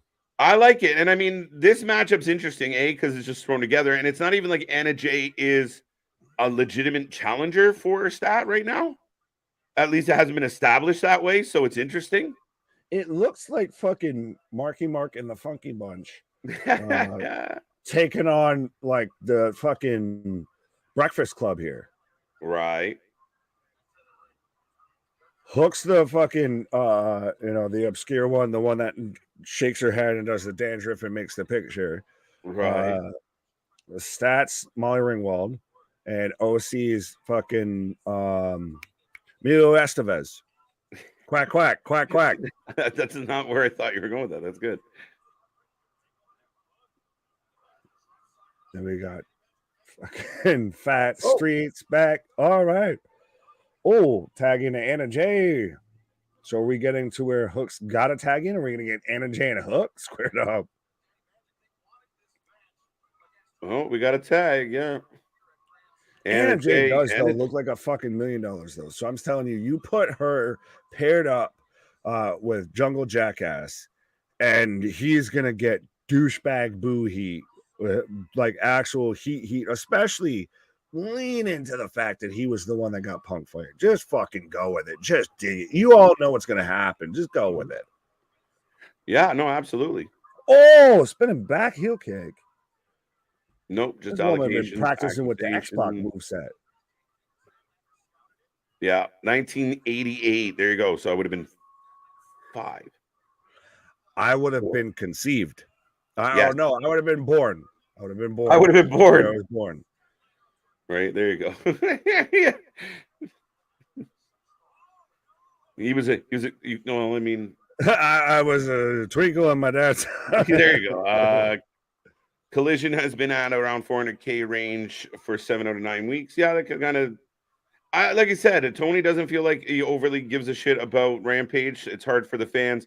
And I know some diehard AEW fans out there go to pay-per-views, spend a lot of money on AEW, come onto YouTube and talk about AEW that don't watch Rampage. So what does that tell you? Yeah, fair enough. I think he was talking about Collision, but fair enough. Oh, we were talking about Collision. That too. I mean, Collision's on the decline, feeling like Rampage. Sorry, I'm in Rampage mode. But yeah, Collision is on. I'm curious. Speaking of The Rock, you're on a Rampage. the movie segue. There we go. Comes around. What are we gonna do? What are we doing with Collision? Because we liked it for 3 weeks.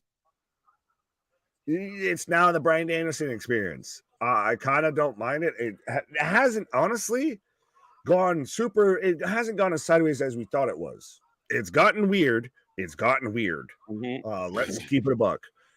It's a little bit like it's that bastard child between Rampage and Dynamite. Yeah, I worry it's getting closer to Rampage.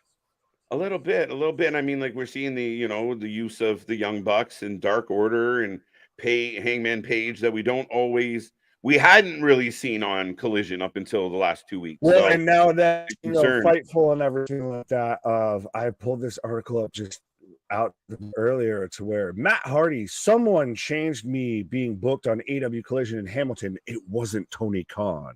So now we're getting into, like you said, of like the Matt Hardys, the Hangmans, the Young Bucks are now making more appearances on Collision. You're still getting your moments with your Bryans, since your FTRs, your Starks, but those are really kind of more the high spots than the show. Yeah, I'm really curious because we were liking it. We got like one of the matches of the year is going to come off that show. Punk and Ricky Starks had been good. But Gilly says, with the moving to Max and doing 112 pay-per-views a year, it'll help the story and give us conclusions to matches. I think it meant 12, right? Yeah, we're good. We got nothing out of Keith Lee and Swerve. I hope they can rectify that. Well, Swerve's video. They won't. They won't. 12. Thank you. Well, there you go. Don't hold your breath. Don't hold your breath. I'll just say that. Jesus, the notorious just. Sorry, 112 got in my head there. Please get off the notorious. Oh, Marcus, what up, my guy? What's going on? I was 12 when how did I become the benchmark for this? I was 12 when Nick was born. I was 15 and working at grocery store when Nick was born. I was just a young man. I was working in the coal mine. Right. Nick was just. You were a canary in the coal mine before I was born. I've been watching wrestling ever since you was born, boy. I was going in the dark caves while Nick was coming out of one. I used to go to wrestling shows uphill, both ways, through snow. I used to wish they had a heat in that fucking arena that the heel got over, because that heat from him getting over him getting booed would warm us all up. Right. David, I like this one. I still think the Young Bucks have been forced to work Collision as their punishment for the involvement in the Punk saga. You're like, no. you know what? You can't even get through that. No. I like they get punished? Ha! I love make the you idea. laugh. They get punished? You kidding me? Look, Punk's gone. Someone's got to fucking work. Now you get over there and work on Saturday. You go out there and make me my fucking money, goddammit. You made me fire him. Go make me my fucking money. If Tony you Khan's can't is a pimp. He's he's Scarface. He's the fucking Razor Ramon of Duval. You go out there and you make me my money, bitch. You made me fire him. Right? If he's not here on Saturdays, if you're not going to work it, I'm bringing him back. Okay. He said he wouldn't sue, so we'll bring him back. CM Punk was going to carry AEW. They fumbled a major star. Listen, this is my favorite argument for this one, Nick. You and I sat and watched a media scrum after the pay-per-view, and it was Meltzer, because you know who Meltzer's friends are, said, do you think that, the criticisms of Punk being able to draw since he returned are valid?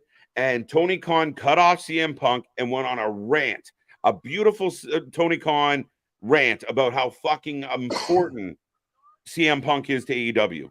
Now, 15 months later, we forget about that, but our biggest draw, our fucking ticket sales, all the shit we say, Tony said. I really truly believe Tony did not want to fire the man. Oh no, he broke up with his badass bitch, his girlfriend, his side piece that was a fucking dime piece, and he's like, I don't. My mind's telling me no, but my body. Yeah, he was struggling. He was the struggle bus when he had to fire Punk. But yeah, it's so interesting that how much Tony put over Punk. Yeah. And then because of the narrative that gets pushed through the Young Buck machine. No. All right, everybody in. Everybody in the swimming pool, multi-trio superplex. Big pop, though. I will say, huge pop for that spot. Yes, because it's all fucking friends wrestling. There's a ton of pops when you go and watch a fucking Harlem Globetrotters game. But guess what? You watch a Harlem Globetrotters game, and that's the last Harlem Globetrotters game you got to watch for at least a fucking year. You ain't going back and buying season tickets for the Harlem Globetrotters. You are for the fucking Cavs, the Knicks. I thought they were due. The fucking Maple Leafs, everything. I thought they were due, Nick. Yeah. The fucking Washington Generals. They have a record. They have the anti-OC record. But no, that's the thing. It's cool. It's great choreography. Great fucking Cirque du Soleil. Hookah. Oh my god. Hookah. I made a joke of it and then I put it in my head. Superman punched the Hager. Zebra Hager taking out Coke and Diet Coke are down. Oh, and a J.R. That's back. Lucky bastard. Uses the wagon. Oh, Stats got it. Is it so weird? Again, we talked about how the ref got the heat when it came to Grand Slam on Wednesday. Yeah. How we've even got fucking Rick Knox here as the fucking ref. It's Knox again. We got a coquina and a. Yo, are they gonna do like the triple beat? Because that's sad. Superman punch. We got the Grand Slam, the fucking pin. We're gonna get the pin and the submission at the same time, just to fucking emasculate them a little bit more, just a little bit deeper, a little bit deeper. It should be the Jobber Society now that they're no longer with Jericho. But I was just gonna say, is it weird that the refs become like a prominent spot in the match? Yeah. No, I mean, again, we can, it's interesting. I find a lot of time the refs just there, not really doing much, just watching. Yeah. Oh, really so we've got QTV, because God knows that's what we need after that shit. Mark is saying, well, WWE too wasting a lot of talent. Is it weird that I thought this woman on QTV was already Dana Brooke? Like she had already just happened to fucking show up the day after she got released? Right? Danny, close. Danny, not Dana. Fair enough. Well, I've got Johnny TV out here with all of the no shirts. Johnny's trying to turn this into something cool. He's really trying hard. Stop trying to make fetch work. Fetch isn't gonna fucking work. And I guess this weird, like, why are you singing mid conversation? But we're getting a replay of QT Marshall. It's amazing how QT has great matches everywhere but AEW, the company he fucking works for. Right. I think both companies can be guilty of it, Marcus. You're not wrong, but I think we're just lacking a little bit of something right now with AEW. A little bit hashtag stop trying to make QT Marshall happen. Yeah, that's a little bit longer than hashtag stop listening to the Observer or cancel Dave Meltzer. Dude, it drives me nuts. I can't even count to 32, and I'm going to be that old. There you go.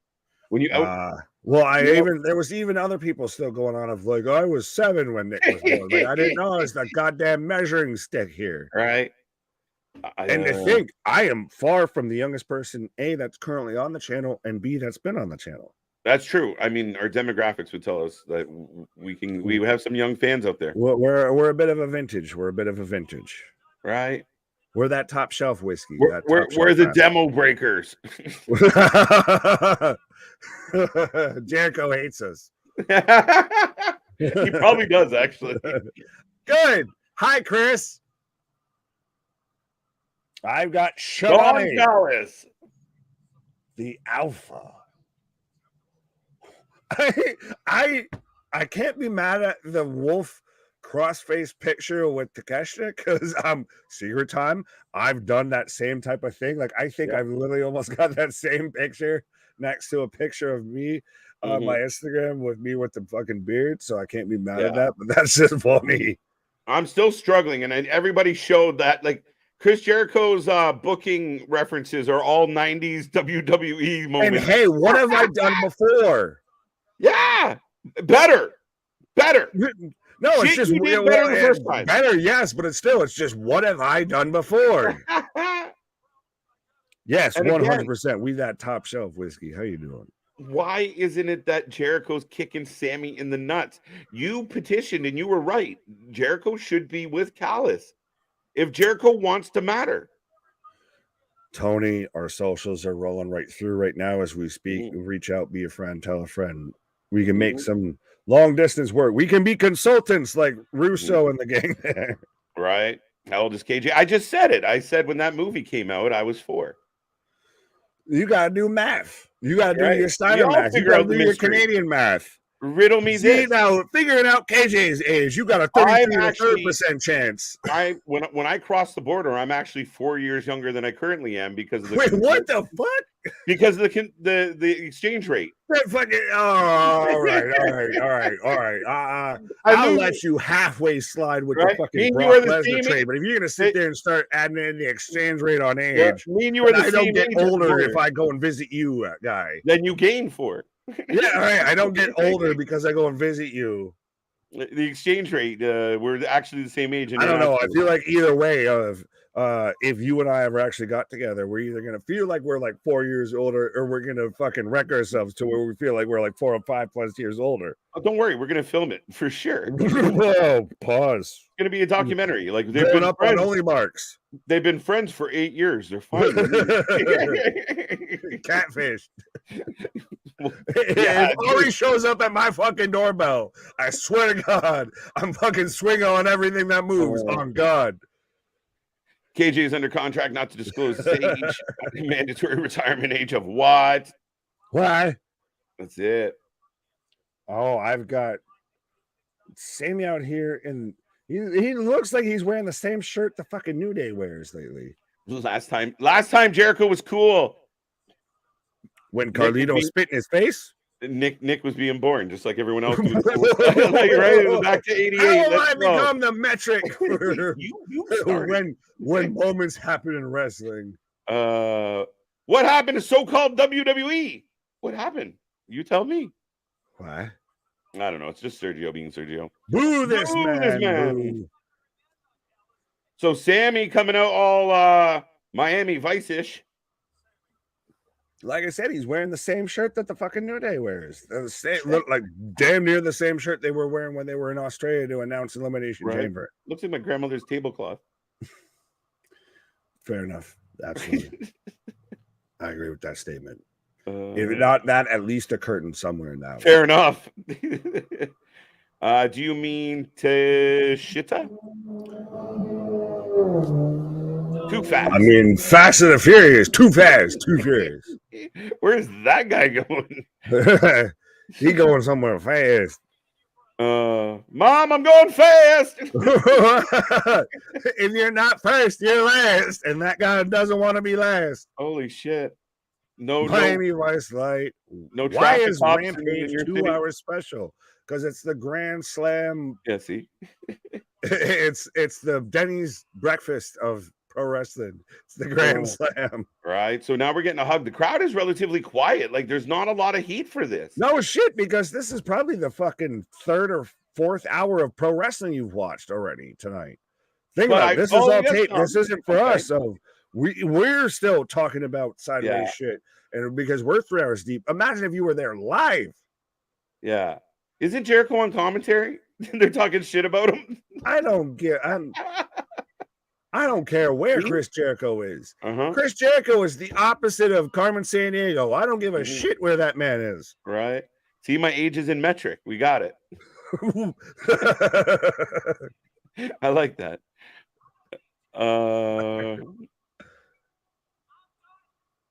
You'll be out here in dog years now. Next. Listen, I think they got this completely backwards.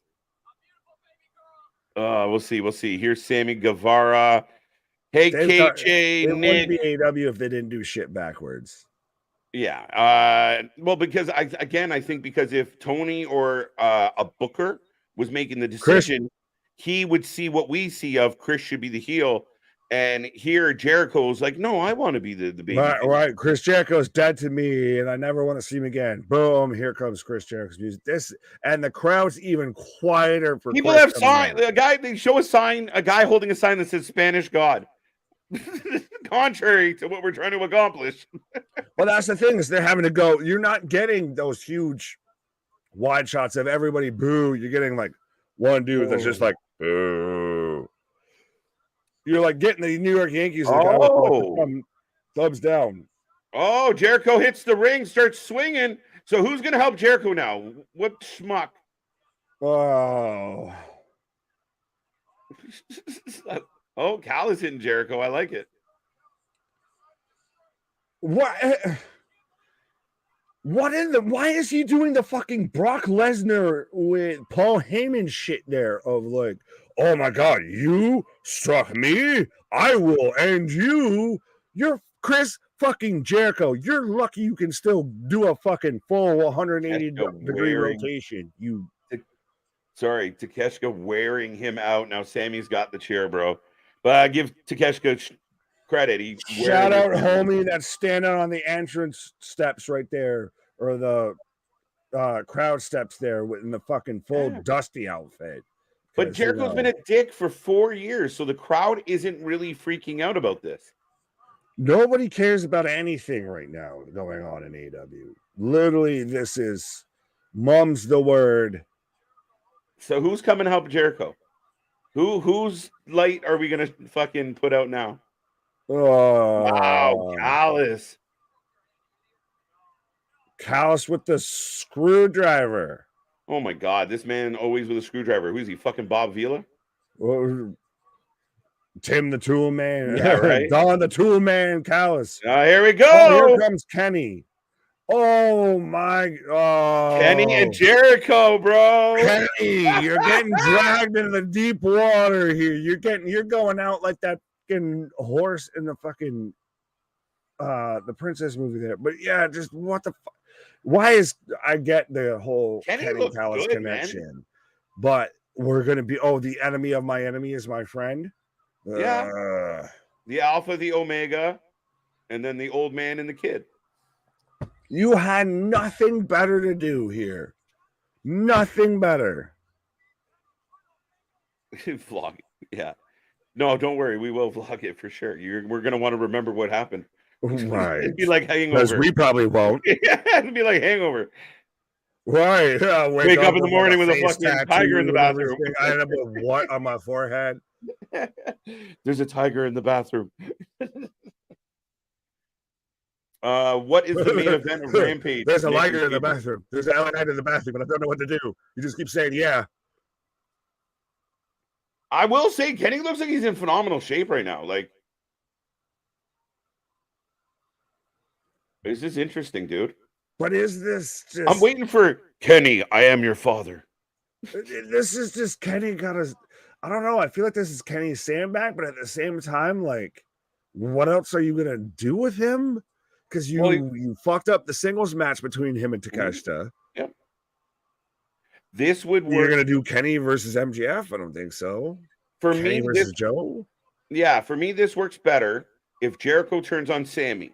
Now, tonight, Sammy's the one getting jumped, and I'd rather see the young talent with Kenny. Like, Kenny puts a shine on Sammy, and Jericho's the miserable heel trying to hold him down. Well, and 100%, and because it plays into the whole Kenny and Jericho have a history, and now I get obviously you can play into that of that's with them being teaming up together of how will they coexist. Well, I don't know. They both probably get ARP packages at this point, so I think they can at least reminisce over that. But that aspect's interesting. I do think just for the sake of it helps. I mean, unless you're going to continue to expand Callus's little faction here, maybe you add a Starks or people are saying Mustafa Ali. I don't fully hate it, but I think you add it as a young faction. So I don't hate it if they're going over.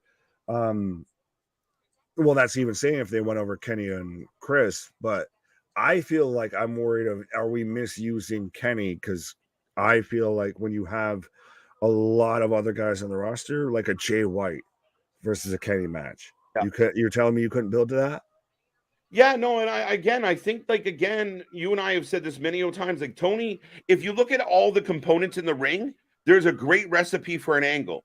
It just doesn't quite get booked to its like you don't get your masterpiece, your fucking bon appetit, because it's just slightly off. Like you didn't cook it long enough, or you did the fucking. He's the one that pulls the pizza out of the oven before it's fully cooked through, and it's the fucking sloppy bro. Look at the cheese and the shit falls off it. But yeah, folks, we are rolling through. We're in another commercial break. I will remind those who are tuning in because it is Rampage. We are giving away 2 tickets to Wrestle Dream next Sunday, October 1st. Make sure you go to our Twitter, our X, check it out, become a part of the family, and your chance to go to Seattle and get to see your wrestling dream in real life, up close and personal. Make sure. This man muted and took himself out halfway through that, so he didn't even finish his full promo. But absolutely 100% go ahead and folks check that out. Check out the old Twitter machine, the X, gonna give it to you. But absolutely 100%, we had somebody nice enough to pay it forward to us, so we figured we'd pay it forward on to y'all. All we just ask is 100% that A, attention, you subscribe to the channel. B, two, if you go there, maybe at least bring some merch, bring a sign. Say hi to everybody. Tell them about us. That's about it. Be a friend, tell a friend. But absolutely. KJ went to a Wrestle Dream of his own. I almost wanted to start going into, Spirit in the Sky off of that. I'm glad to see one of you kind of pulled me out of that. Tony doesn't know how to cook. No, not at all. Absolutely. He's one of those of don't let chef cook. No, 100%. He ain't cooking. Tony ain't cooking. Tony fucks up a microwave meal. Tony on the microwaves orders pizza. There we go. 100%. Like I was saying, Tony fucks up a microwave meal. Tony fucks up microwave popcorn. He just dropped the mic and walked off. Yeah, well, he dropped the mic mid what he was saying, mid-sentence. So, Tony can't cook, won't cook. Bonkers, what up? As I've got Alvarez as you and Chris Jericho in the same ring together as we've cornered Kenny in the fucking back rooms here, I guess, of the fucking arena. This is literally like we look like we're in the fucking basement or something. Oh, and here's Chris and Kenny getting face to face as Marvez is out here looking like fucking Rodney Dangerfield meets fucking Harry Carey. He just dropped the mic and walked off like a boss. Lad. The whole company was based on our rivalry. Well, that's what I'm saying. That's why it's interesting to where now we're going to get these two teaming up together. It's granted, how will they coexist? I think we still probably spin this out potentially into a feud of these two going at it, or we spin it into a singles match again between Guevara and Chris, and a singles match between Omega and Takeshita. So at Wrestle Dream, so that's what Chris is offering of. They team up.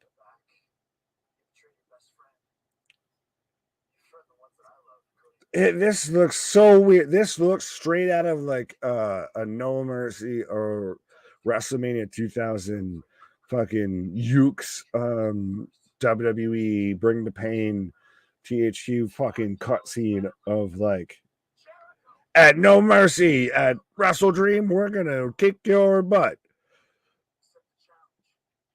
So it looks like we're getting Omega and Jericho versus Takeshita and Sammy at Wrestle Dream. So 100% even more of a reason. If you want to see the demo god himself, if you want to be there live screaming your lungs out with Judas in my mind, and if you already might want to seek help, but if you want to be there 100%, go and check out our Twitter. We've got or tweet up a post out about that. We've already got it on Instagram, probably going to have something on the community thing on the YouTube as well. 100%. We got about 4 days. You can enter to try and win yourself some tickets to go see some live wrestling. And then you can just spread the good gospel of wrestling for life with the live people.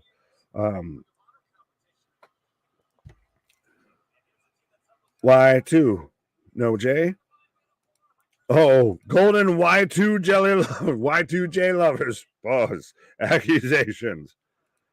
Alexis, what are we saying no to? As I've got the Kingdom coming out. So we've got the Kingdom versus the Best Friends. And this is the Fatal 4-Way to see who takes on MGF and Cole, Better Than You, Baby, for the Ring of Honor tag titles at Wrestle Dream. So 100% again, tying it into Wrestle Dream of let me know who you're taking for this match and let me know who you want to see. If you were to be there live and watch MGF and Adam Cole, and you can get the Better Than You Baby entrance, you can sit there and rub your actual authentic MGF scarf in my face. Who they take on for the ROH tag titles. JV says the Kingdom, Righteous for the win. Yeah, I got the Righteous coming out right now. No, Nick, it's a trio with Coda. Oh, wait, what? It's a 6-man? So who's the third man for Takeshita and Sammy? I've seen enough Kota Ibushi. I've seen enough out of shape Ibushi. I don't need to see any more of him. Let him, go and walk it off here. Snap your fingers over that like button now. 100%. Absolutely. As we got the Hardy Boys. And you're not playing AEW Fight Forever, because trust me, nobody is. But we got the Hardy Boys coming out right now. And is it insane to just me? And it just kind of hit me like a fucking Mack truck here that we still are watching the Hardy Boys, broken hip and DWIs and all, in 2023, and in a number one contenders match right now, in a wrestling promotion. So we've got the Righteous versus the Best Friends versus the Kingdom versus the Hardy Boys. So give us your predictions. You got a 1 in 4 chance of calling who wins it. At least it's better than a 33 1/3% chance. Ospreay versus Bayley will be a last man flipping match. Bye. The one who runs out of energy first. Yeah, it'll be a Duracell battery pack match. Best friend, says Alexis. Y2 Edge at Mania 26 was epic. Fair enough. Oh my bad. It's an 8-man. What a surprise. No, it's a 4-team elimination match as we're getting a double spot there of the Hardy Boys and the Best Friends, as we've got the Kingdom and the Righteous very much being the heel teams in this match here. Question: what the hell happened to Rush in his episode of Narcos? I guess you can still watch it on AMC. I'm not sure. I don't know if it got renewed for a second season.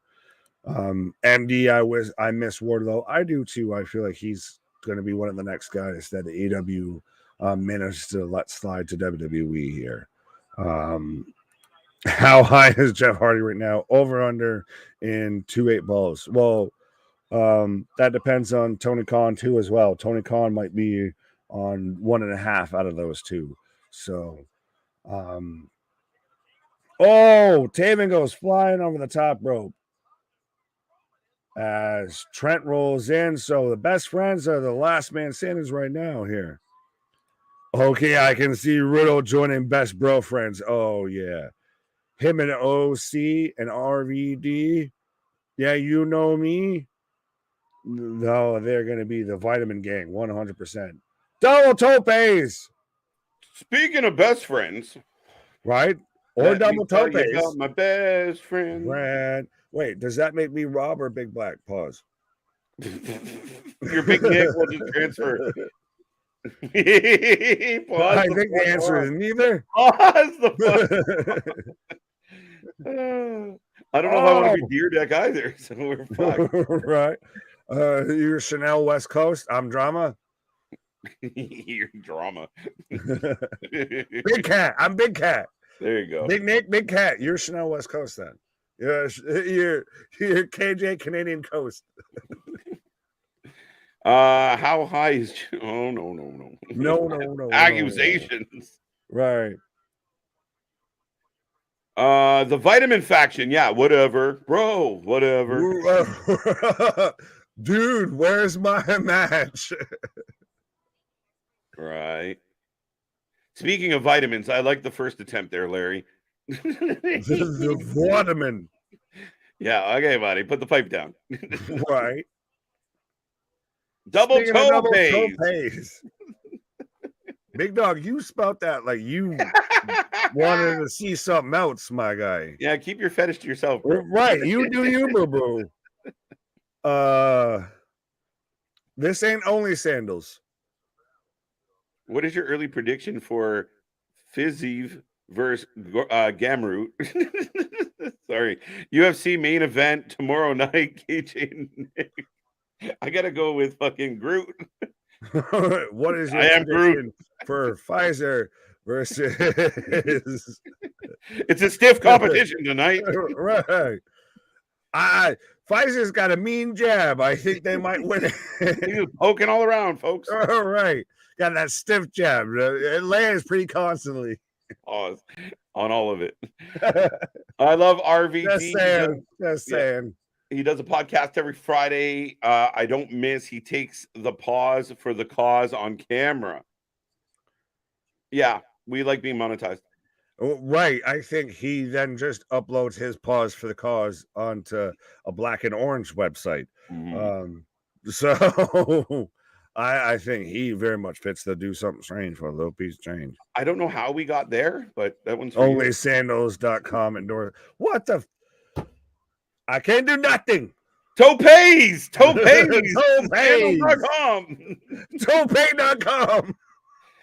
Oh, ridiculous. That's what we need to fucking get the trademark rights to. Topay.com. I will remind anybody who's just tuning in, we have been here for almost 3.5 hours on a Friday night. We do have some sanity. It's fleeting, but we do have some.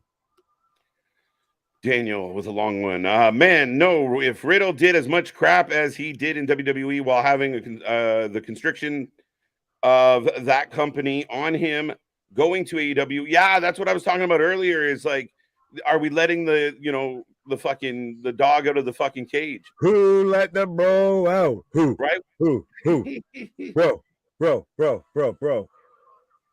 And again, is it good for AEW business if in the next, okay, let's say they all have 90 days. So 3 months from now, we're sitting here and on Dynamite, Riddle debuts and Emma debuts, and then on Collision, fucking Dana Brooke debuts. And then if I'm AW, if this is the free agent pool and I got cap space, as we've got the Hardy Boys hyping up, and I hate that we have a four-person tag match.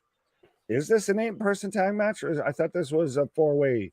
No, it's a 4-way. They're in different corners. Oh, no, they're on the same corners. No, they tag their enemies. Yeah, different corners. Elimination. Yeah, but I that's why I always hate when it's, if you have 4 teams involved, have 4 people in the fucking ring.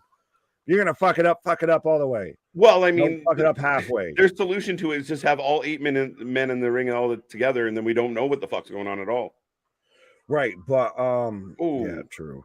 To me, Ali, Ziggler, and Riddle, because we did not expect Riddle.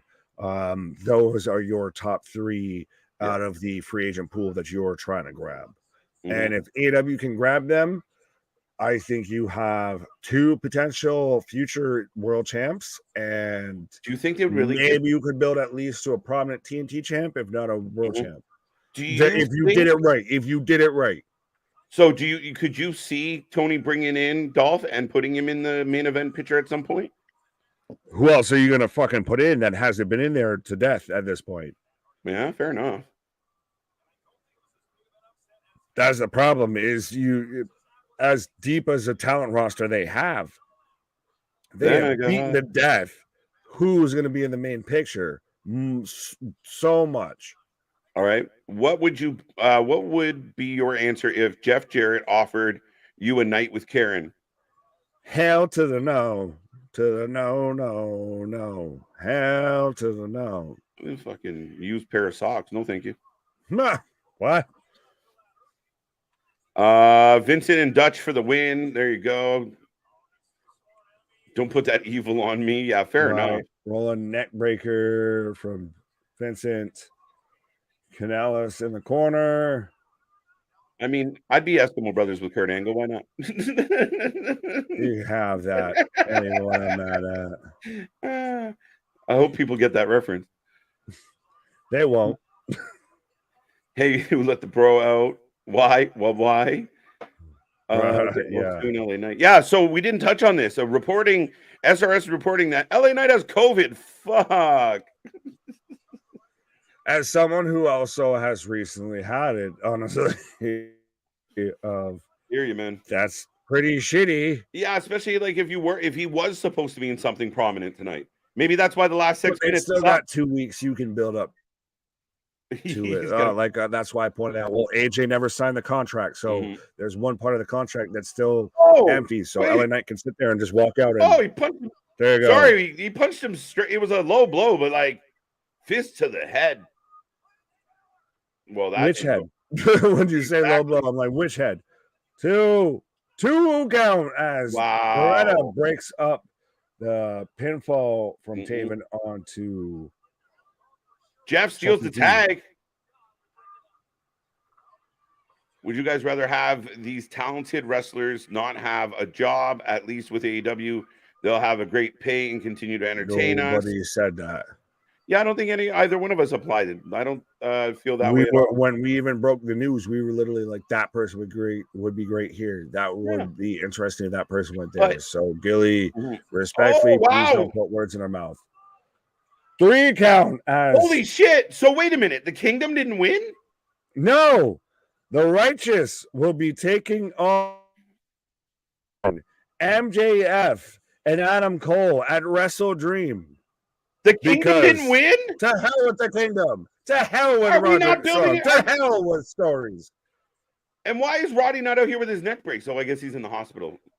Yeah, he's out there, Well, I don't understand. Well, now we've got the Kingdom I've got Matt Taven just stomping a mud hole and walking it dry So now we're going after the best friends. So what the why are we going after the best friends when you could have had a match to go after someone who's supposed to be your fucking best friend? I'm so confused. Somebody answer me. No, what, Sergio? You answer me. Explain what the fuck we just watched. You answer to me. I have the microphone and the button. Ha ha ha ha. I am the one who talks last. I am the commander. I am the commander. I am the kingdom commander. Yeah. So Kingdom is wearing out best friend. What the fuck? What the hell was that? They ended it like they were ending the hour, and then they just to be continued. Part 2. And we're back. By part 1. What the fuck? A lot of people have been talking over the last week or so, Nick, about the botches, the production botches as of late. Well, yeah, and we saw when we were watching Collision last week, and I think there was one that was legit, that was shoot, and the other one I feel like was, well, if we do this, we take the piss out of the other one a little bit. Yes, yeah. But right, bro. I'm with you, bro. I feel you stretching. This is Adam Sandler on his fucking field trip, and Happy Madison said, you know, if peeing your pants is cool, consider me Miles Davis. That's what this is. Oh, Eddie Kingston here. I love it. And this guy's doing everything we thought he would. And Santana, not Eddie. Oh my God, I thought they were showing an Eddie clip. No, we got Mike. My bad. You can have that. That might be what I'm mad at, but yeah, I've got Santana out here showing up the highlights or the X-rays. I don't want to say highlights, the X-rays of the screws in his knee, of the surgery he had to go through here. It's a good package overall. I kind of like what they're doing. I mean, he's Eddie Light.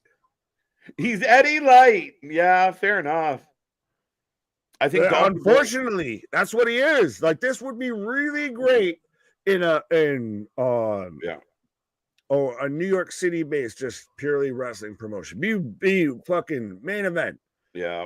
Right now in AEW, you're Eddie Kingston Light, and I don't know where we go past this feud, as we've got the Dark Order coming out right now. The World Trios Championship on the line. Dark Order and Acclaimed. Yeah, we agree. Boo. Yeah.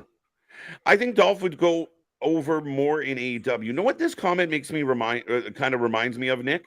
When Kevin Nash talked about Scott Hall and Kevin Nash making their debut with WCW, and they talk about that story where they roll in the ring and they scatter all the WCW talent, and Nash says it's believable that two WWE guys, you know, just made your whole roster bow. That's what this kind of feels like, of bringing in these bigger talent. Like, oh, he's from WWE. Like, it's, you don't want to admit it, but they're better. They're a bigger name. It's more convincing that they go to the top.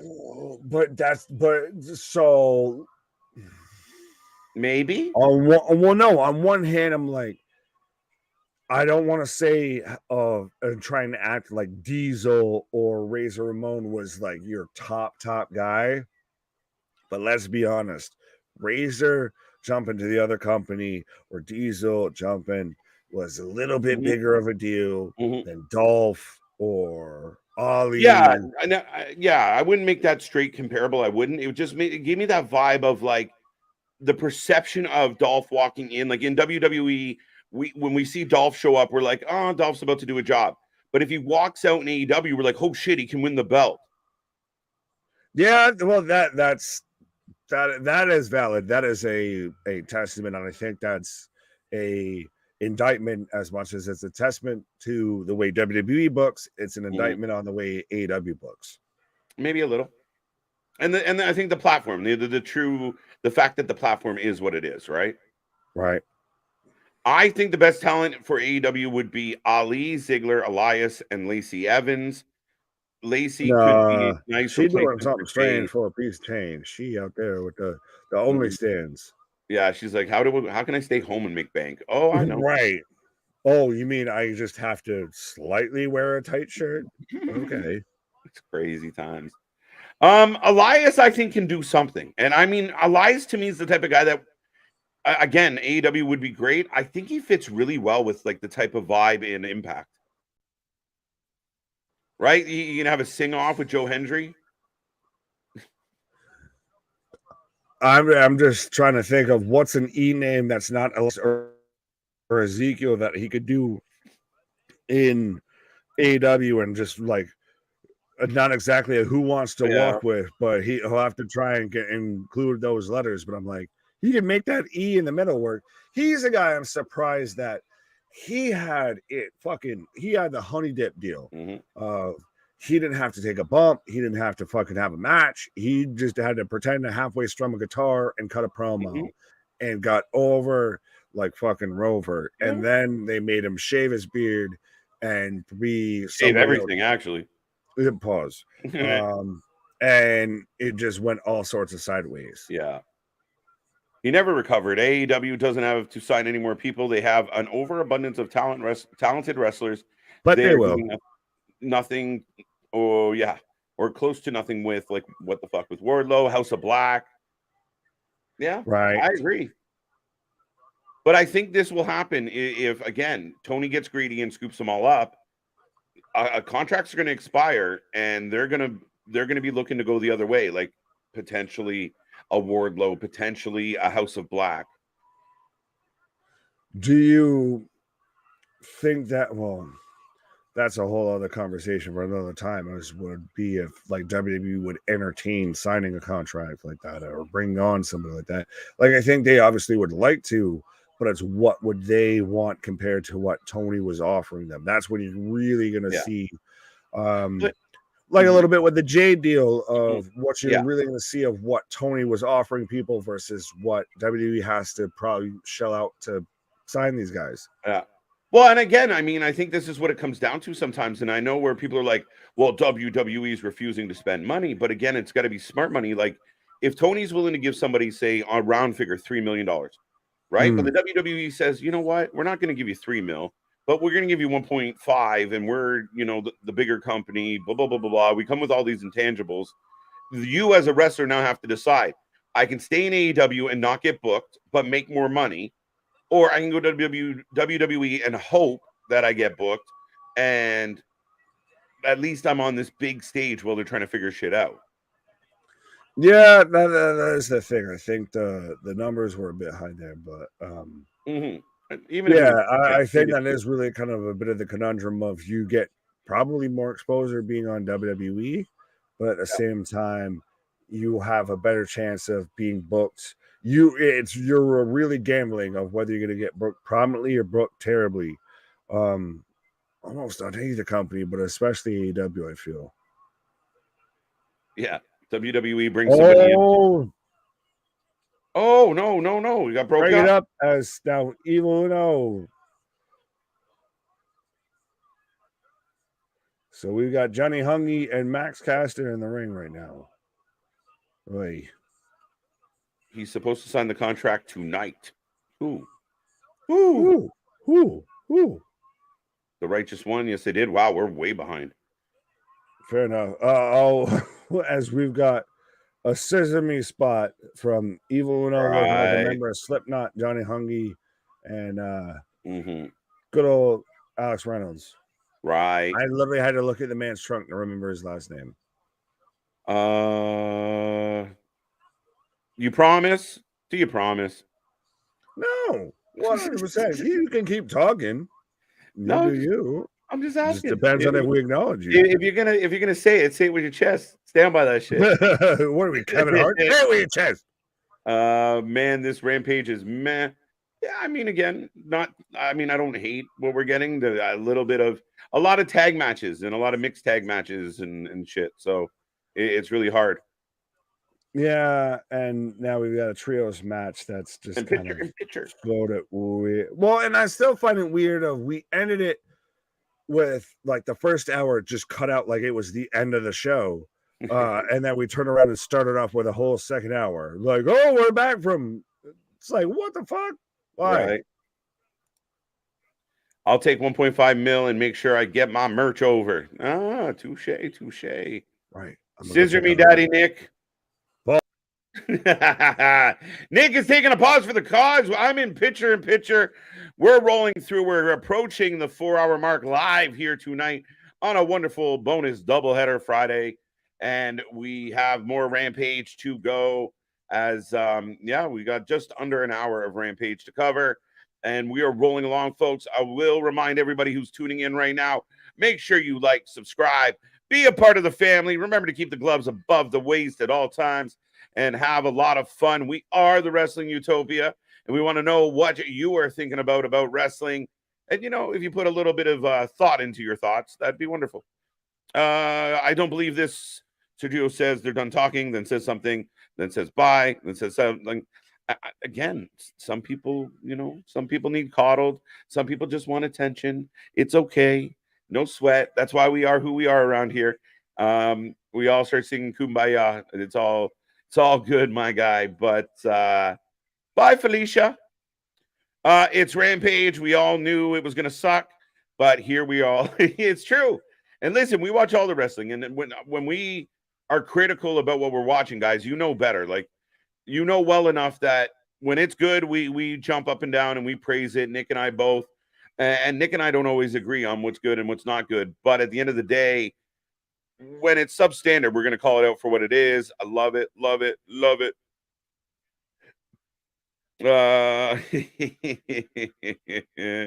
Amen. Now, this is a good one. What if Shelton AEW versus Swerve? Interesting. Somebody in our chat Wednesday had brought up the idea, or maybe during our news coverage of the releases, could Shelton join the BCC? Does he fit with the BCC? I think there's value to Shelton. And I also saw someone put out there, Shelton Benjamin versus Josh Alexander would probably be kind of fun. Impact works very well for Shelton, right? If you want to go and kind of be more in the style that you're used to, Impact does offer that a little bit better than AEW right now, right? I would say Impact, as far as their in-ring styles, are closer to WWE than they are to AEW. They have the X division, which is close. You see what I'm saying? So Shelton kind of getting in that same vein, being able to work a match and have real solid wrestling matches. There's a lot of guys in, Shelton versus Moose would be fun. I like Benjamin, man. I think he's one of the most underrated wrestlers in the history of wrestling. And I hope he lands on his feet, literally. I like to critique everything I watch. Absolutely. I do it for movies. I do everything. And again, it's not about being negative. It's, as a fan, what would I like better? Like I said earlier, I like the fact of there's a rivalry between Sammy and Jericho. It's long overdue. I like the Callis is involved. I like the Kenny's involved. I just feel like realistically, if Jericho wasn't calling his own shots, the better choice for a fan reaction would be if Jericho was the heel, join Callis, because we saw it. When Jericho said he was going to join Callis, the place went nuts. And then you get to build up Sammy as a bit of a babyface hanging out with a guy like Kenny. That's my take on it. But it doesn't mean we hate AEW because we don't want to just drink the Kool-Aid and tell you everything's fucking wonderful. Sorry, Sergio. Not going to happen. No Shelton reunites with Charlie Haas in the Indies. That's what I wonder if, do you pull that off? I thought about that as well, Victor. I like it. I can't do it. Can't stop, won't stop. Now you're making too much sense for AEW. I'm trying. Tony, give us a ring. Me and Nick got this shit figured out. Big clothesline, by the way, by Daddy Ass. Warm tag to roll up. No way. Not a bad pace to this match, guys. But it is for the trios title. Shelton and Charlie in AEW. Shelton and Charlie in Impact would work as well. Shelton's done. We recently watched, not recently, when was it? We watched a show with Charlie Haas not too long ago. And a final drop. Oh, no! Hungy breaks it up. Shelton Benjamin should be in Alpha Academy. Maybe shoulda, coulda, woulda. He could have went back with. Oh, wait. Uno slides in the back door. Pause with the belt. Oh, if you listen, there's no way. There's no fucking way. There's no way. Oh my god. Oh my god. I almost had an Elizabeth moment. Wow. I literally thought the Dark Order had it. Evil Uno with the belt shot. And oh, Johnny taking out Billy. Oh, my god.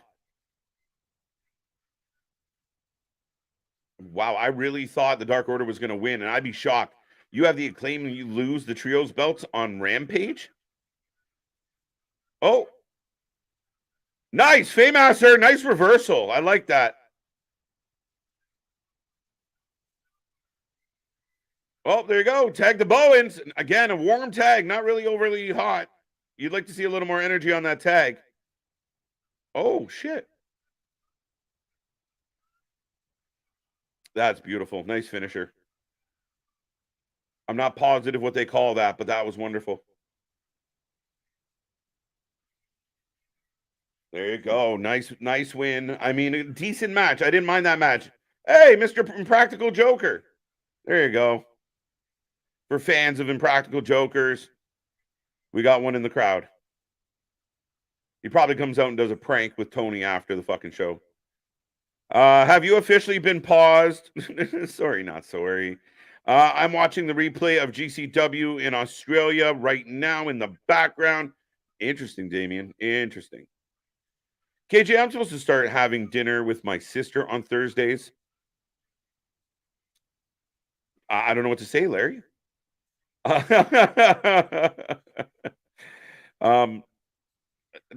Get her into Impact. Y'all can have dinner and some wrestling.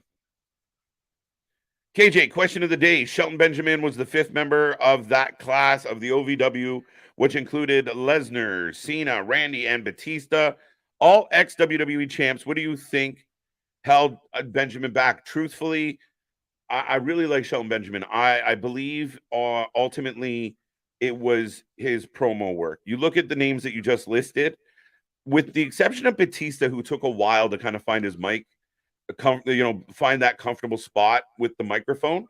I feel like Shelton was in that kind of, like, we've seen it with Apollo Crews. Very talented wrestler, just didn't find a way to get himself over. Never found that catchphrase or that moment. Lesnar is an anomaly. Cena is Cena.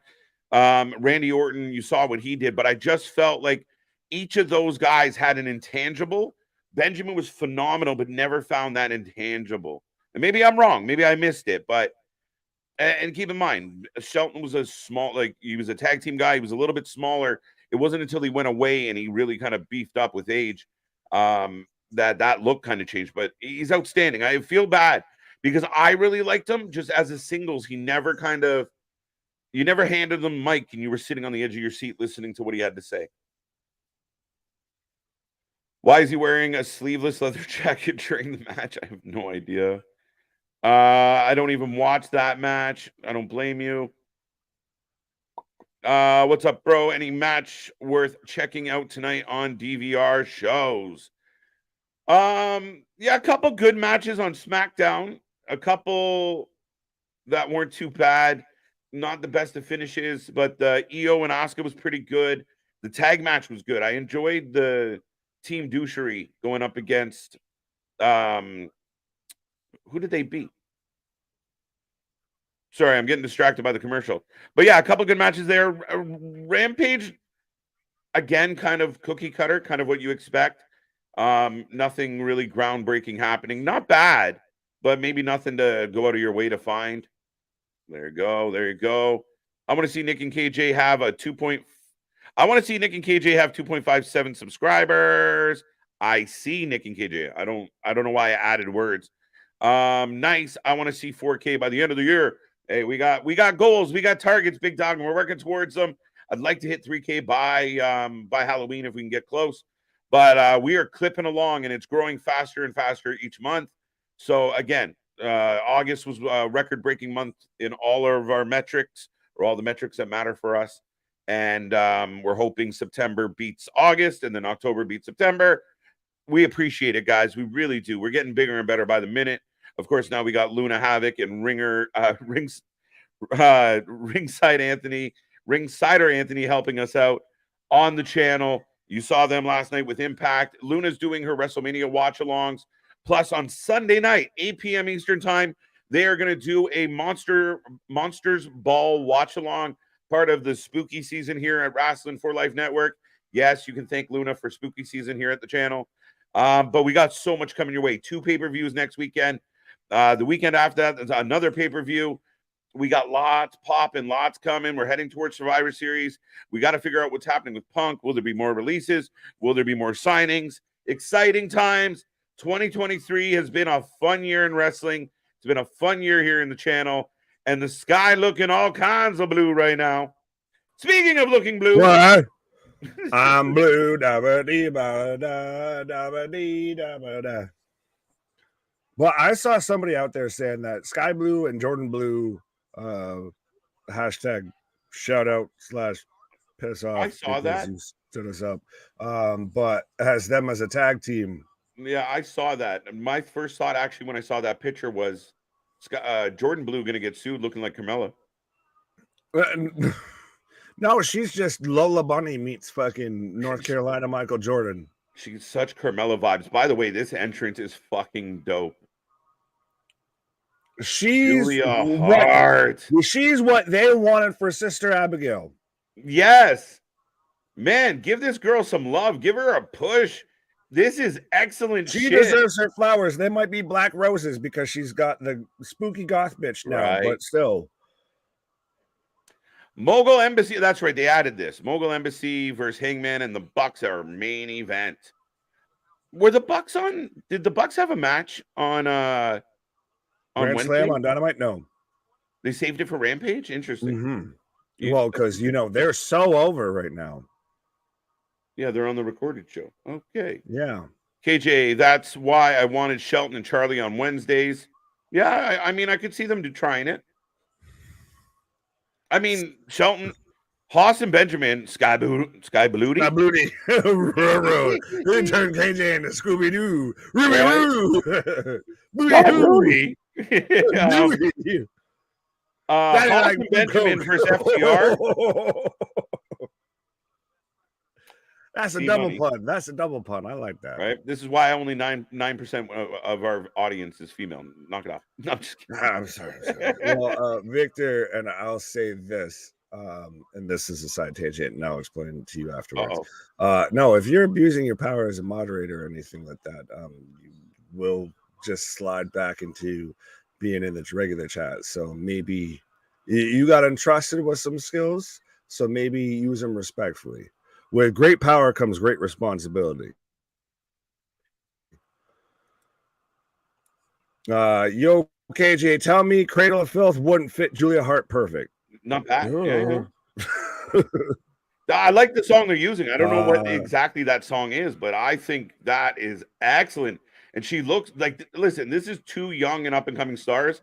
Again, I hate to say this. I know this is your women's division. This is your women's division you build on. Yeah, I hope they have a good match. But again, 2 ladies, I see them and I'm like, man, if you could just go to NXT. I just want them to develop. Like if Ring of Honor was like NXT. If this was the NXT women's division, holy shit. Right? It'd be good. Sky Blue versus Cora Jade. Slap from Julia. What are the 5 fingers sent in the face? Why don't we just take the AEW women's division and push it over there? I kind of feel like, again, I'm hopeful that I can be proven wrong. I just feel like AEW lacks developmental of any kind. Yeah, they had it. It was called Dark and Dark Elevation, but that was just public developmental instead of private developmental. Right. Pause. Julia Hart. Entrance is going to be better than the match. That's funny as hell. I'm close shot on the wagon. Talking about Julia Hart. I understand, and now I see cloud. I understand, and now see a cloud of smoke in the chat. I can see clearly now. Well, actually, I don't know if you can. The vitamins might be impairing that vision. Julia Hart reminds me of an evil doll like Annabelle. You nailed it. Sister Abigail would have been, she fits it perfect. Right. Absolutely. We got a mount. Pause. How many people are wishing that they were sky blue right now? Right. When did you get so wise, Nick? Well, have you been watching Dark Crystal again? No, I've not been watching fucking David Bowie in a movie. Right. Julia Hart for the win.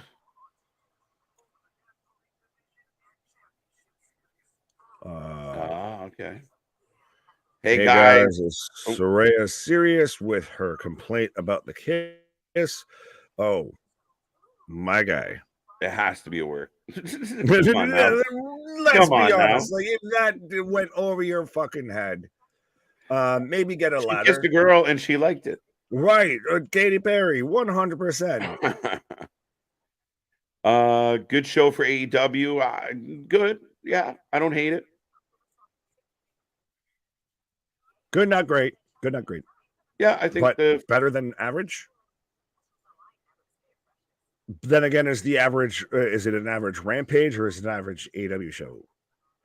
Because this is better than average for a Rampage, I would say so far. Yeah, better. Like as far as what we're getting, I mean, again, it gets a little complicated with like a lot of multiple person matches.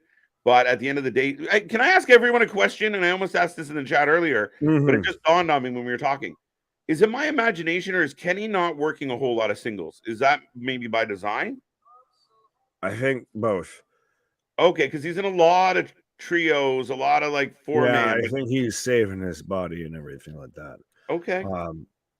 David Bowie was in Labyrinth. What the hell is the matter with you? Vitamins. The list can keep on going. Where did that come from? Because I love that movie, but where did it come from? Because of Dark Crystal, and I said it was a David Bowie movie, and people got mad because I got the wrong movie. That happens. Yeah. They both. I'm not gonna touch that. You clicked on that, so that's you. Call it trisexual, but whatever. Embassy is going to look silly tonight as they usually do. I hope Fair enough. You are not imagining it. He's working less singles, and I hate it, says Gilly. Yeah, like I like Kenny, right? Like, I mean, you like Kenny a lot. I like Kenny a little less than you do. I had to sell you on Kenny, so don't act you've been a long time here. Yeah, I mean, but we're not getting a lot of Kenny. Like Kenny straight up fighting somebody. Like no Kenny. I was just gonna say I was hoping that they would maybe use it of build to him having bigger matches and he gets, the big singles payoff. Maybe. I think my buddy took a popsicle. All right, you think about it, Nick. The Embassy are going to look silly tonight as they usually do. Kenny Omega is giving us Kenny Omega Light in AEW. Now it's question. Like, I mean, we haven't got a whole lot of work from Kenny in the Bucks. I mean, we've had our moments, but I do think there's more to Kenny Omega than what we do see. And again, Nick actually says it all the time that New Japan Kenny Omega is different than AEW Kenny Omega. We've seen Kenny Omega turn it on with guys like Ospreay and really turn it up. But is it his health? Are they protecting him? Or is it just a matter of, they're getting banked to do very little? I've said this before. I think Kenny was the one out of the four that wanted to sign with WWE. I think Kenny would work really well in WWE, like kind of in the same vein as like what AJ Styles did. Come in, have a big impact, and then just be a solid guy. Sometimes you're hot, sometimes you're cold, but you're always good enough to go. Yeah, vitamins and Red Bull. Nick gives you wings. That kind of sounds like my live stream diet right there. But Omega, no mic skills. Yeah, they're not great mic skills. They're not. He's better with a heater. Like he was good with Callis because Callis did the chatting. Kenny could add something. Not a great promo. I will agree with that. I have a Kenny Omega shirt. He was decent in New Japan, but he's kind of mid in AEW. Yeah, I kind of feel like they just don't give. Like I want to see Kenny versus Jay White or Kenny versus. Oh shit! Sorry, we got the superplex from the top, and Julia just hangs it up. This is unreal. I like this girl a lot.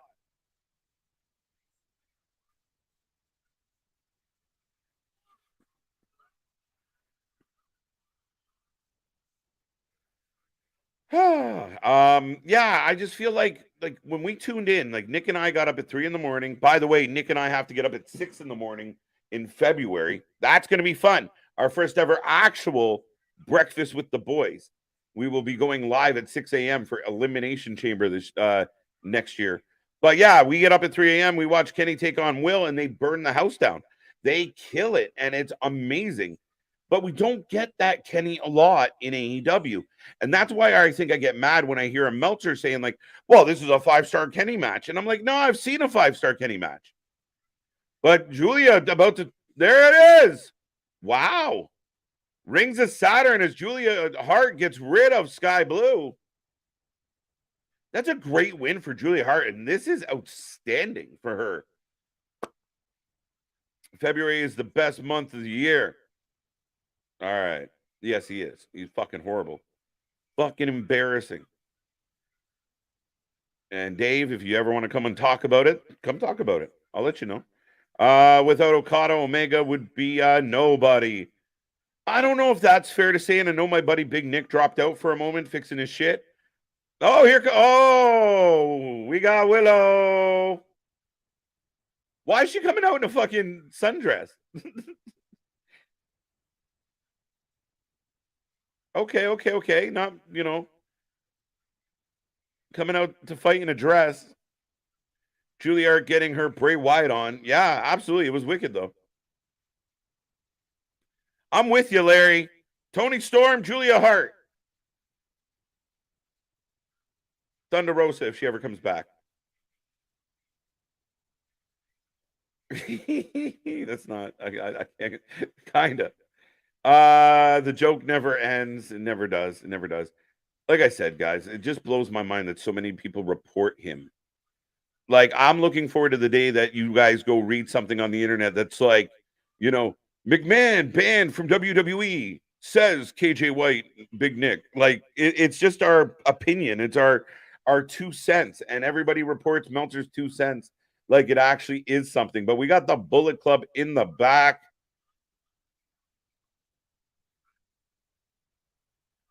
Speaking of in the back, pause. Nope.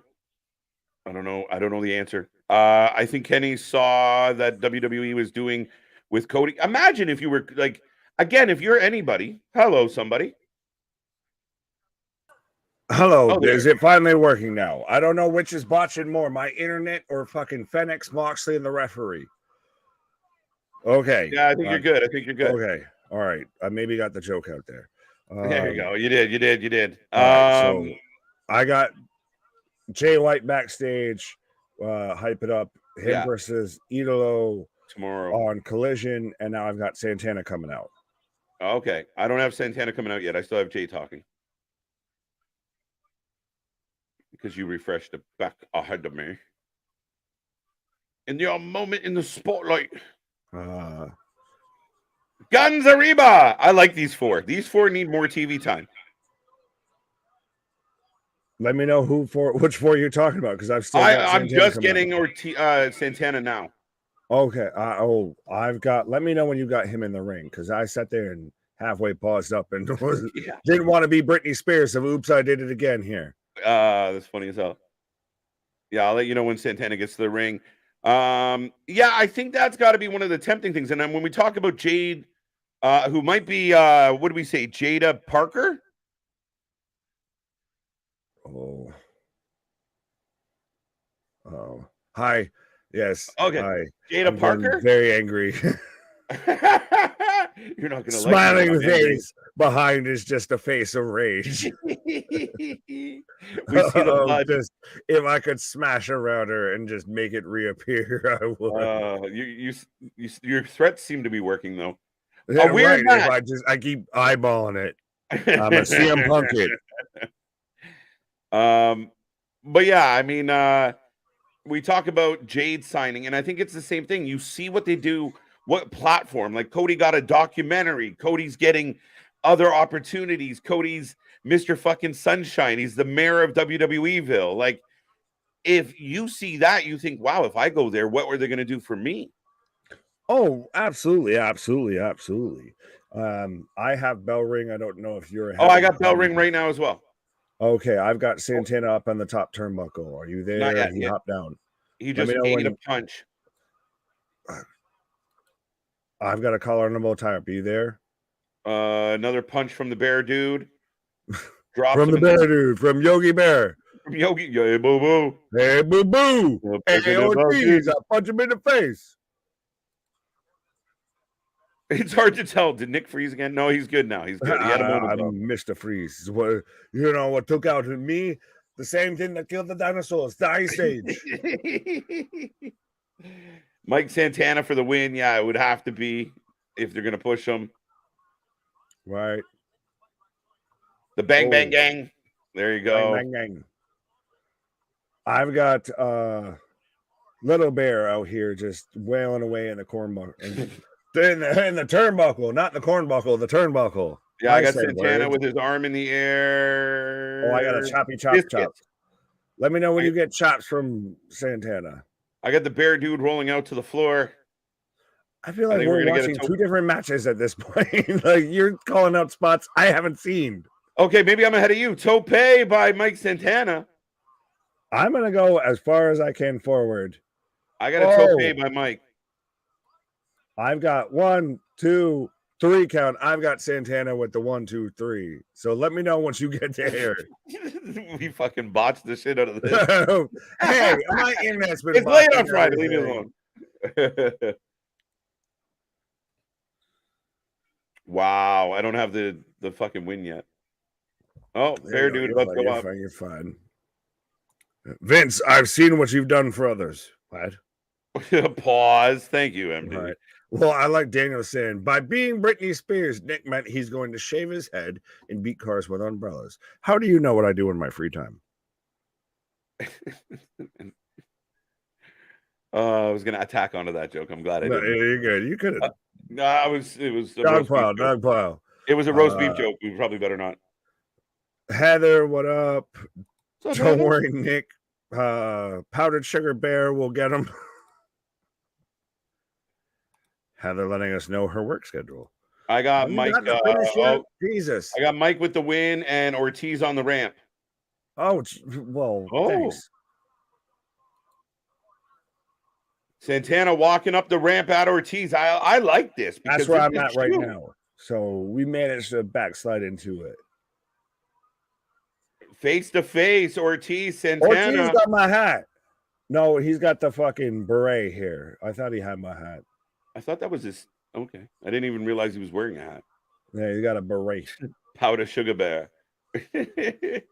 Holla, holla, holla.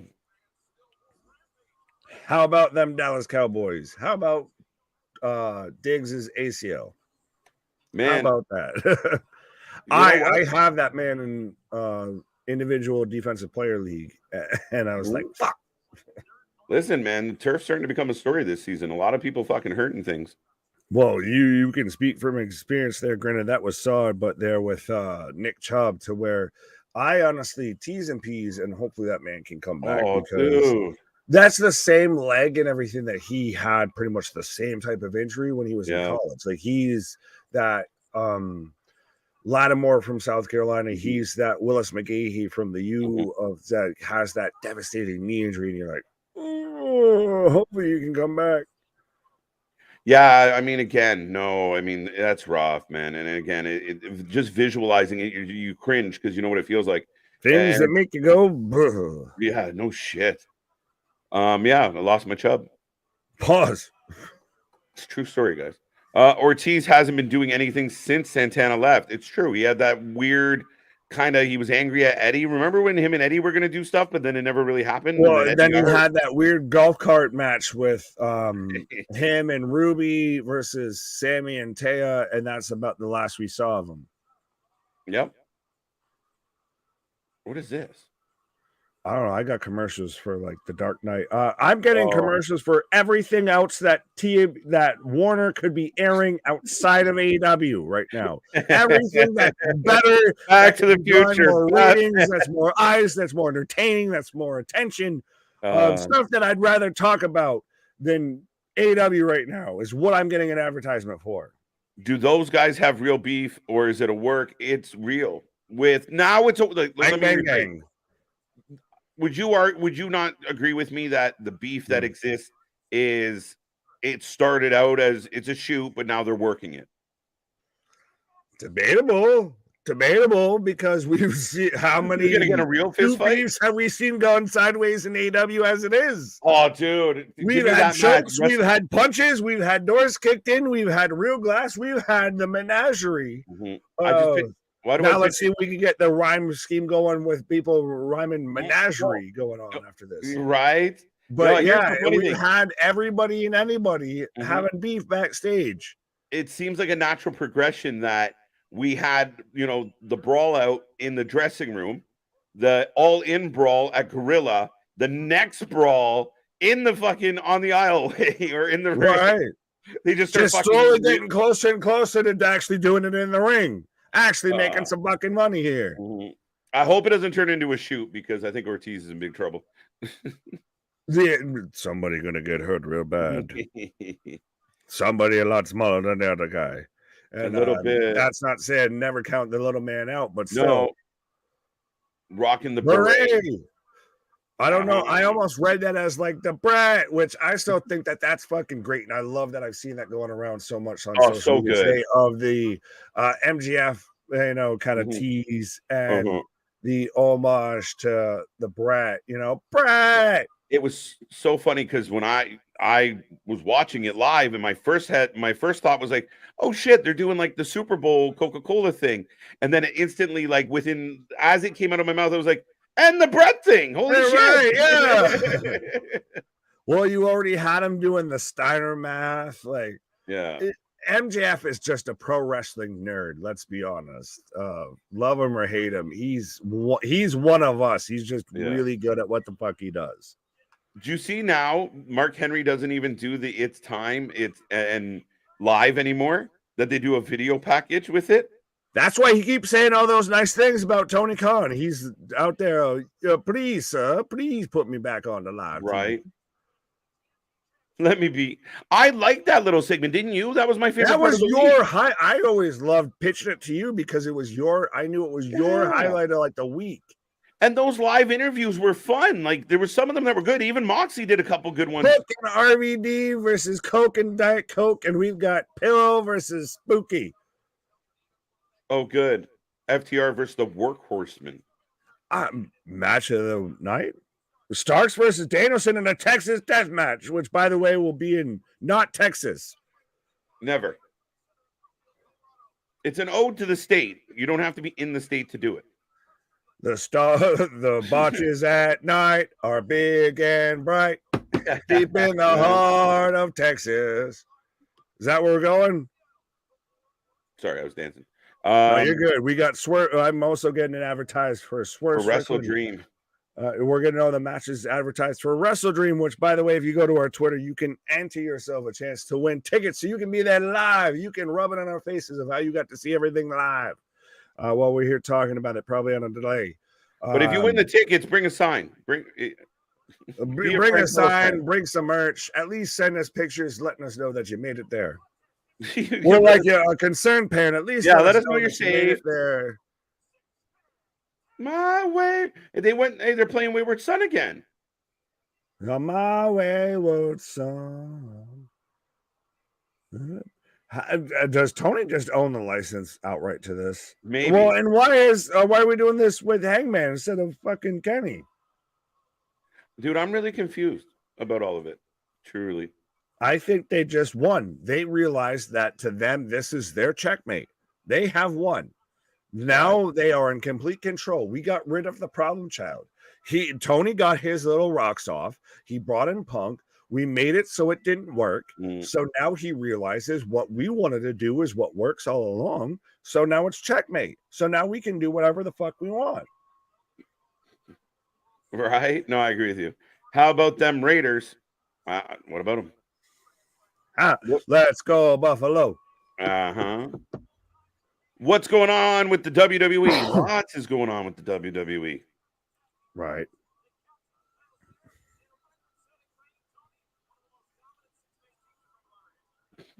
Wait, what? I put that powdered sugar in my sugar honey iced tea. Pause. Did there...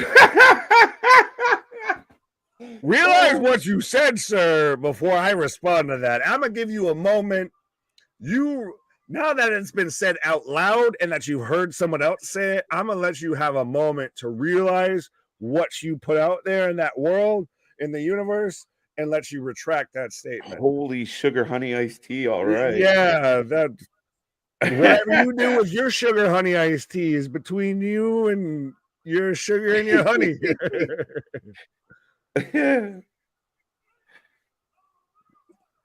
Mogul Embassy coming out here looking like fucking demolition. Oh, that's all kinds of machine. So he doesn't have the Sting face paint. He's just looking like he's the Terminator. Yeah, we've got the Cajunator instead of the Jackinator. We got the Cajunator. And we got Gates of Agony. So already, I know who I'm going for. Cajunator. Yeah, you have to. Yeah, just a little bit. Dory Funk, senior founder of the Texas Death Match. Oh, sorry, go ahead. He tended to wrestle a lot in Texas. Just saying. Wasn't he a cowboy? Should have been a cowboy. Should have learned to rope and ride. Daniel, I don't know what your comment meant by that. Bonkers, what up? I'd rather see AJ Styles and Cena versus Bloodline, not LA Knight, just because he way over with the fans. Don't mean you have to do it.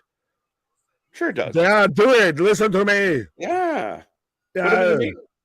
Give him that main event spot, but hey, the plans might be derailed a little if he's got the vid. Right, David. We're not gonna click on that. Come on, Swerve, interfere, please. Dog, just put your paws up. What the fuck did I? Right. Yeah. But I'm going with the Cajunator. So are you taking the elite? The elite. Yeah, I guess so. I mean, I'd imagine they would win this. You are so happy with that pick that you got forced into that. Oh, shooting star. Is that why you did it? No, not at all. Yeah, because I was back there doing the face paint on this man. I was like, yeah, I'm like, set me up. Yeah, you're going to look like the Terminator when you come out. Yeah. Dare you? I'm going to pick you. Yeah. No. How dare you? How dare Meltzer driver. Ain't doing this springboard moonsault. We're getting all of the Bucks flippy floppity spots. Canadian Destroyer onto the Cajunator. Yeah. Oh, this is going to be fucking over quicker than a hiccup. Elbow drop. I'm amazed that you found a way to bring the Arnold into our other shows. That's pretty good. 100%. What comes around is all around. I love ICT. Yeah, ICT is good. That's Mike Tyson talking about ICT. I'm a big fan of ICT. Oh, wait a minute. Here comes Swerve. Dave's getting his wish. I think it was Dave that wanted it, or Bonkers. All right. As everyone just stops everything they're doing, like there isn't a fucking match still going on, as this man's just walking out here looking like he's skinning an alpaca. Now, Nana getting a little famous for his dance. I will give him that. It's becoming viral. Yeah, sure, yeah. So is Tony doing Garcia's dance. Oh my God. The first time he's made that motion in his life. The first time that man's ever tried to act like he has rhythm. A new definition of hump day. Right. Enjoy your weekend. Enjoy your weekend, Heather. It's only just begun. Right. So, yeah, we're going to toss into the Cajunade on a power bomb. So why is two count? Well, what the fuck was that? We just had Hangman getting called to like the sirens to the fucking shore there, because Swerve came out in his skinned alpaca.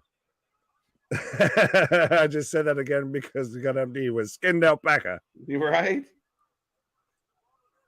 Back elbow. Oh, double foot. Right, back I really wish got the the Gates back of elbow, Agony. double stomp. When's the last time? Can anyone recall seeing a Gates of Agony win? On Well, when they won the trios titles the last time, I think they were in a winning situation. a little bit. Well, yeah. Maybe on Ring of Honor a couple times, but that's what I'm saying. Not on like on a prominent show. Right.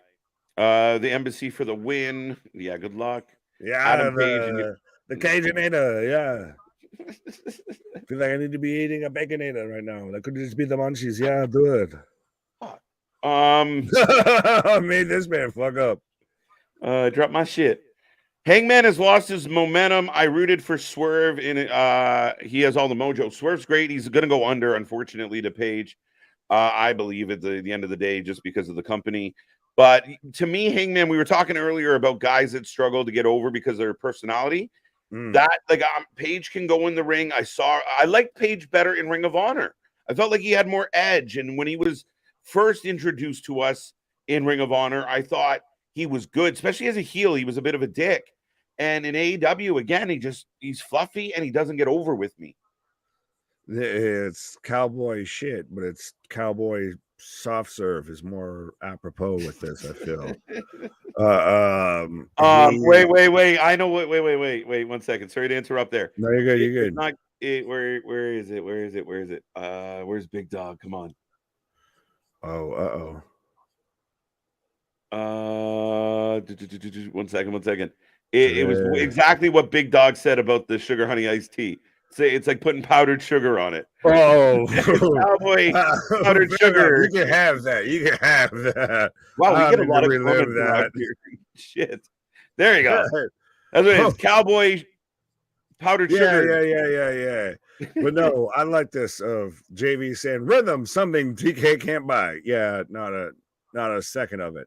Don't tempt him. He's got enough money to buy a fucking machine to make his hips move at the right time. Jesus. Wait, pause. No, don't do Hangover Adam Beige. Yeah, he is. He is fucking wallpaper when it comes to AEW right now. And that's why what Swerve said was so cutting.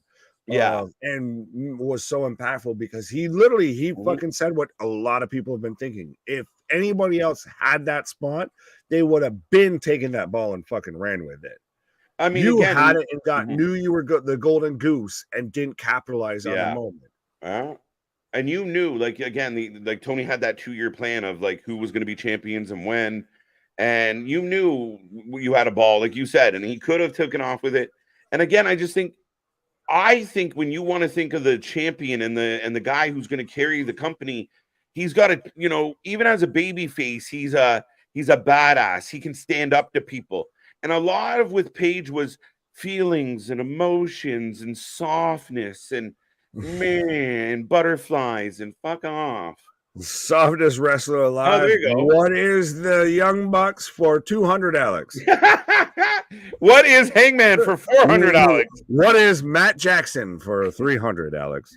What is CM Punk according to Ryan Davis? What is Tony Khan's wet dream for $500? What is I'm afraid for my life for 1,000? I'll take fear for my life for $200, Alex. Oh fuck. CM Punk buried Hangman and never recovered. I think it was before that because his title run was soft shit. Punk gave us hope that he could revive Hangman, and it never worked out because Hangman was too busy worried about what Colt the fuck Cabana was doing. Yeah. with some brain dead fucking moron out here. That golden goose can't fly. That golden goose laying fucking duds. Right, this isn't Wonka with the fucking golden goose eggs here. Tony Khan's out here playing Veruca Sultan. As Stone just got fucking Swerve just out here of like looking like the fucking kingpin. Yeah. No, someone called it best. The Dave Chappelle from the Pimp's Ball. Yeah, the haters ball. We just showed up to call you a cracker. Adam got emotional and went into business for himself against Punk. Worst mistake. Yeah, because I mean, if he would have shut his mouth and found a way to do business, he got hyped up by the Young Cucks. Wow. Listen, is it true or false? Each member of the Elite were better outside of AEW. Yes. Everything with the Elite was better outside of AEW. I almost feel like I can put my finger on why, but I feel like I can't at the same time. When they were all in Ring of Honor, they were that's part of what made AEW what AEW is, but they had to sacrifice, I guess, a little bit of that. But yeah. Now Excalibur is reminding everybody about the Wrestle Dream October 1, and again, that was a nice super kick spot. I pop into a fucking hurricane runner into a super kick, double super kick. It's so sad because these two giant dudes should squash these guys. I feel so bad for the Gates of Agony. They're so good. Ring of Yawner. Yeah. Gates of Agony. I hate to say that because of fucking anyone. So we have. So we're delayed it that much. Cage caught him. Because I was going to say we're delayed. Look at the ref. Look at the ref. Let's go. 3 down. Look at the ref. He's just standing with his arms in the air. Right. Two, of course. But that's the thing is Russell for them to.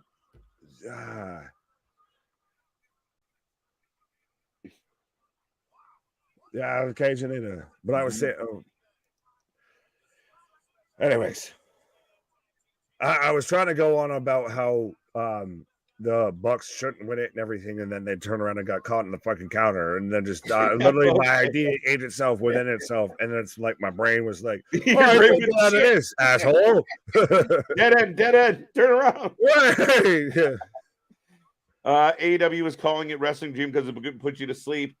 Listen, I give Tony cross credit. Body powerbomb spot as Nick Jackson. How is Nick Jackson the youngest out of the people in this fucking match, and he's losing his hair the most? That's the funniest shit. Oh, they're setting him up for the assist. Oh, wait, no, never mind. The more super kicks. Sierra Hotel Indico. Right, more super kicks. Now nobody knows who to kick. Wow. Everybody stand for the double clothesline. Double buckshot. Get the fuck out of here. And listen, I love the comment. It's a funny joke, but on a real note, because we've been saying a whole bunch of bad shit, Tony books really good one-offs. Like Two Buster. Wow, the ref's hand hit down close. 2-2-2. Oh, the Cajun kicks out. Yeah, you cannot stop the machine. Yeah. Yeah. But I do believe that Tony puts on decent shows. So I think we already got 4 matches that we're Danielson versus Zack Sabre Jr. to me already kind of sells it as a pay-per-view. Keep it up. Another buckshot coming up. Misses Swerve standing at the rope. Right now getting closer and closer. Wow, you might get right with the Cajinator. Yeah. Out. Turn that man inside out. The Swolverine about to fucking smash this man. Roll up, of course. His shoulder wasn't down. No, his shoulders were up. The Knox fucking fire this official. I want an investigation because that man's shoulders weren't even close to down. Shoulders weren't down, motherfucker. This man's fucking. The back of his head was barely touching the mat. His shoulders weren't fucking touching the mat. He was wobbled on an axis. funny. Wednesday, we get a man with his shoulders down. The ref doesn't count 3. Tonight, the guy's shoulders up. The ref counts. All right, 1, 2, 3. Let's go. Now Rick Knox is even. Well, I think they had to. No, that's not even Knox. That's just. No, it's not. Yeah, that's if Knox and what's his name there? From Smashing Pumpkins, NWA. Billy Corgan. So if they had a child, that's who this man is. Wait, time out. They won the Ring of Honor Trios belts. Wait, time out. We got Pyro, the ROH Tag Trios champion. What? A new fucking hell. Yeah, the Sun Bucks, the Who Gives a Fucks Bucks. Oh, the mobile end. We got a very much. Well, all the Prince Nana memes can end now, unfortunately. As we just keep counting the swerve of "I'll get you next time, Hangman." I didn't even know that was for a belt. What a fucking nobody did. I don't even think fucking Cage and them knew it was for the belt. They're just like, "Yep, you lose. You give them the belts now." Well, based on the fact that it says my live coverage has come to an end. Yes, I got the accountant coming up next. Is that what was coming on? The accountant. I got IRS. I got Wyndham's dad coming up next. So, ladies and gentlemen, that is your 2-hour Grand Slam Rampage. Sorry, Nick, if I talked on you there, but get your ratings out of 10 in. We'll hang around for a few minutes, then we'll call last call on the chat. We thank everybody. You guys made this a lot of fun tonight, as you always do. I know some of this shit is nonsense, and we spent a good half an hour just rhyming, but it was a fun one. Wow. Absolutely. I like your subtle words. Why? I'm like the ASMR. Why? Knox referee's license should be rescinded. Yeah, he's the fucking Mario Yamasaki there. The one that always did the little heart shit from UFC. I was just like, no, the man's out. Fucking call the fucking fight. End it. What are you doing? Yeah, do something. Do something. Anything. Generation Me needs to retire. I'm gonna need to retire at 36 years old. New champs. I'm shocked. Like no real. It's so funny, right? Like if I again, you guys can listen to me if you don't want to, Nick. I'm gonna pitch it to you. If I was the booker, and you have Swerve with a faction, and then you have the guy that Swerve's gonna fight challenging parts of your faction. You think Swerve would be integral in fucking him over, so there's heat for the match. Now, instead of getting a rematch, we're going to get a singles match. How are you going to follow up a trios with a singles? It again, continuity and telling stories, a little struggling. I get the trios. I don't get them winning the belts. I get to where you were saying up to where Swerve sort of screwed him over outside of just literally, oh, I came out there and we can get the dramatic shot. If you were going to do that, then you could still do that even if the Gates of Agony, Embassy Moguls, whatever the fuck their name is, won the match. Or even, I kind of hate if you brought Swerve out after they won, if the Bucks won, because it's like, well, you could have screwed him out of the match to begin with. But yeah, it needs to be to where your heat needs to get some heat outside of he just stood there menacingly. He did the fucking SpongeBob fucking meme of he's just standing there menacingly. Yeah, like again, your heels don't garner any heat because they just lost, and now Swerve didn't lose, but he's hanging out with losers. Right, and now Hangman's just out there. We woo, we woo, we woo. Now a champion in a trios division, but they got a big singles match coming up. Again, it's a little counterintuitive for my taste. Well, 5 out of 10. Booked on every Ring of Honor, just like Eddie Kingston. There you go. And they're probably going to overshadow Eddie Kingston because now, guess what's going to get defended probably on every Dynamite is the Ring of Honor trios belts. 5.75 out of 10 says MDB. JV says 3 out of F the Elite. That's adorable. 4.85 out of 10 pies. Pie. Pies. 8.5 out of 10 6.5 out of 10. I can't go higher than SmackDown. I've given myself a ceiling.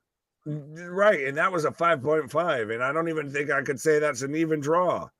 No, that's I might just go 5. 4.5. 4.5. Make me stay up another hour, you bastards. AEW. You made me wait an extra hour and didn't deliver. You gave me that. Right. AEW didn't even register on the scale. SmackDown 7 out of 10. The stream, dude, we killed tonight. There you go. we killed tonight. Knox got his license in a cereal box. Right.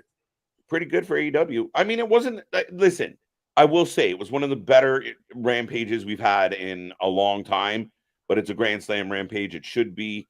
I kind of wish they'd sprinkle in a few more live rampages. Please. Yeah, honestly, like, for fuck's sake, like, if you're gonna do 2 hours, imagine no matter what you do, if you're at the end of watching 4 plus 5 plus 6 plus hours of wrestling live, and you're there for all the matches and everything, you're not hearing any commentary, you're just seeing the in-ring action, you're gonna get burnt the fuck out. Yeah, absolutely. So when you're watching a rampage that's 2 hours long after an already 2-hour Dynamite, yeah, no matter what you do, the crowd's not going to be up for it. Then yeah, even the things they are up for, they don't have the energy to be as up as they would like to be. Pause. The elite getting the belts they don't need just because they can. That's what it feels like. Like there was yeah, it is what it is. I mean, I'm a big fan of the Gates of Agony. I know I call them the Gates of Pain for fun, but and somebody asked who we take between the authors of Pain and Gates of Agony. I'm taking in Gates of Agony. Yeah, I know you are too. Some people. Oh, sorry. Go ahead. No, I was just saying you can have that. Some people, this is good. Shaking my head. Yeah, and we called those people delusional. This is when you get to, like, Hank Hill when, well, what if someone wants their steak well done? What if someone thinks this is good wrestling? Well, we politely ask them to leave. Right. This is when we teach. And again, it's not like we're coming out here and just complaining and bitching. Like we propose alternatives to what they could be doing. And again, they don't have to listen to us. We're fucking nobodies. But at the end of the day, well, we're somebody's here. But at the end of the day, man, like it really kind of at the end of the day, man, kind of chaps my ass that pause. Going back to the powdered sugar. Anyway. Right. No more powdered sugars. I can't eat powdered sugars now for a fucking month now. Thanks to you fucks. Some powder. No, I don't even know what the fuck. But yeah, I think again, you have all the elements, all the ingredients for your recipe in the ring together, and you just don't execute what you're trying to accomplish well. So it comes out all fucked up. And that's where it's just like, make it make sense. Make it go from point A to point B sensibly. And you had everything right there, and then you went left and gave the belts to the guys that don't need it. Yeah, it makes my brain hurt. It makes me start, scratching my head like this instead of like this and everything. Because it's one of those of, you have all the ingredients. You have everything working in your fucking advantage. Right there. And you somehow manage to still fuck it up. Like, you still manage to trip over your shoelaces at the starting blocks. Like, it's what the fuck? Right. Swerve went out there and just gawked over the match. Yeah, like, dude, you're a heel. You're the heel leader of the group. And you came out just to stare and watch your boys lose? Well, you fuck, boss. You suck, boss.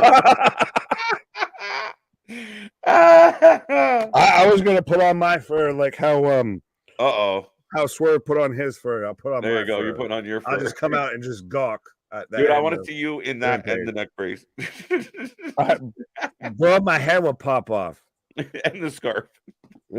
Just all the gimmicks. I'm a fucking Mr. Dress Up here. Right. Sweating to death. Shout out to anyone who actually remembers Mr. Dress Up. Dude, I went to Mr. Dress Up's Canadian. Place. Dude, I went to Mr. Dress Up's place. Like the treehouse. Come to the treehouse. Come to the treehouse. Come to the treehouse. You can go. What did you do in Mr. Dress Up's treehouse? Pictures. It said hi. Oh, wait, pause. Do something strange for a I listen to Fightful and people are praising this stuff. Fightful blows my fucking mind. Sometimes not Fightful. Fightful again, hit and miss. But again, different strokes for different folks. But I like to say we hold all the wrestling to the same standard. Yeah, well, I've seen some people that are like, "Oh, you guys just really hate Meltzer." It's like, no, well, I really hate he Meltzer. started off as the source and Yeah. has gotten less and less credible as he goes on. SRS is probably the most credible right now. Fightful is probably the most credible. I'm not saying it's perfect, because with anything with this is like taking your facts from Ian Rappaport, from Adam Schefter. You're getting your insider's perspective of like, well, my sources told me. And it's even going to be less accurate when it comes to pro wrestling, because that's part of the whole shtick, is working over the fans. Yeah. And again, I think fans sometimes, and what I find with this particular core tribal group of AEW fans is they'll watch what happened with the Young Bucks, and they'll get caught up in the referee just standing there and everybody flipping and fighting and punching. Which again, it's not boring. I'll give you that. Like, I'm watching. I am watching. You're not watching fucking paint dry, but again, if you're a true fan of the company, the show, you want shit to make sense. You want the angle to work out. You want to see the booking lead somewhere. And when you're doing shit that's counterintuitive because of who's got what standing in the company, as we talked about earlier with Jericho, we see it now with the Elite. You're booking shitty because the people who are in the matches are booking what they want to book. I knew he was going to do it. WCW. Well, and then like MD, who are your sources? Who are your sources? I said when you were on break, I'm looking forward to the day that's like, AEW going down the drain. Quoted, KJ White and Big Nick, Wrestling like for the way they do with Network. Meltzer and Brian. I was gonna say it'll just be what source from Big Nick, Wrestling for Life Network. Right. And again, when I was growing up, Meltzer was like, I would look for Wrestling Observer as a young wrestling fan, because it told us a lot. And I learned a lot about wrestling from that Skip magazine. Bayless used to be really good at reporting too, and he's just lost his fucking marbles. And everybody can come at him with this, but no one wants to say that about Meltzer. Meltzer's lost his fucking marbles a long time ago. Oh man, that man has literally sat there and giddied up to the fucking nut sacks of the Bucks there. Yeah. I think he strapped himself to this rocket because he thought AEW was going to skyrocket to the moon, and he was on the ground level of watch me be the coolest guy in this up and coming company, and then it just I'm going to be their guy. Yeah, oops, whoopsie. I am entertained, but it's coming from the chat and the talk with you guys. Exactly, that's what we try to do. Yeah, even when the wrestling sucks, we never do. Right. Even though, Keyshawn out here saying we don't hold it to the same standard. That's the issue. I beg to disagree. Would you like to explain your statement, sir, as to where we don't? Meltzer is biased as F. So you're going to sit up and say we don't hold WWE and AEW to the same degree? We were literally saying how. No, I don't think. WWE sucked. So, but we can't even give it. Go ahead. Sorry. I don't think. Sorry, I don't want to jump in there, but I don't think Keyshawn means like we, you, and I. I think he means as a collective. And you talk about it all the time. I think the phrase you use is moving the goalpost. Oh, absolutely. That's what he feels. That's what I think he's getting at. Got you. Go. Fair enough. You can have that.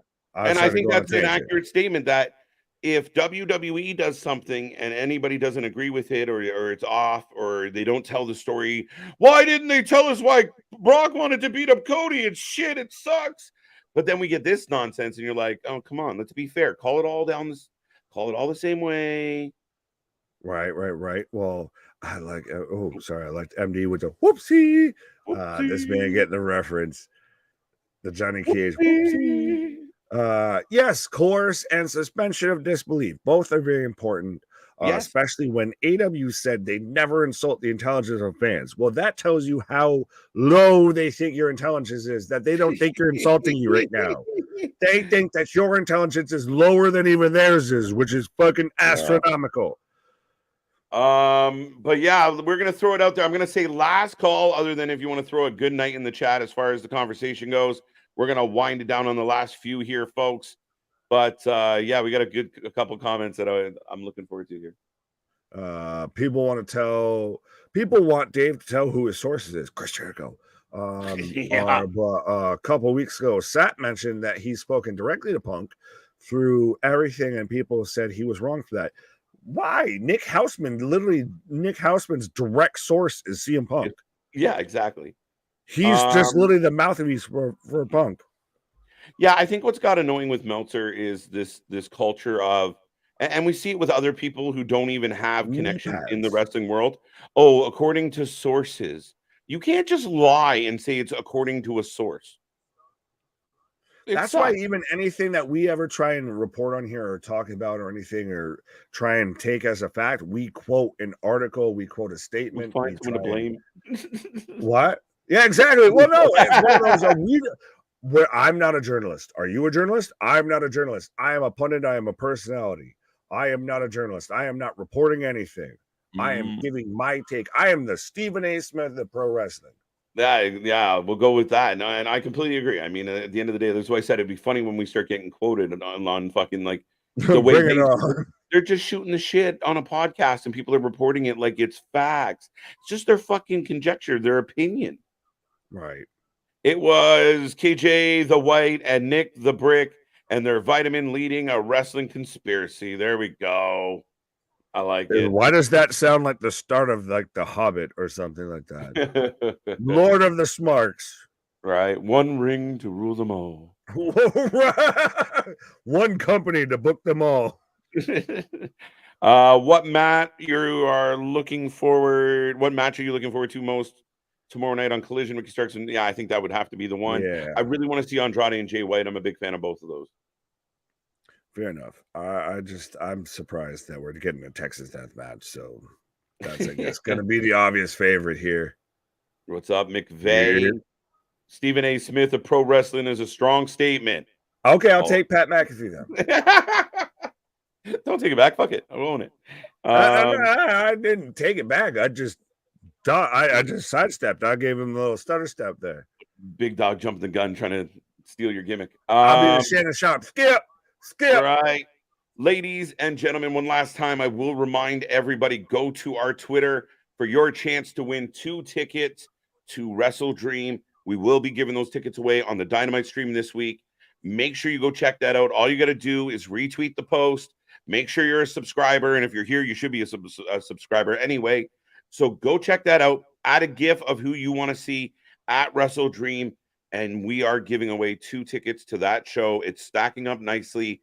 We thank everybody for being here tonight, joining us, having fun, having a good time. We're back at it again. We do not stop. We got more coming your way. Make sure you click that little bell. You never know where we're going to surprise you. And check out all the links below. Go get yourself a t-shirt while you're at it. I'm done. Hey, Breezy, let me see. Let me show you how to keep that dice moving. Our shit is real. Our shit is raw. Our shit is authentic. What are you talking about? The wrestling, but to put that for life with it. That's it, folks. See you on the flip side. Come back tomorrow. Bye. Go get your tickets. Ah.